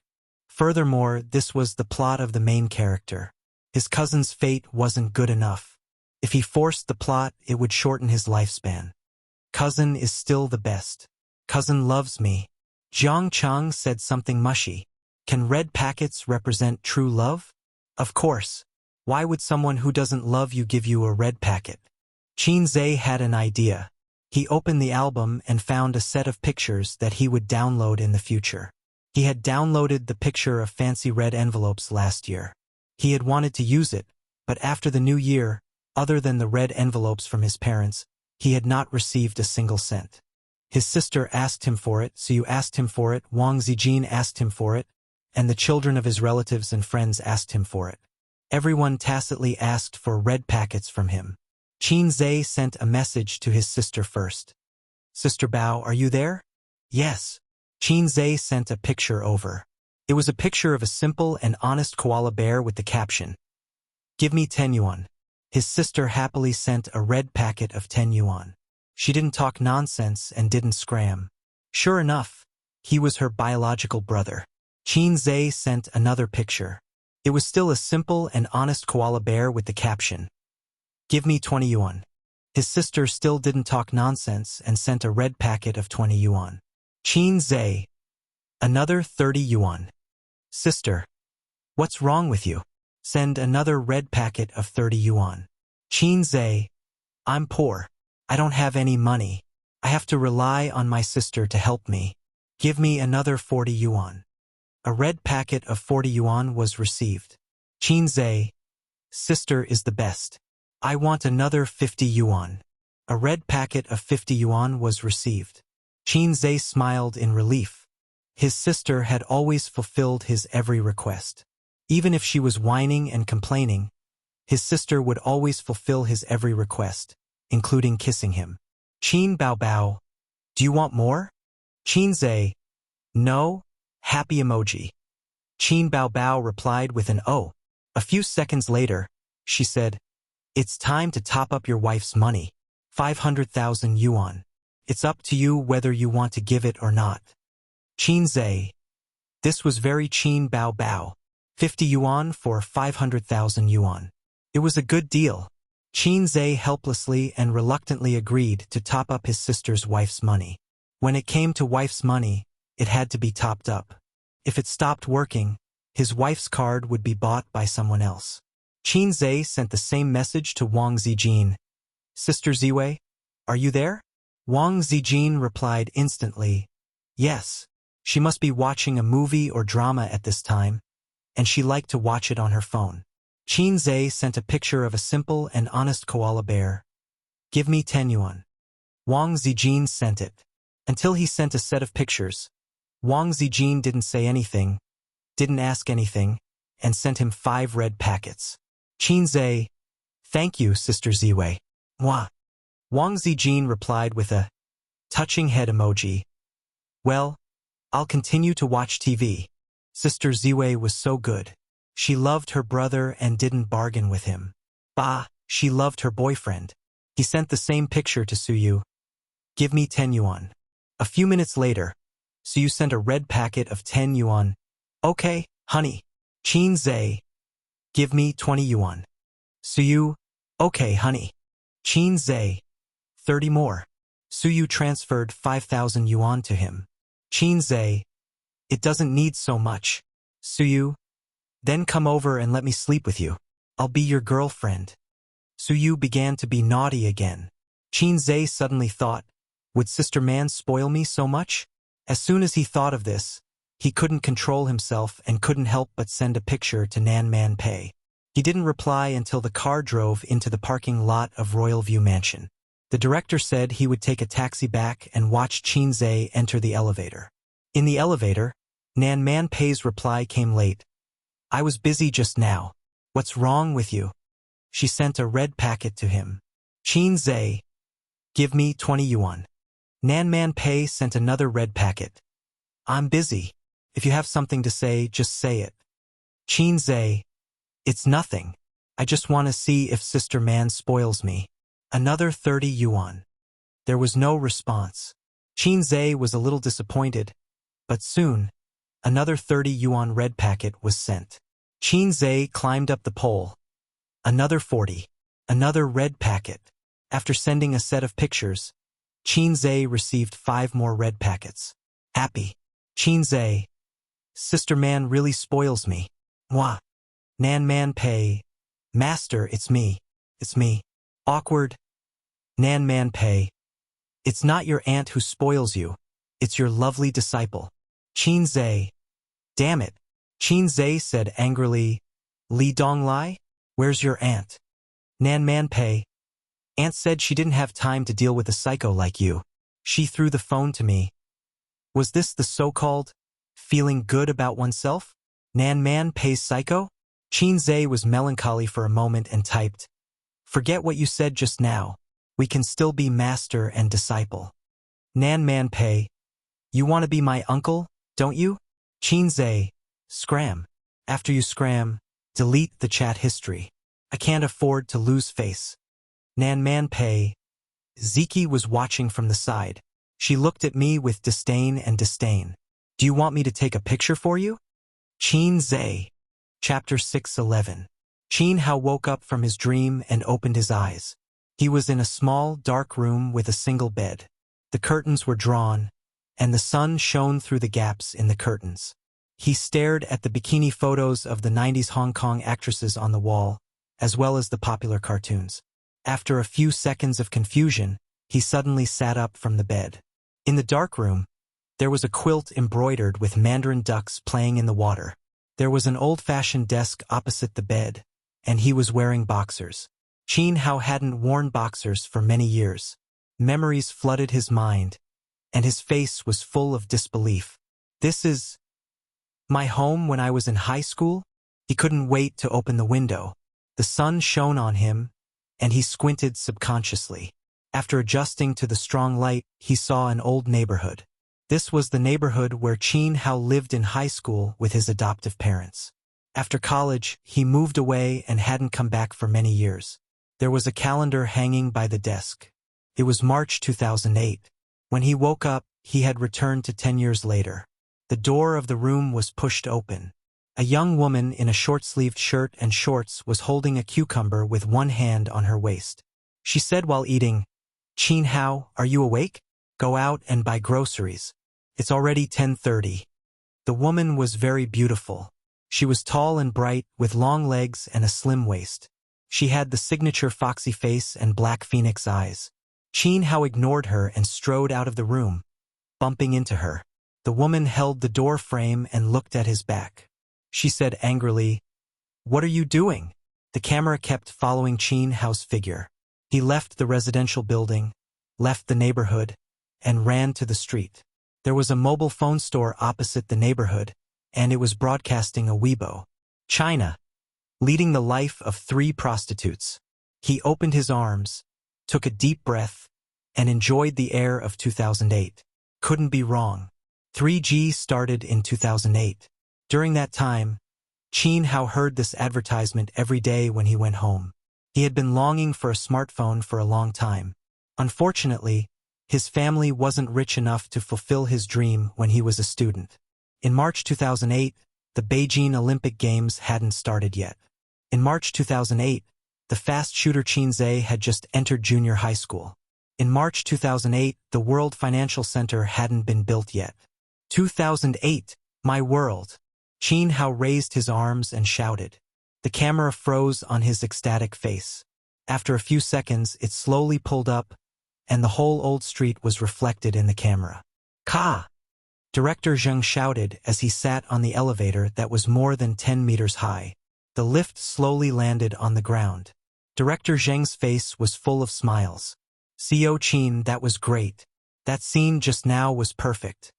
The director wasn't trying to flatter Qin Zhe. He was truly shocked by the scene. In the camera, Qin Zhe's expression changed little by little. His blank and shocked expression gradually faded away and was replaced by excitement, and sadness. As a professional director, that scene was worth reminiscing about for a long time. His sister walked over from the side. She had a cucumber in her mouth and another in her hand.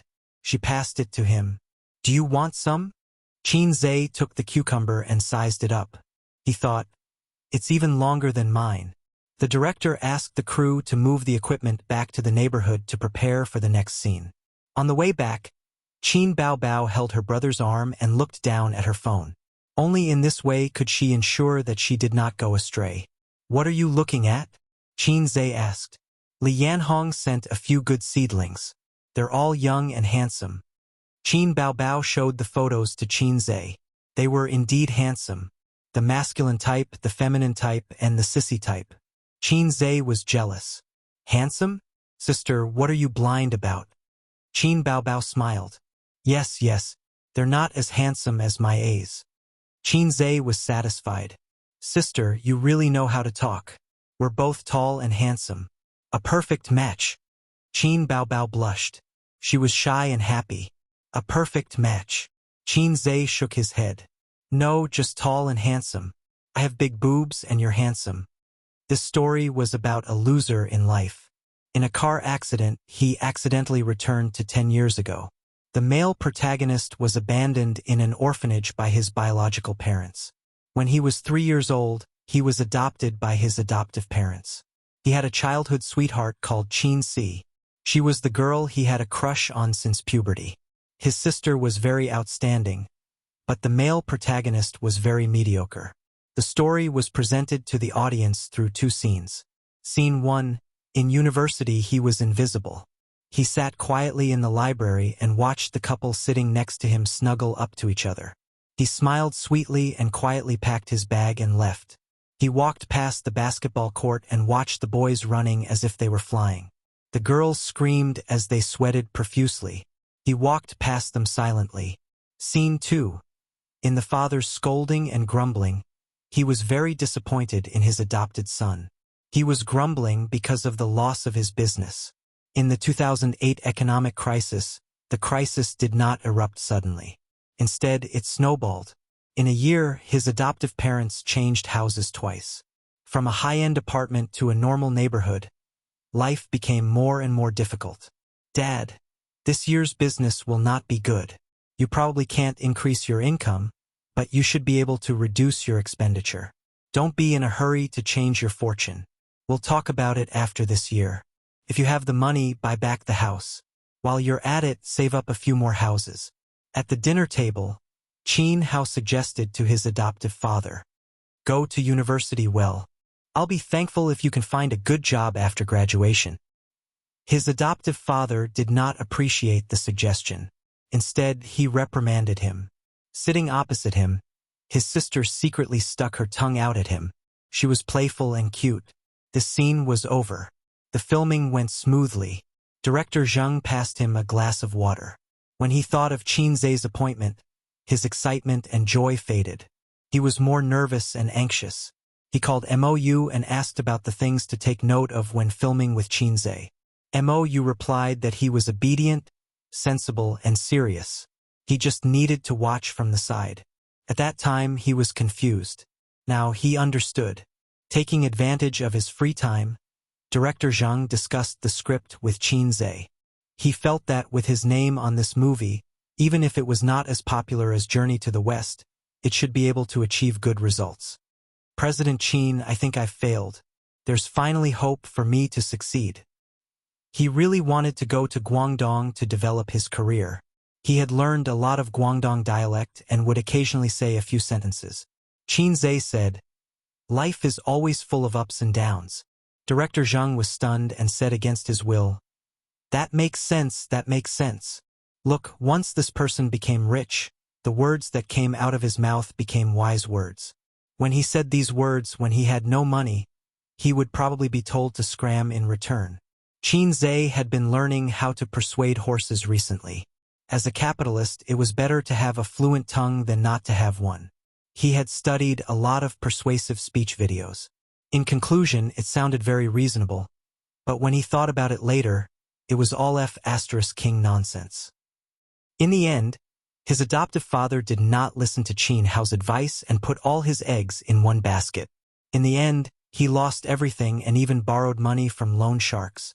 Not long after, the loan sharks came knocking on his door. His adoptive parents were terrified. They hugged each other and trembled like quails. They tried to sound tough, but they were timid inside, telling him not to mess around.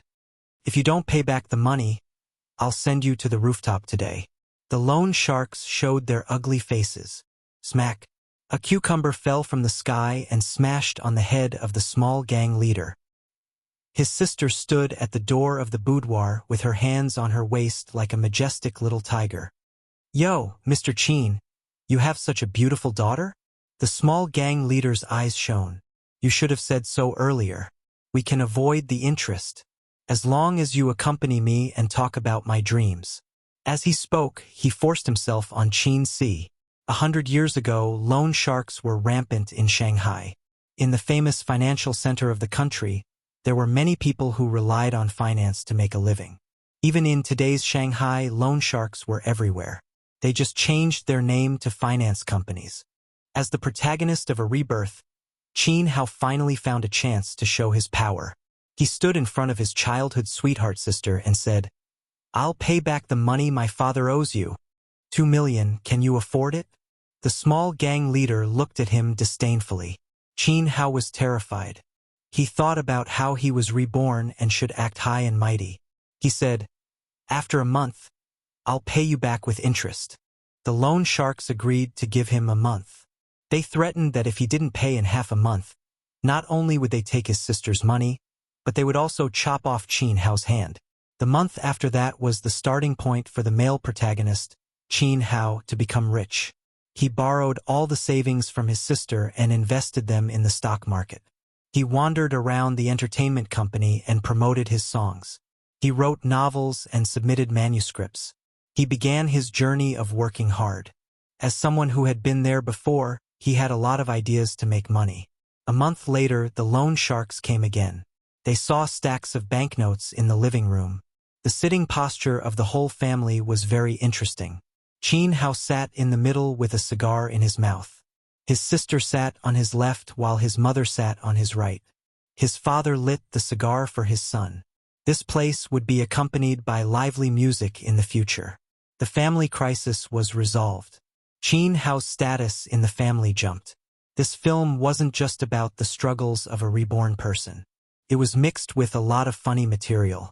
Qin Zhe specially invited a famous crosstalk actor from Beijing to give him advice. It was relaxed, funny, humorous, and had a strong sense of the times. The above elements were the core of this film. Many people had fantasized about how they would change if they could go back to middle school or high school. At night, the sister brought chicken soup into the brother's room. "Little Hao, drink the soup." Qin Hao was drawing. "Wait for me to finish." "What are you drawing?" The sister picked up a pencil and poked him. Annoying. Qin Hao held the pencil. "My idiot." The sister said, "No, it's my idiot." In the scene, the childhood sweethearts hugged and kissed. Qin Baobao sat on Qin Zhe's lap. Qin Zhe's hand was on his sister's waist. "Cut!" Director Zhang shouted. "Chairman Qin, the next scene is the bed scene." "Okay." Qin Zhe and his sister separated and nodded. Director Zhang didn't know if it was an illusion, but he felt that the two of them were a little unsatisfied. "However, shouldn't we shoot some memories?" Director Zhang asked. Before the bed scene, the male lead would recall the past of his previous life. He and his sister liked each other during puberty. They were careful to get close to each other, but they were afraid of crossing the line. After graduation, They stopped contacting each other and went their separate ways. His sister, who was his childhood sweetheart, found another boyfriend. One time, he went back to his adoptive parents' house and saw his sister getting out of her boyfriend's car and hugging downstairs. The filming method was to be done in the present. From time to time, the male lead's memories would be mixed in. The downfall of his previous life and the glory of his current life were a sharp contrast. Qin Zhe asked for his sister's opinion. Qin Baobao tilted her head and thought, "Let's shoot this bed scene. I feel it now." Qin Zhe, "What kind of feeling, sister?" "Okay, then let's start the next scene." The director nodded. Chapter 6:12. "I think it's more efficient to shoot in groups," Qin Zhe said. Director Zhang put on a serious expression and listened attentively. "How about this, you bring the stuntmen over to shoot the flashbacks, and the assistant director stays behind," Qin Zhe said. "Wait a moment. I'll make a call to see if Huang Yuding and Su Jiao are free right now." Most of the artists in the company with more potential and those who were already famous had already gone out with the crew to shoot the real sex scene. Therefore, Qin Zhe pulled in Huang Yuding and Su Jiao, who were singers, to play extras and expand the cast. No matter how famous he and his sister were, it still seemed a little weak. His adoptive parents were also well-known veteran actors in the entertainment industry. They belonged to the older generation of actors that everyone knew, but no one knew their names. Thus, they split into two groups. The director brought a group of people outside to shoot the flashbacks. The location wasn't far, at a high-end apartment 5 kilometers away. In the room, the lighting technician adjusted the lights. Qin Zhe and his sister returned to their positions. His sister sat on his lap while the cameraman filmed from the side. The assistant director nervously said, "Ready, action." In the camera, the two kissed passionately. The soft and romantic lighting deliberately included that sketch in the camera, making this ambiguous scene more hilarious. Two lips parted, two flushed faces. The man's face was as Red Bull, excited and excited, while the woman's face was as red as shy. Qin Zhe carried his sister to his single bed. The cameraman ran to the head of the bed first and fixed the camera. In the camera, Qin Baobao's exquisite face entered the frame, and her long black hair spread out on the pillow. The camera slowly moved down, showing her sharp chin, slender neck, and well-proportioned collarbone. When it reached below the collarbone, the camera stopped. Then, the back of Qin Zhe's head entered the frame. He buried his face in his sister's neck and kissed her, going from gentle to frantic. Qin Baobao closed her eyes, and her red lips parted slightly. This kissing scene on the bed lasted about 10 seconds. The cameraman moved the camera to the side of the bed. He held the camera with one hand and grabbed the prepared clothes with the other, throwing them on the floor. What a coquettish operation. After the cameraman was done, he slowly pulled the lens away and filmed the couple kissing passionately on the bed from a slightly further angle. Then, he noticed a flaw in the shot. Qin Zhe's back was arched too high. In a normal position where the man was on top and the woman was on the bottom, the two of them should be close to each other. However, Qin Zhe's posture was a little exaggerated, so it was very out of character. The cameraman could understand. After all, the two of them were siblings, so when filming intimate scenes, they would subconsciously keep a distance. "Cut!" the assistant director shouted. On the bed, the siblings turned their heads simultaneously. Qin Baobao's hands were still wrapped around Qin Zhe's neck. Because of the passionate kiss, her lips were even brighter than usual. The assistant director coughed and dryly smiled. "Chairman Qin, don't bend your back. You should lie down a little. This is too exaggerated." Qin Baobao tilted her head and looked at her brother's back. She said, "Don't half kneel on the bed. Lie down a little." "Then never?" Qin Baobao asked. Wait a minute," Qin Zhe shouted. He turned over and sat cross-legged on the bed. He did not lift the quilt, even though their clothes were intact, at most a little messy. "I'm not in the right state. I can't find the feeling," Qin Zhe said. "Rest for 10 minutes. Filming paused. The assistant director, cameraman, lighting technician, and other crew members left the room and went to the living room to smoke. There were very few crew members who did not smoke. When work was tiring, they often stayed up late. Sometimes, for filming, it was not strange that they would drive overnight. They needed to smoke to refresh themselves. At the same time, smoking was the best way to get closer to the men. They gathered together to smoke and chat. At the very least, they could get to know each other. "What's the matter? I feel quite in the right state." Qin Baobao pulled the quilt. "Why are you wrapped in the quilt?" Qin Zhe held it tightly and said in a low voice, "Don't pull. Don't pull." Qin Baobao was stunned, but she quickly reacted. Her eyes glanced at Qin Zhe's crotch. She quickly looked away and said, "Shameless." Qin Zhe interpreted this as his sister's arrogance. It was funny. If he did not lust after his sister, should he lust after his brother? In fact, he had never lust after his sister in bed scenes before. At that time, he still had some scruples in his heart and could still control his dick. After returning from Su Town, there were more heavy things in his heart. But at the same time, a knot in his heart was untied. "No wonder you were bending over just now." She bit her lip and turned her face to the side. Her fair face slowly turned red. A knife hand came over and it hurt. Qin Baobao glared at him fiercely. "Who's as full of dirty thoughts as you?" Qin Zhe pressed his hands on his sister's legs. "I don't believe it. Let me touch it."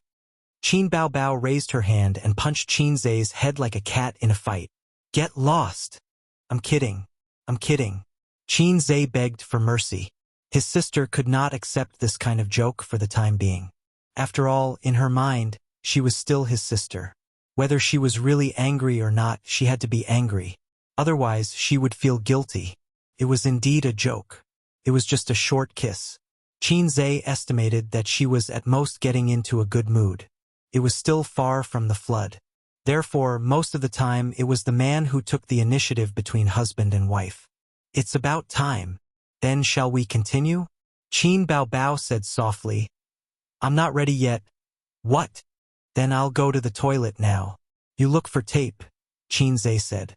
"Why do you need tape?" Qin Baobao did not understand. "You're too inexperienced in bed scenes. Many male actors will tie themselves up with tape when they shoot bed scenes." Tape there?" Qin Baobao could not believe it. "Doesn't it hurt when you take it off?" "It's tied up in a plump t-shirt, sister," Qin Zhe corrected. "Oh, you can ask the crew." "Lazy sister. Are you crazy?" Qin Zhe was going crazy. He lowered his voice and said, "What should I say? Hey, you guys, roll tape for me." Qin Baobao did not think about this at the moment. When she heard Qin Zhe's explanation, she felt guilty. She moved to the edge of the bed and put on her canvas shoes as slippers. She swayed her plump hips and walked 2 steps. Then, she suddenly stopped. His sister rushed back and said angrily, "How do you know how to use tape?" "I don't even know." "How do you know? Other than me, who else have you filmed bed scenes with?" That was why it was troublesome for a woman to be too smart. She might not have noticed the loopholes in your words at first, but she would definitely be able to figure it out later. Fortunately, Qin Zhe had a clear conscience. He said, "Li Wei, when I was filming Shanghai Beach, I had a kissing scene with her. Then, there was a bed scene for a few seconds. At that time, the director asked me if I should use tape. That's how I got the idea." "Oh." His sister turned to leave. Her body stiffened. She silently turned back and looked at him condescendingly. "So, you were lying to me when you said you used a body double?" Qin Zhe. "Damn, he spilled the beans. I'll deal with you tonight." His sister stretched out a slender finger and poked him on the forehead. She walked to the wall and tore off a corner of the poster. "What are you doing? Stupid." His sister looked back and glared at him. "I just went out and asked for tape. We're all professionals. We know it very well." She walked to the living room. She was a little annoyed by the strong smell of smoke and frowned. The assistant director observed her expression and immediately ran to open the window. He laughed dryly. "I forgot to open the window." Qin Baobao nodded. "Do you have tape?" "I accidentally tore off a corner of the poster. I'll paste it back." The assistant director said, "Let me do it. Let me do it." Qin Baobao said, "President Qin is adjusting himself inside. Don't go in and disturb him. She took the tape back and closed the door. Then, she threw it to Qinze. Qinze reached out and took off his pants. The summer pants were very thin. This was also the reason why he didn't want to go against his sister. If he accidentally let his sister know his size, both sides would be embarrassed. It's okay to go against her in private. But in front of so many people, Qinze has a psychological barrier. Under the pants was a pair of black boxers. His sister bought it for him. Qinze's fat CI, facial cleanser, serious facial cleanser, socks, ties, shirts and suits were all handled by his sister. Wang Zijin would also buy it for him, and Suyu would also buy it for him. When Suyu bought clothes for him, Qinze would say that he bought it himself. The tape was wrapped around the boxers and tied up in circles. Before, nothing could be seen. After the tape was tied up, the swelling between his legs became more obvious. It was like being stung by a wasp, and a big bulge appeared. This way of describing not compromising and starting over was just like hiding a rubber ball. Qin Baobao couldn't help glancing at it. You have a needle eye, Qinze joked. His sister blushed and spat. After that, he put on his pants.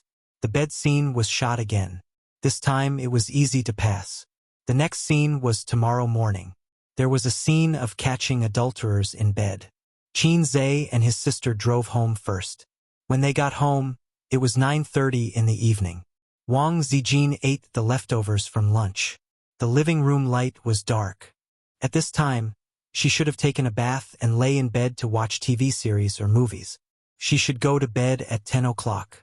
At 5:30 in the morning, she should get up and run with Qinze. While his sister was taking a bath, Qinze slipped into Wang Zijin's room. She really didn't sleep. She was sitting at the head of the bed with her mobile phone on her lower abdomen. There was a plate of cut dragon fruit on the bedside table with a toothpick inserted. Qinze threw off his slippers and got into bed. Sister Ziwei, I'm coming. He stretched out a finger and gestured on her chest. Sunflower acupoint technique. Let's see if I can hit the bullseye. Wang Zijin ignored him. Qinze was in a difficult position. He deliberately pointed at the wrong spot and pretended to be disappointed. Sigh, it seems that my experience is shallow. I still need to practice harder. Okay. Wang Zijin was relieved. Don't look at your phone. Let's make out. He straightened Wang Zijin's body and made her face him. Then I'll only give you 10 minutes. Wang Zijin chuckled. 10 minutes is not enough. Qinze bargained. Half an hour. No, I want to sleep before 10 o'clock. Wang Zijin brushed her bangs and rested her head on his chest. They lay on the bed in this position and looked at the ceiling. Qinze said, You don't love me at all. I love you quite a lot. I don't feel it. Is taking advantage of you love me? He squinted. Hey, when the boyfriend comes back, the unqualified girlfriend will wait for him to cook. The qualified girlfriend will wait for him after cooking, and the best girlfriend will hold the bowl in one hand and the bra in the other. She will ask, Hubby, do you want to eat first or drink milk first? Then I'm an unqualified girlfriend. Yes. Then you can change to another one. I can't change, little sister. Why? Once the goods come out of the closet, I won't be responsible. Sounds familiar. Bank? Yes, this is the style of the Red Party. It's your shameful fourth generation, so I can't return it. If you don't agree, then tell me about qualified and unqualified boyfriends. Unqualified boyfriends don't do any work and only sit and wait. Qualified boyfriends will help with the housework after earning money. The best boyfriend will ask, Honey, do you want fresh milk? Wang Zijin, Chapter 613.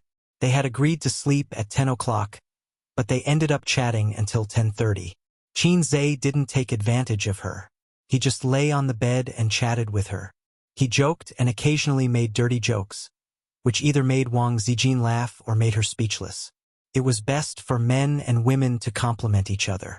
If they had similar personalities, it was easy for them to dislike each other. Excluding those scheming people, Wang Zijin was a relatively decent woman. She couldn't act coquettishly like Qin Baobao. She only acted like a little girl in front of Qinze occasionally. Qinze's flirtatious and flirty style just made up for her well-behaved style of life. People like her who came from a family were taught to be righteous and moderate since childhood. They always acted within the rules. This way, no one could find fault with them. Unorthodox ways would only lead to a miserable and quick death in the official career.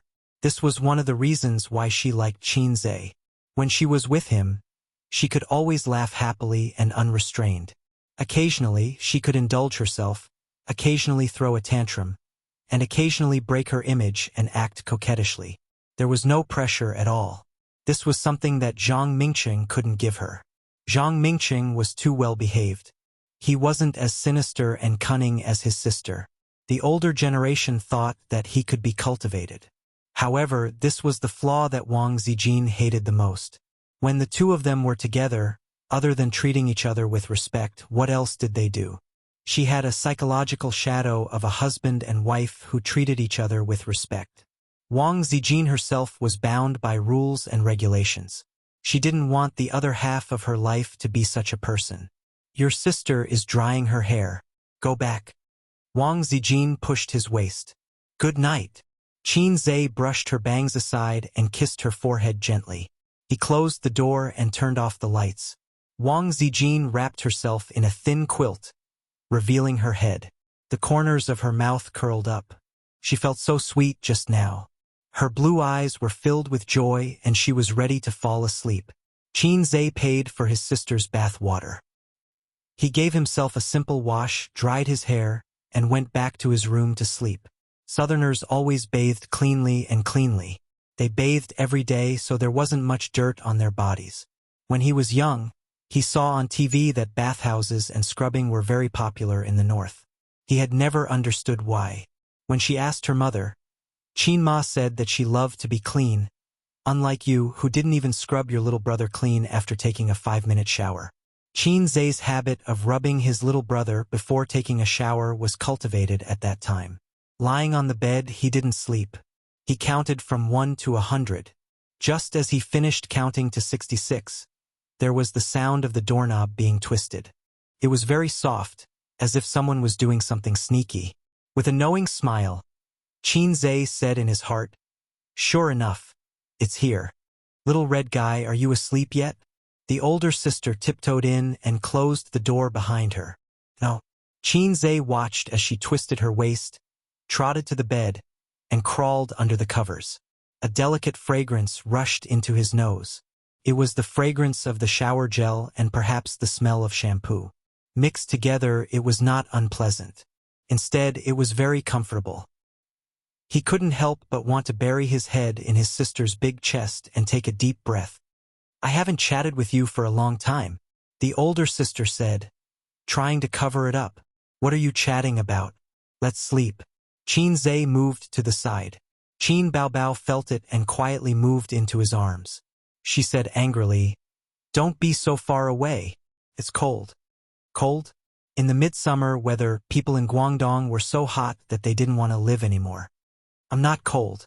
I'm quite hot," Qinze said. "It's just cold. Sister's energy is too strong. Your air conditioner is too low." The older sister hooked one of her legs around his waist and used her strength to prevent him from moving too far away. Through the thin pajamas, Qinze could almost feel the smoothness of his sister's thighs. In the past, when he was restless, he was restrained by his salted fish personality. Now that he was a salted fish out of control, he had fewer scruples. Moreover, at that time, Brother Eel did not know the taste of meat and was already very satisfied with the 5-fingered girl. Now he couldn't. It was like a person who was used to riding the high-speed train. How could he be willing to take the green train? He thought to himself, what a sin. In the past, he was the one who flirted with his sister. Now it was his sister who flirted with him. His sister was still the illiterate sister from before, and he was already an experienced driver. "Sister, let's sleep in plain clothes," Qinze said. Qin Baobao stared at him in the dark and giggled. Pretentious. Qinze was speechless. "There's a bed scene tomorrow. Let's rehearse it first." Qin Baobao leaned close to him and pecked her soft lips. It's a bit boring at night. The dry wood was suddenly ignited. Qin Zhe turned over and pressed her on top of his body just like during filming. They kissed passionately. After a long time, their lips parted. His sister's chest rose and fell violently as she panted. She looked like she could not survive. Qin Zhe's lips moved down, to her chin, neck, collarbone, and further down. It was blocked by a thin layer of pajamas. "Hey, sister. Let's rehearse. You said it." Qin Zhe's voice was full of hormones. Fortunately, his sister was wearing pajamas and not a nightgown. Otherwise, Qin Zhe would touch her all the way. Qin Baobao's eyes widened. It was as if a bolt of lightning had struck her mind. There was only one thought left. How dare he? In the past, they were very particular about propriety when they kissed. Qin Zhe touched her but slightly through her pajamas. This was the limit of what Qin Baobao could tolerate. Since the last shower, Qin Zhe had seen his sister's magnanimity up close for the second time. Every time he saw it, he had different feelings and exclamations. It looked like a mountain range from the side with different heights from the distance. He did not know the true face of Mount Lu, but he was in it. It made King sense. Qin Zhe's head was pushed away fiercely. His sister hurriedly pulled down her pajamas. At this moment, she should have given him a backhand slap. However, she did not. Perhaps it was because she could not bear to, or perhaps she did not hate him like this. Hence, she merely glared at him. They looked at each other silently. In the silence, the bottom line between them was shallower and shallower. Today it was slightly broken. Qin Zhe sighed. "I'm sorry. There were many things that could not be done without fear just because they knew each other well. When they were not tearing off that thin layer, both of them wanted to break through and look forward to tearing it apart. However, when they really reached this step, they realized that it was not easy to tear off that thin layer in their hearts. After returning from Shujia town, Qin Zhe's knot in his heart was untied. He could face his sister more calmly now. However, his sister's shackles were not untied yet. She could not accept that kind of thing.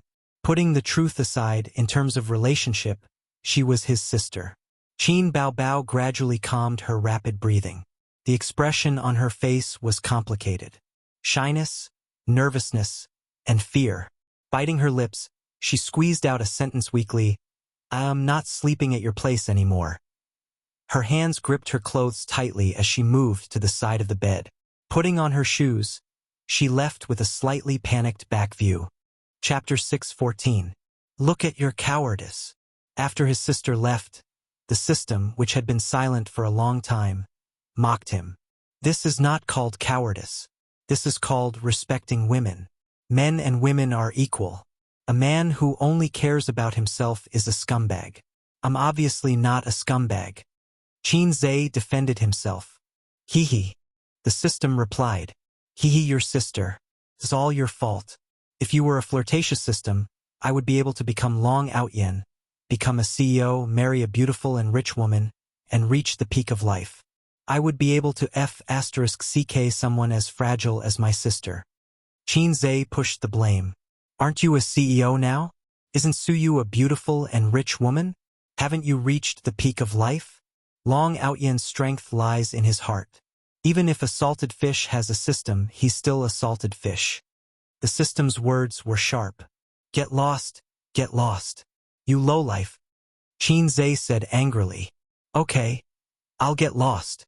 Along with the system's words, an electronic voice sounded in Qin Zhe's mind. System uninstallation. 100%, 90%, 50%, 30%. Qin Zhe was so scared that he peed his pants. How could the system be uninstalled? Hey, don't be like this. I was joking. I was wrong. I can't leave you just like how a woman can't leave her moisture. Qin Zhe was shocked. Now you know how important I am. The system said proudly. The uninstallation sound stopped. You're getting more and more naughty. Qin Zhe complained and heaved a sigh of relief. The system ignored him. The next day, he only ran for an hour before going back. Wang Zijin was obviously not satisfied. She complained, "Why didn't you last for long today?" Qin Zhe said, I have something to do later. I have to rush to the set. Then he bought breakfast and went home. His sister was not awake yet. Qinzhe called her, but she ignored him. She twisted the door handle. Fine, the door was locked. Afraid that I would attack at night? Is there no basic trust between siblings? She's not awake yet? Wang Zijin grabbed a fried dough stick and pinched it like an orchid. Savory tofu pudding with fried dough sticks was her favorite.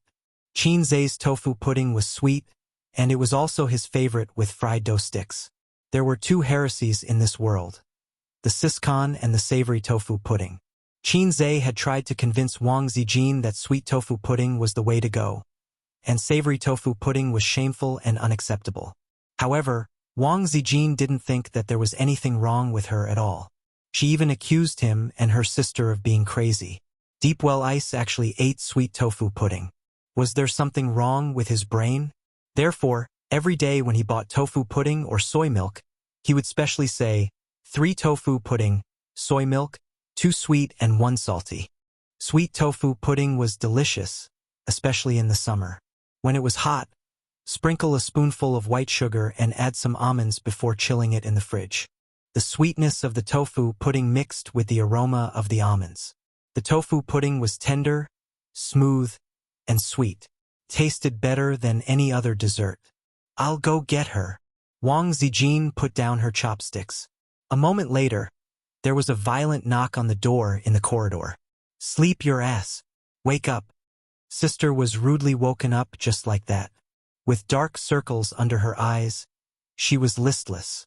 She couldn't sleep last night, and it was difficult for her to express her feelings in words. When she wasn't paying attention, the pink and tender grapes were eaten by her brother. She felt as if there was an electric current flowing through her body, and goosebumps rose all over her body. She was shy and frightened, nervous and guilty, and there was also a sense of guilt that couldn't be erased. Oh right, she even took a shower after returning to her room. She walked to the living room and looked at Qinzhe's back with a complicated expression. She quietly sat down in her seat and buried her head in breakfast. Wang Zijin frowned. She realized that things weren't that simple. The three of them had been together for a year and were very familiar with each other's way of interacting. Qin Baobao was usually very lively when she was eating, but today she was too quiet. She carefully looked at Qinzhe, but didn't see anything strange on his face. He looked fearless and calm, as if he was the successor of communism. After breakfast, Qinzhe and his sisters left the house. They took the elevator to the underground parking lot and waved goodbye to Sister Ziwei. Sister was holding her bag with both hands and was standing in a very ladylike manner. It was abnormal for her sister to be like this. It just showed that she was still nervous and conflicted about what happened last night. Qinzhe drove to the set. Sister, according to my estimation, the movie can be finished in a week at most, Qinzhe said. Oh, Qin Baobao replied. I'll make tofu pudding for you at noon. Put it in the fridge and you can eat it at night. Qinzhe said casually. Qin Baobao nodded and quietly observed him. He was very calm, without the slightest awkwardness or guilt, as if eating grapes was a basic thing that he didn't need to worry about. Qin Baobao bit her lip, feeling wronged. She was in a mess, but her brother was still calm and collected. Baobao suddenly felt wronged. She was also a little disappointed, although neither of them would feel awkward with his attitude. Of course, her brother's state of mind was different from his sister's. Brother, I was one step away from having sex with her. Sister, I was one step away from falling into the abyss and couldn't survive. They arrived at the set at 8:30 in the morning. The crew was already there and waiting for them. Let's start. Let's try to do it in one take. In the room, Qinzhe quickly took off his short-sleeved shirt and pants, leaving only a pair of boxers, and got into bed. In the past, Qin Baobao would happily admire her brother's figure, just like a man appreciating a woman's figure. But today, she glanced at the center of the boxers, cross it out the center of the crotch. She immediately retracted her gaze, looking very uneasy. Boss Qin, go over there and change your clothes. Director Zheng asked the lighting engineer and cameraman to get into position and said to Qin Baobao. Qin Baobao needed to change into a wrap, the kind that exposed her shoulders. She couldn't lie in bed in a short-sleeved shirt. The male actor was much more casual and didn't need to go through so much trouble. He just needed to wear a pair of boxers. "Let's get a stunt double," Qin Baobao said. Qin Zhe was stunned. "But we don't have a stunt double." Director Zhang was in a dilemma. There were no action scenes, no danger scenes, and no stunt doubles in this movie. The lighting engineer suggested, "Director, let the female colleagues in the crew do it." "I'll do it." "Director, let me do it." "Boss Qin, I'll be the stunt double." At the door, several female colleagues in the equipment team raised their hands. "Qin Baobao. So many people? So many people want to take my place?" Qin Baobao frowned and suddenly changed her mind. "Forget it, I don't need a stunt double." The female colleagues hissed, their faces full of disappointment. The morning sun shone in through the window, and the room was quiet. A man and a woman snuggled together. The girl's hair was messy, and her head was buried in the man's neck. Her side profile was as beautiful as a painting. Their clothes were scattered under the bed. There was a knock on the door, and the man and woman woke up with a start. After a few knocks, the door opened, and the camera pointed at the door. The middle-aged woman stood at the door, dumbfounded. You, the middle-aged woman said in a trembling voice. The cameraman gave her a close-up. As expected of a veteran actor, he played the expression of, "Oh my God, my son and my daughter are in bed very well." Chapter 6:15. Just like that, this pair of childhood sweethearts developed feelings for each other, and the fact that they couldn't help but have sex with each other could no longer be concealed. "How did I give birth to such a shameless daughter like you?" His father flew into a rage in the living room like an enraged lion. "Dad, it's my fault. Don't scold my sister," Qin Hao said loudly. "Pa!" His father slapped his face and became even angrier. "How can you face me? How can you face your mother? How can you face our kindness of raising you?" Qin Hao clenched his fists. "My sister and I are truly in love. You still have the face to say that. She is your sister after all. How can I face you? How can she face you? The biggest mistake I made in my life was to adopt you. Get lost now. From now on, our family has nothing to do with you. If you dare to contact us in private again, I will break your legs." The slap was real. He didn't use a dislocation technique or a stunt double. A bright red palm print appeared on Qin Zhe's face. The veteran actor's acting skills were superb. He portrayed the image of an enraged father clearly and powerfully. It indeed made the eyes of the crew, including the director, light up. The camera focused on Qin Hao's face, and he first revealed a dazed expression. In this scene, there would be a flashback. In his previous life, Qin Hao and Qin Si would also have feelings for each other, and they would also have sex, but their parents wouldn't allow them to be together. In the end, they broke up. In his previous life, Qin Hao didn't have the courage to fight against his parents. He was too mediocre, too ordinary. Without the support of his adoptive parents, he couldn't even finish college. Memories flashed past. Qin Hao and Qin Si had no choice but to separate. From then on, they went their separate ways and walked on their own paths. They were like strangers. Many years later, he still lived a mediocre and helpless life in the big city. His sister met someone who truly loved her and got married. Until that car accident brought him back to 10 years later. Enough! In the silence, he exploded with a roar. The whole family was shocked and looked at him in shock. Qin Hao clenched his fists tightly, his expression agitated. He swept all the things on the tea table to the ground and roared, Face, you always only care about your face. Have you ever considered us? In your previous life, you broke us up because of your face. Now you still want to do this, They quarreled loudly, their faces flushed red, venting all the resentment in the heart of a loser. His acting skills were off the charts. At this point, the show was far more exciting than expected. The camera fell on Qin Baobao. Next, it was time to test her acting skills. They wanted to see if she could match up to the first two actors. If there was too much difference, they would have to stop. Director Zhang was a little conflicted. If he called for a stop, it would probably make Qin Bao a little embarrassed. If he didn't call for a stop, it would give Qin Zhe the impression that he was doing things half-heartedly. At this time, Qin Bao looked a little absent-minded. No one knew what he was thinking. Fine, he directly stopped the adjustment. Director Zhang sighed. Logically speaking, for this kind of drama, it would be best if they could finish it in one go while they still had the feeling. But at this time, Qin Bao reacted quickly. She wiped away her tears and connected this small flaw. Then, she stood up and said, "Dad, Xiao Hao and I are truly in love. Whether you agree or not, I will be with him." Meeting her father's angry and fierce gaze, she added, "I like him." She immediately established a firm and unyielding image of a girl.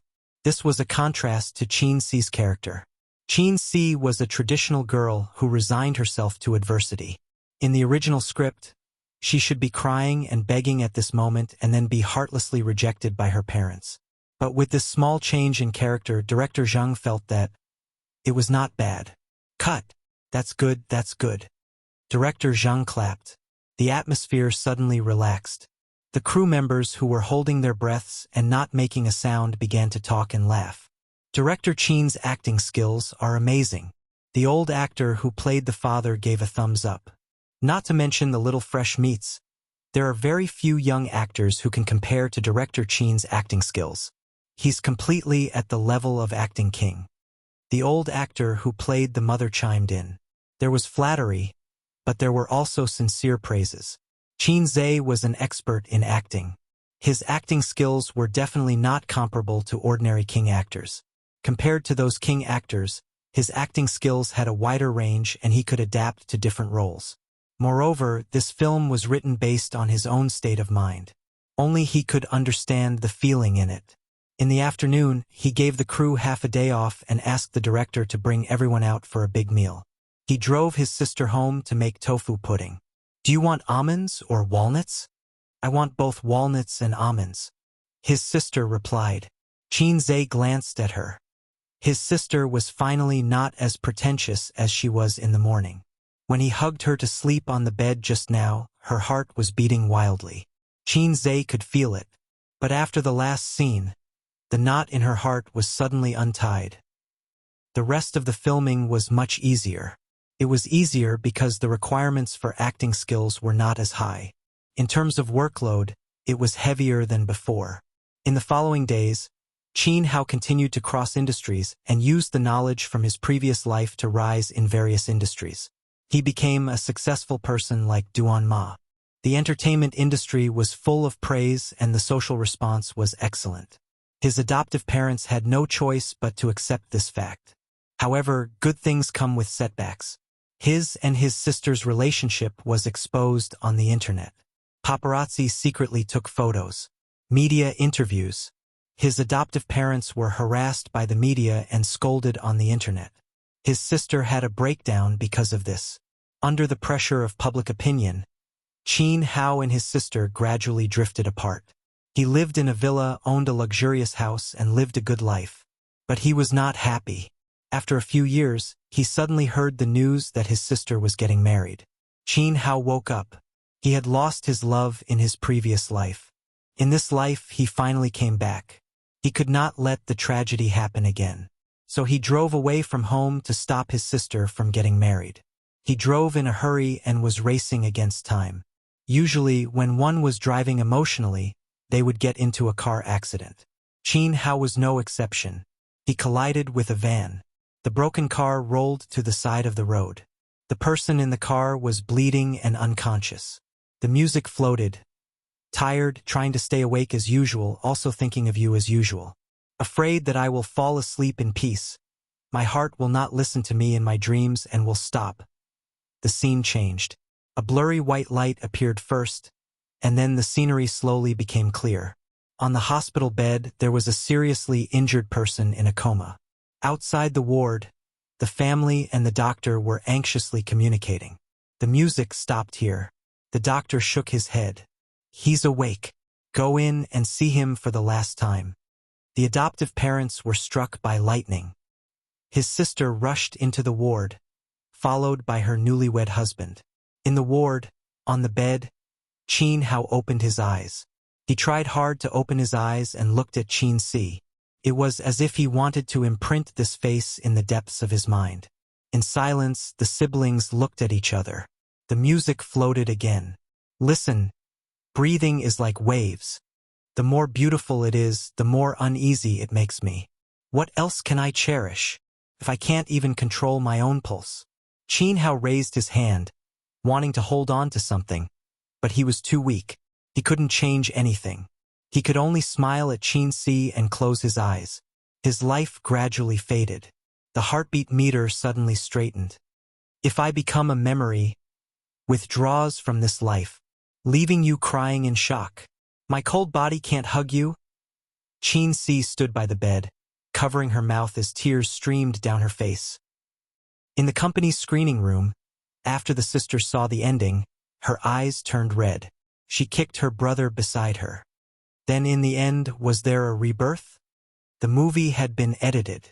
Qin Zhe personally supervised and participated. The sister's expression was similar to that of most of the female colleagues. She also asked the question that many people in the crew had. They had participated in the entire filming process. Some of them had read the script while others had not.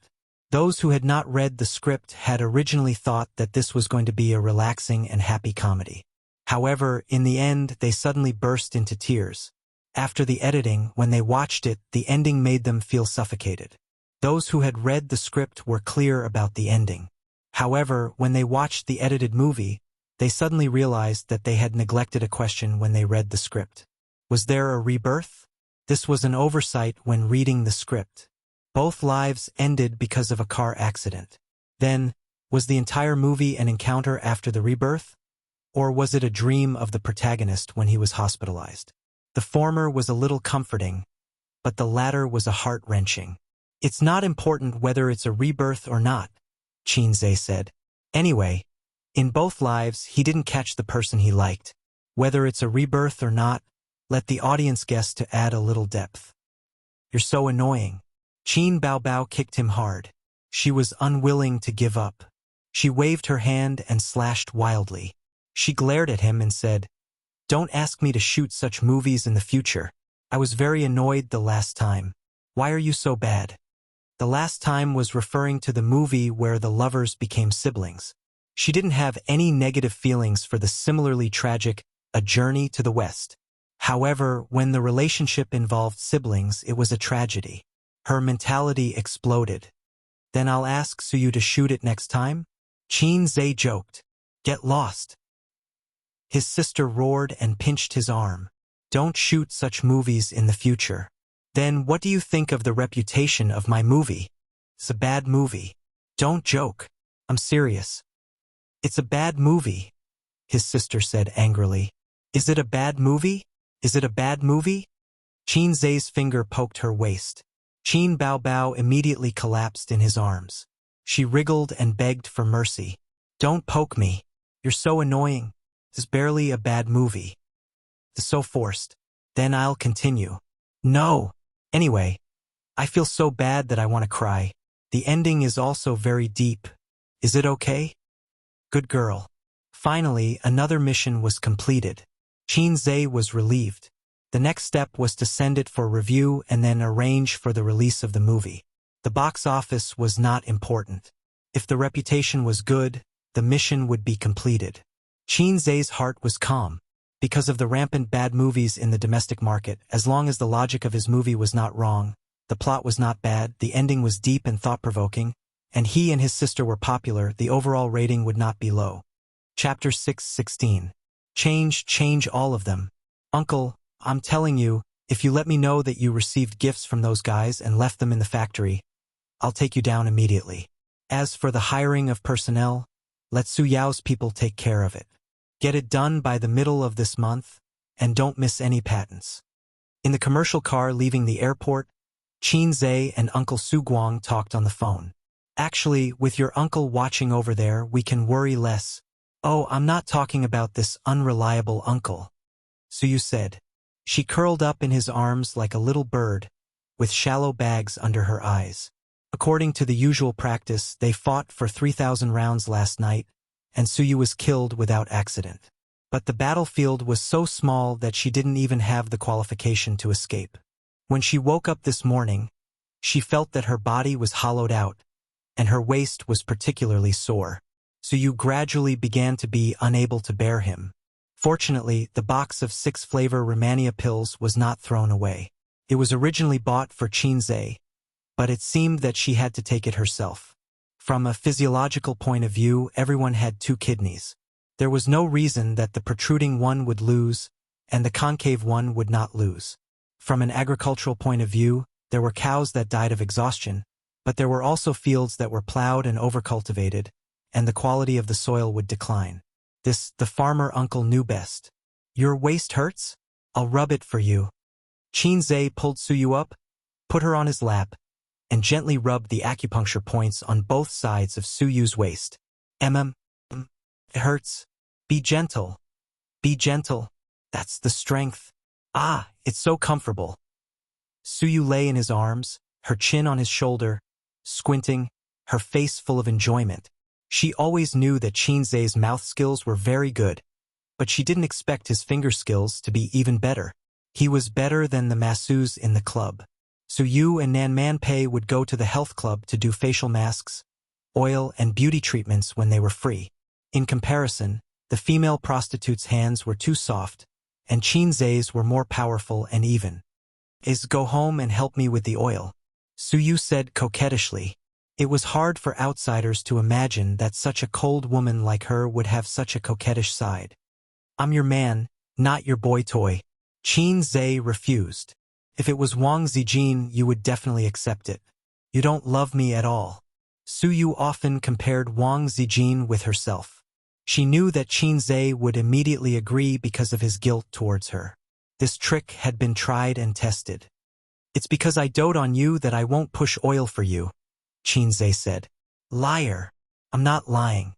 According to the plot development in the book, any massage and oil massage will eventually evolve into inhumane sex. Your waist is sore, so I won't torture you." Qinzhe sniffed the perfume on her body. "It doesn't make sense," Suyu muttered. "What? Didn't you say that there are only tired cows and no plowed fields?" Suyu felt wronged. "My waist." It wasn't an illusion. She found that Qinzhe was getting more and more valiant in that aspect.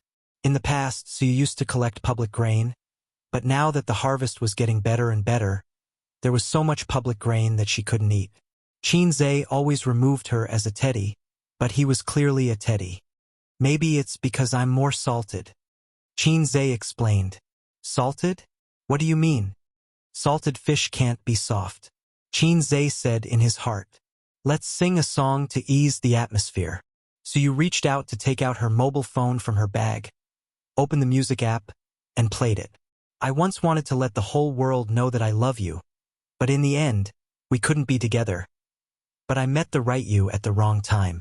Maybe everything is fate." A male and female chorus sounded. Qinzhe was stunned. "Wasn't this the song he wrote for Huang Yuding and Su Jiao?" "This is the song I wrote, right?" "Yes, it's very nice." Suyu rewarded him with a kiss. "My husband is amazing. It's just an online song, but it's very popular. Mobile Douyin is full of videos of this song's accompaniment. It's so popular. Fashion is actually using mobile Douyin. I just watch it occasionally to relieve stress." After Suyu finished speaking, she closed her eyes and enjoyed Qinzhe's massage. Her mouth was moaning. The phone rang. It was Nan Manpei calling. Suyu answered the phone. Man, sister man, do you have time tonight? Come out for tea," Nan Manpei said. Bathing, sauna, oil massage, beauty treatment, and tea. Before she got together with Qinzhe, this was the unshakable activity of Suyu and Nan Manpei every weekend. It was commonly known as a woman's big sword. Okay. And later, is that okay? And Suyu's face was full of enjoyment. "What are you doing?" Nan Manpei heard her voice and felt that something was wrong. "I'm not doing what, Who are you with?" "Qinzhe." After a moment of silence, Nan Manpei said, "Goodbye." Hang up. Suyu threw the phone and half squinted. Rub my shoulders too. It's so comfortable that I want to sleep. Chinze. Is it really good to be so naughty to Sister Man? Suyu. It's okay. I can only show off in front of Sister Man. Suyu was like a lazy cat, lying on his shoulder, squinting, and was about to sleep when she was disturbed by the ringtone of the phone. This time it was Chinze's phone. Caller Maggot Bao Bao. My sister's phone.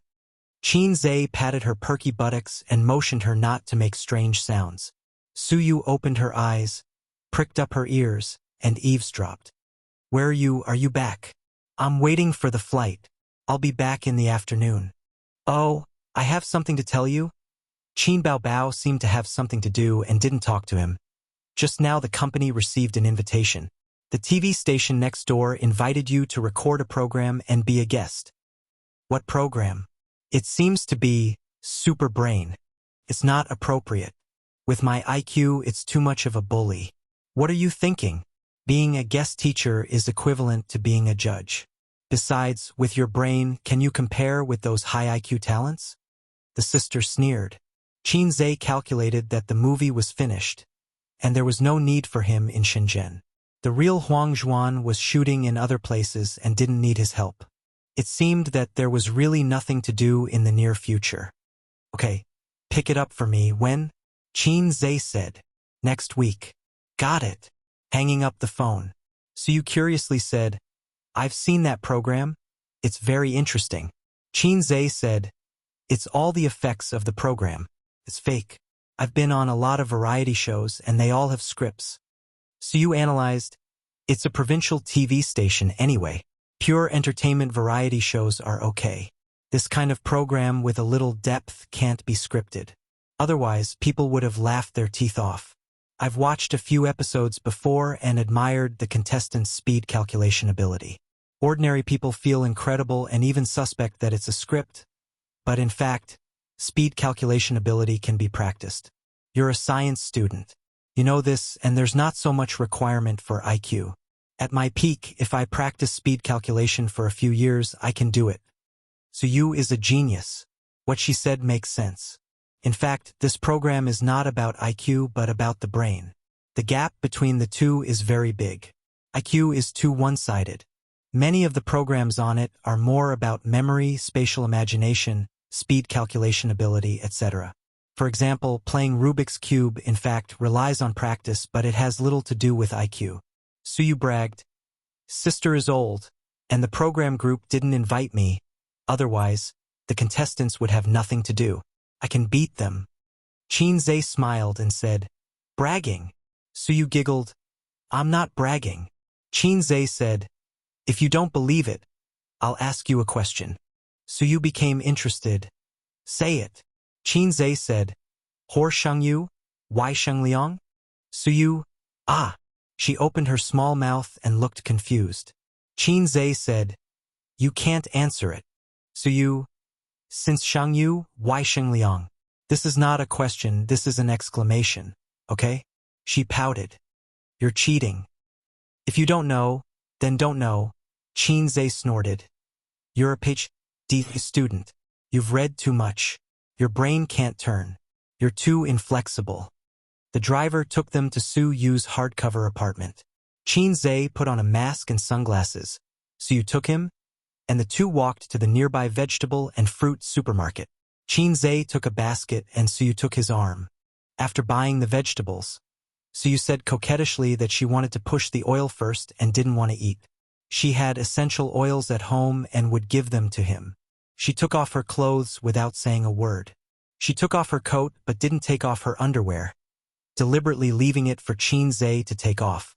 It was so exciting. She lay on the bed, her black hair spread on the white pillow. Chinze unbuttoned the B-cup, and the buckle slipped down along her smooth and tender skin. Her snow-white back, the vertebrae from her hips to the back of her neck, walked in a sexy arc. She had a good figure, well-proportioned, but it felt bony. Chinze found that he had neglected it before. He only cared about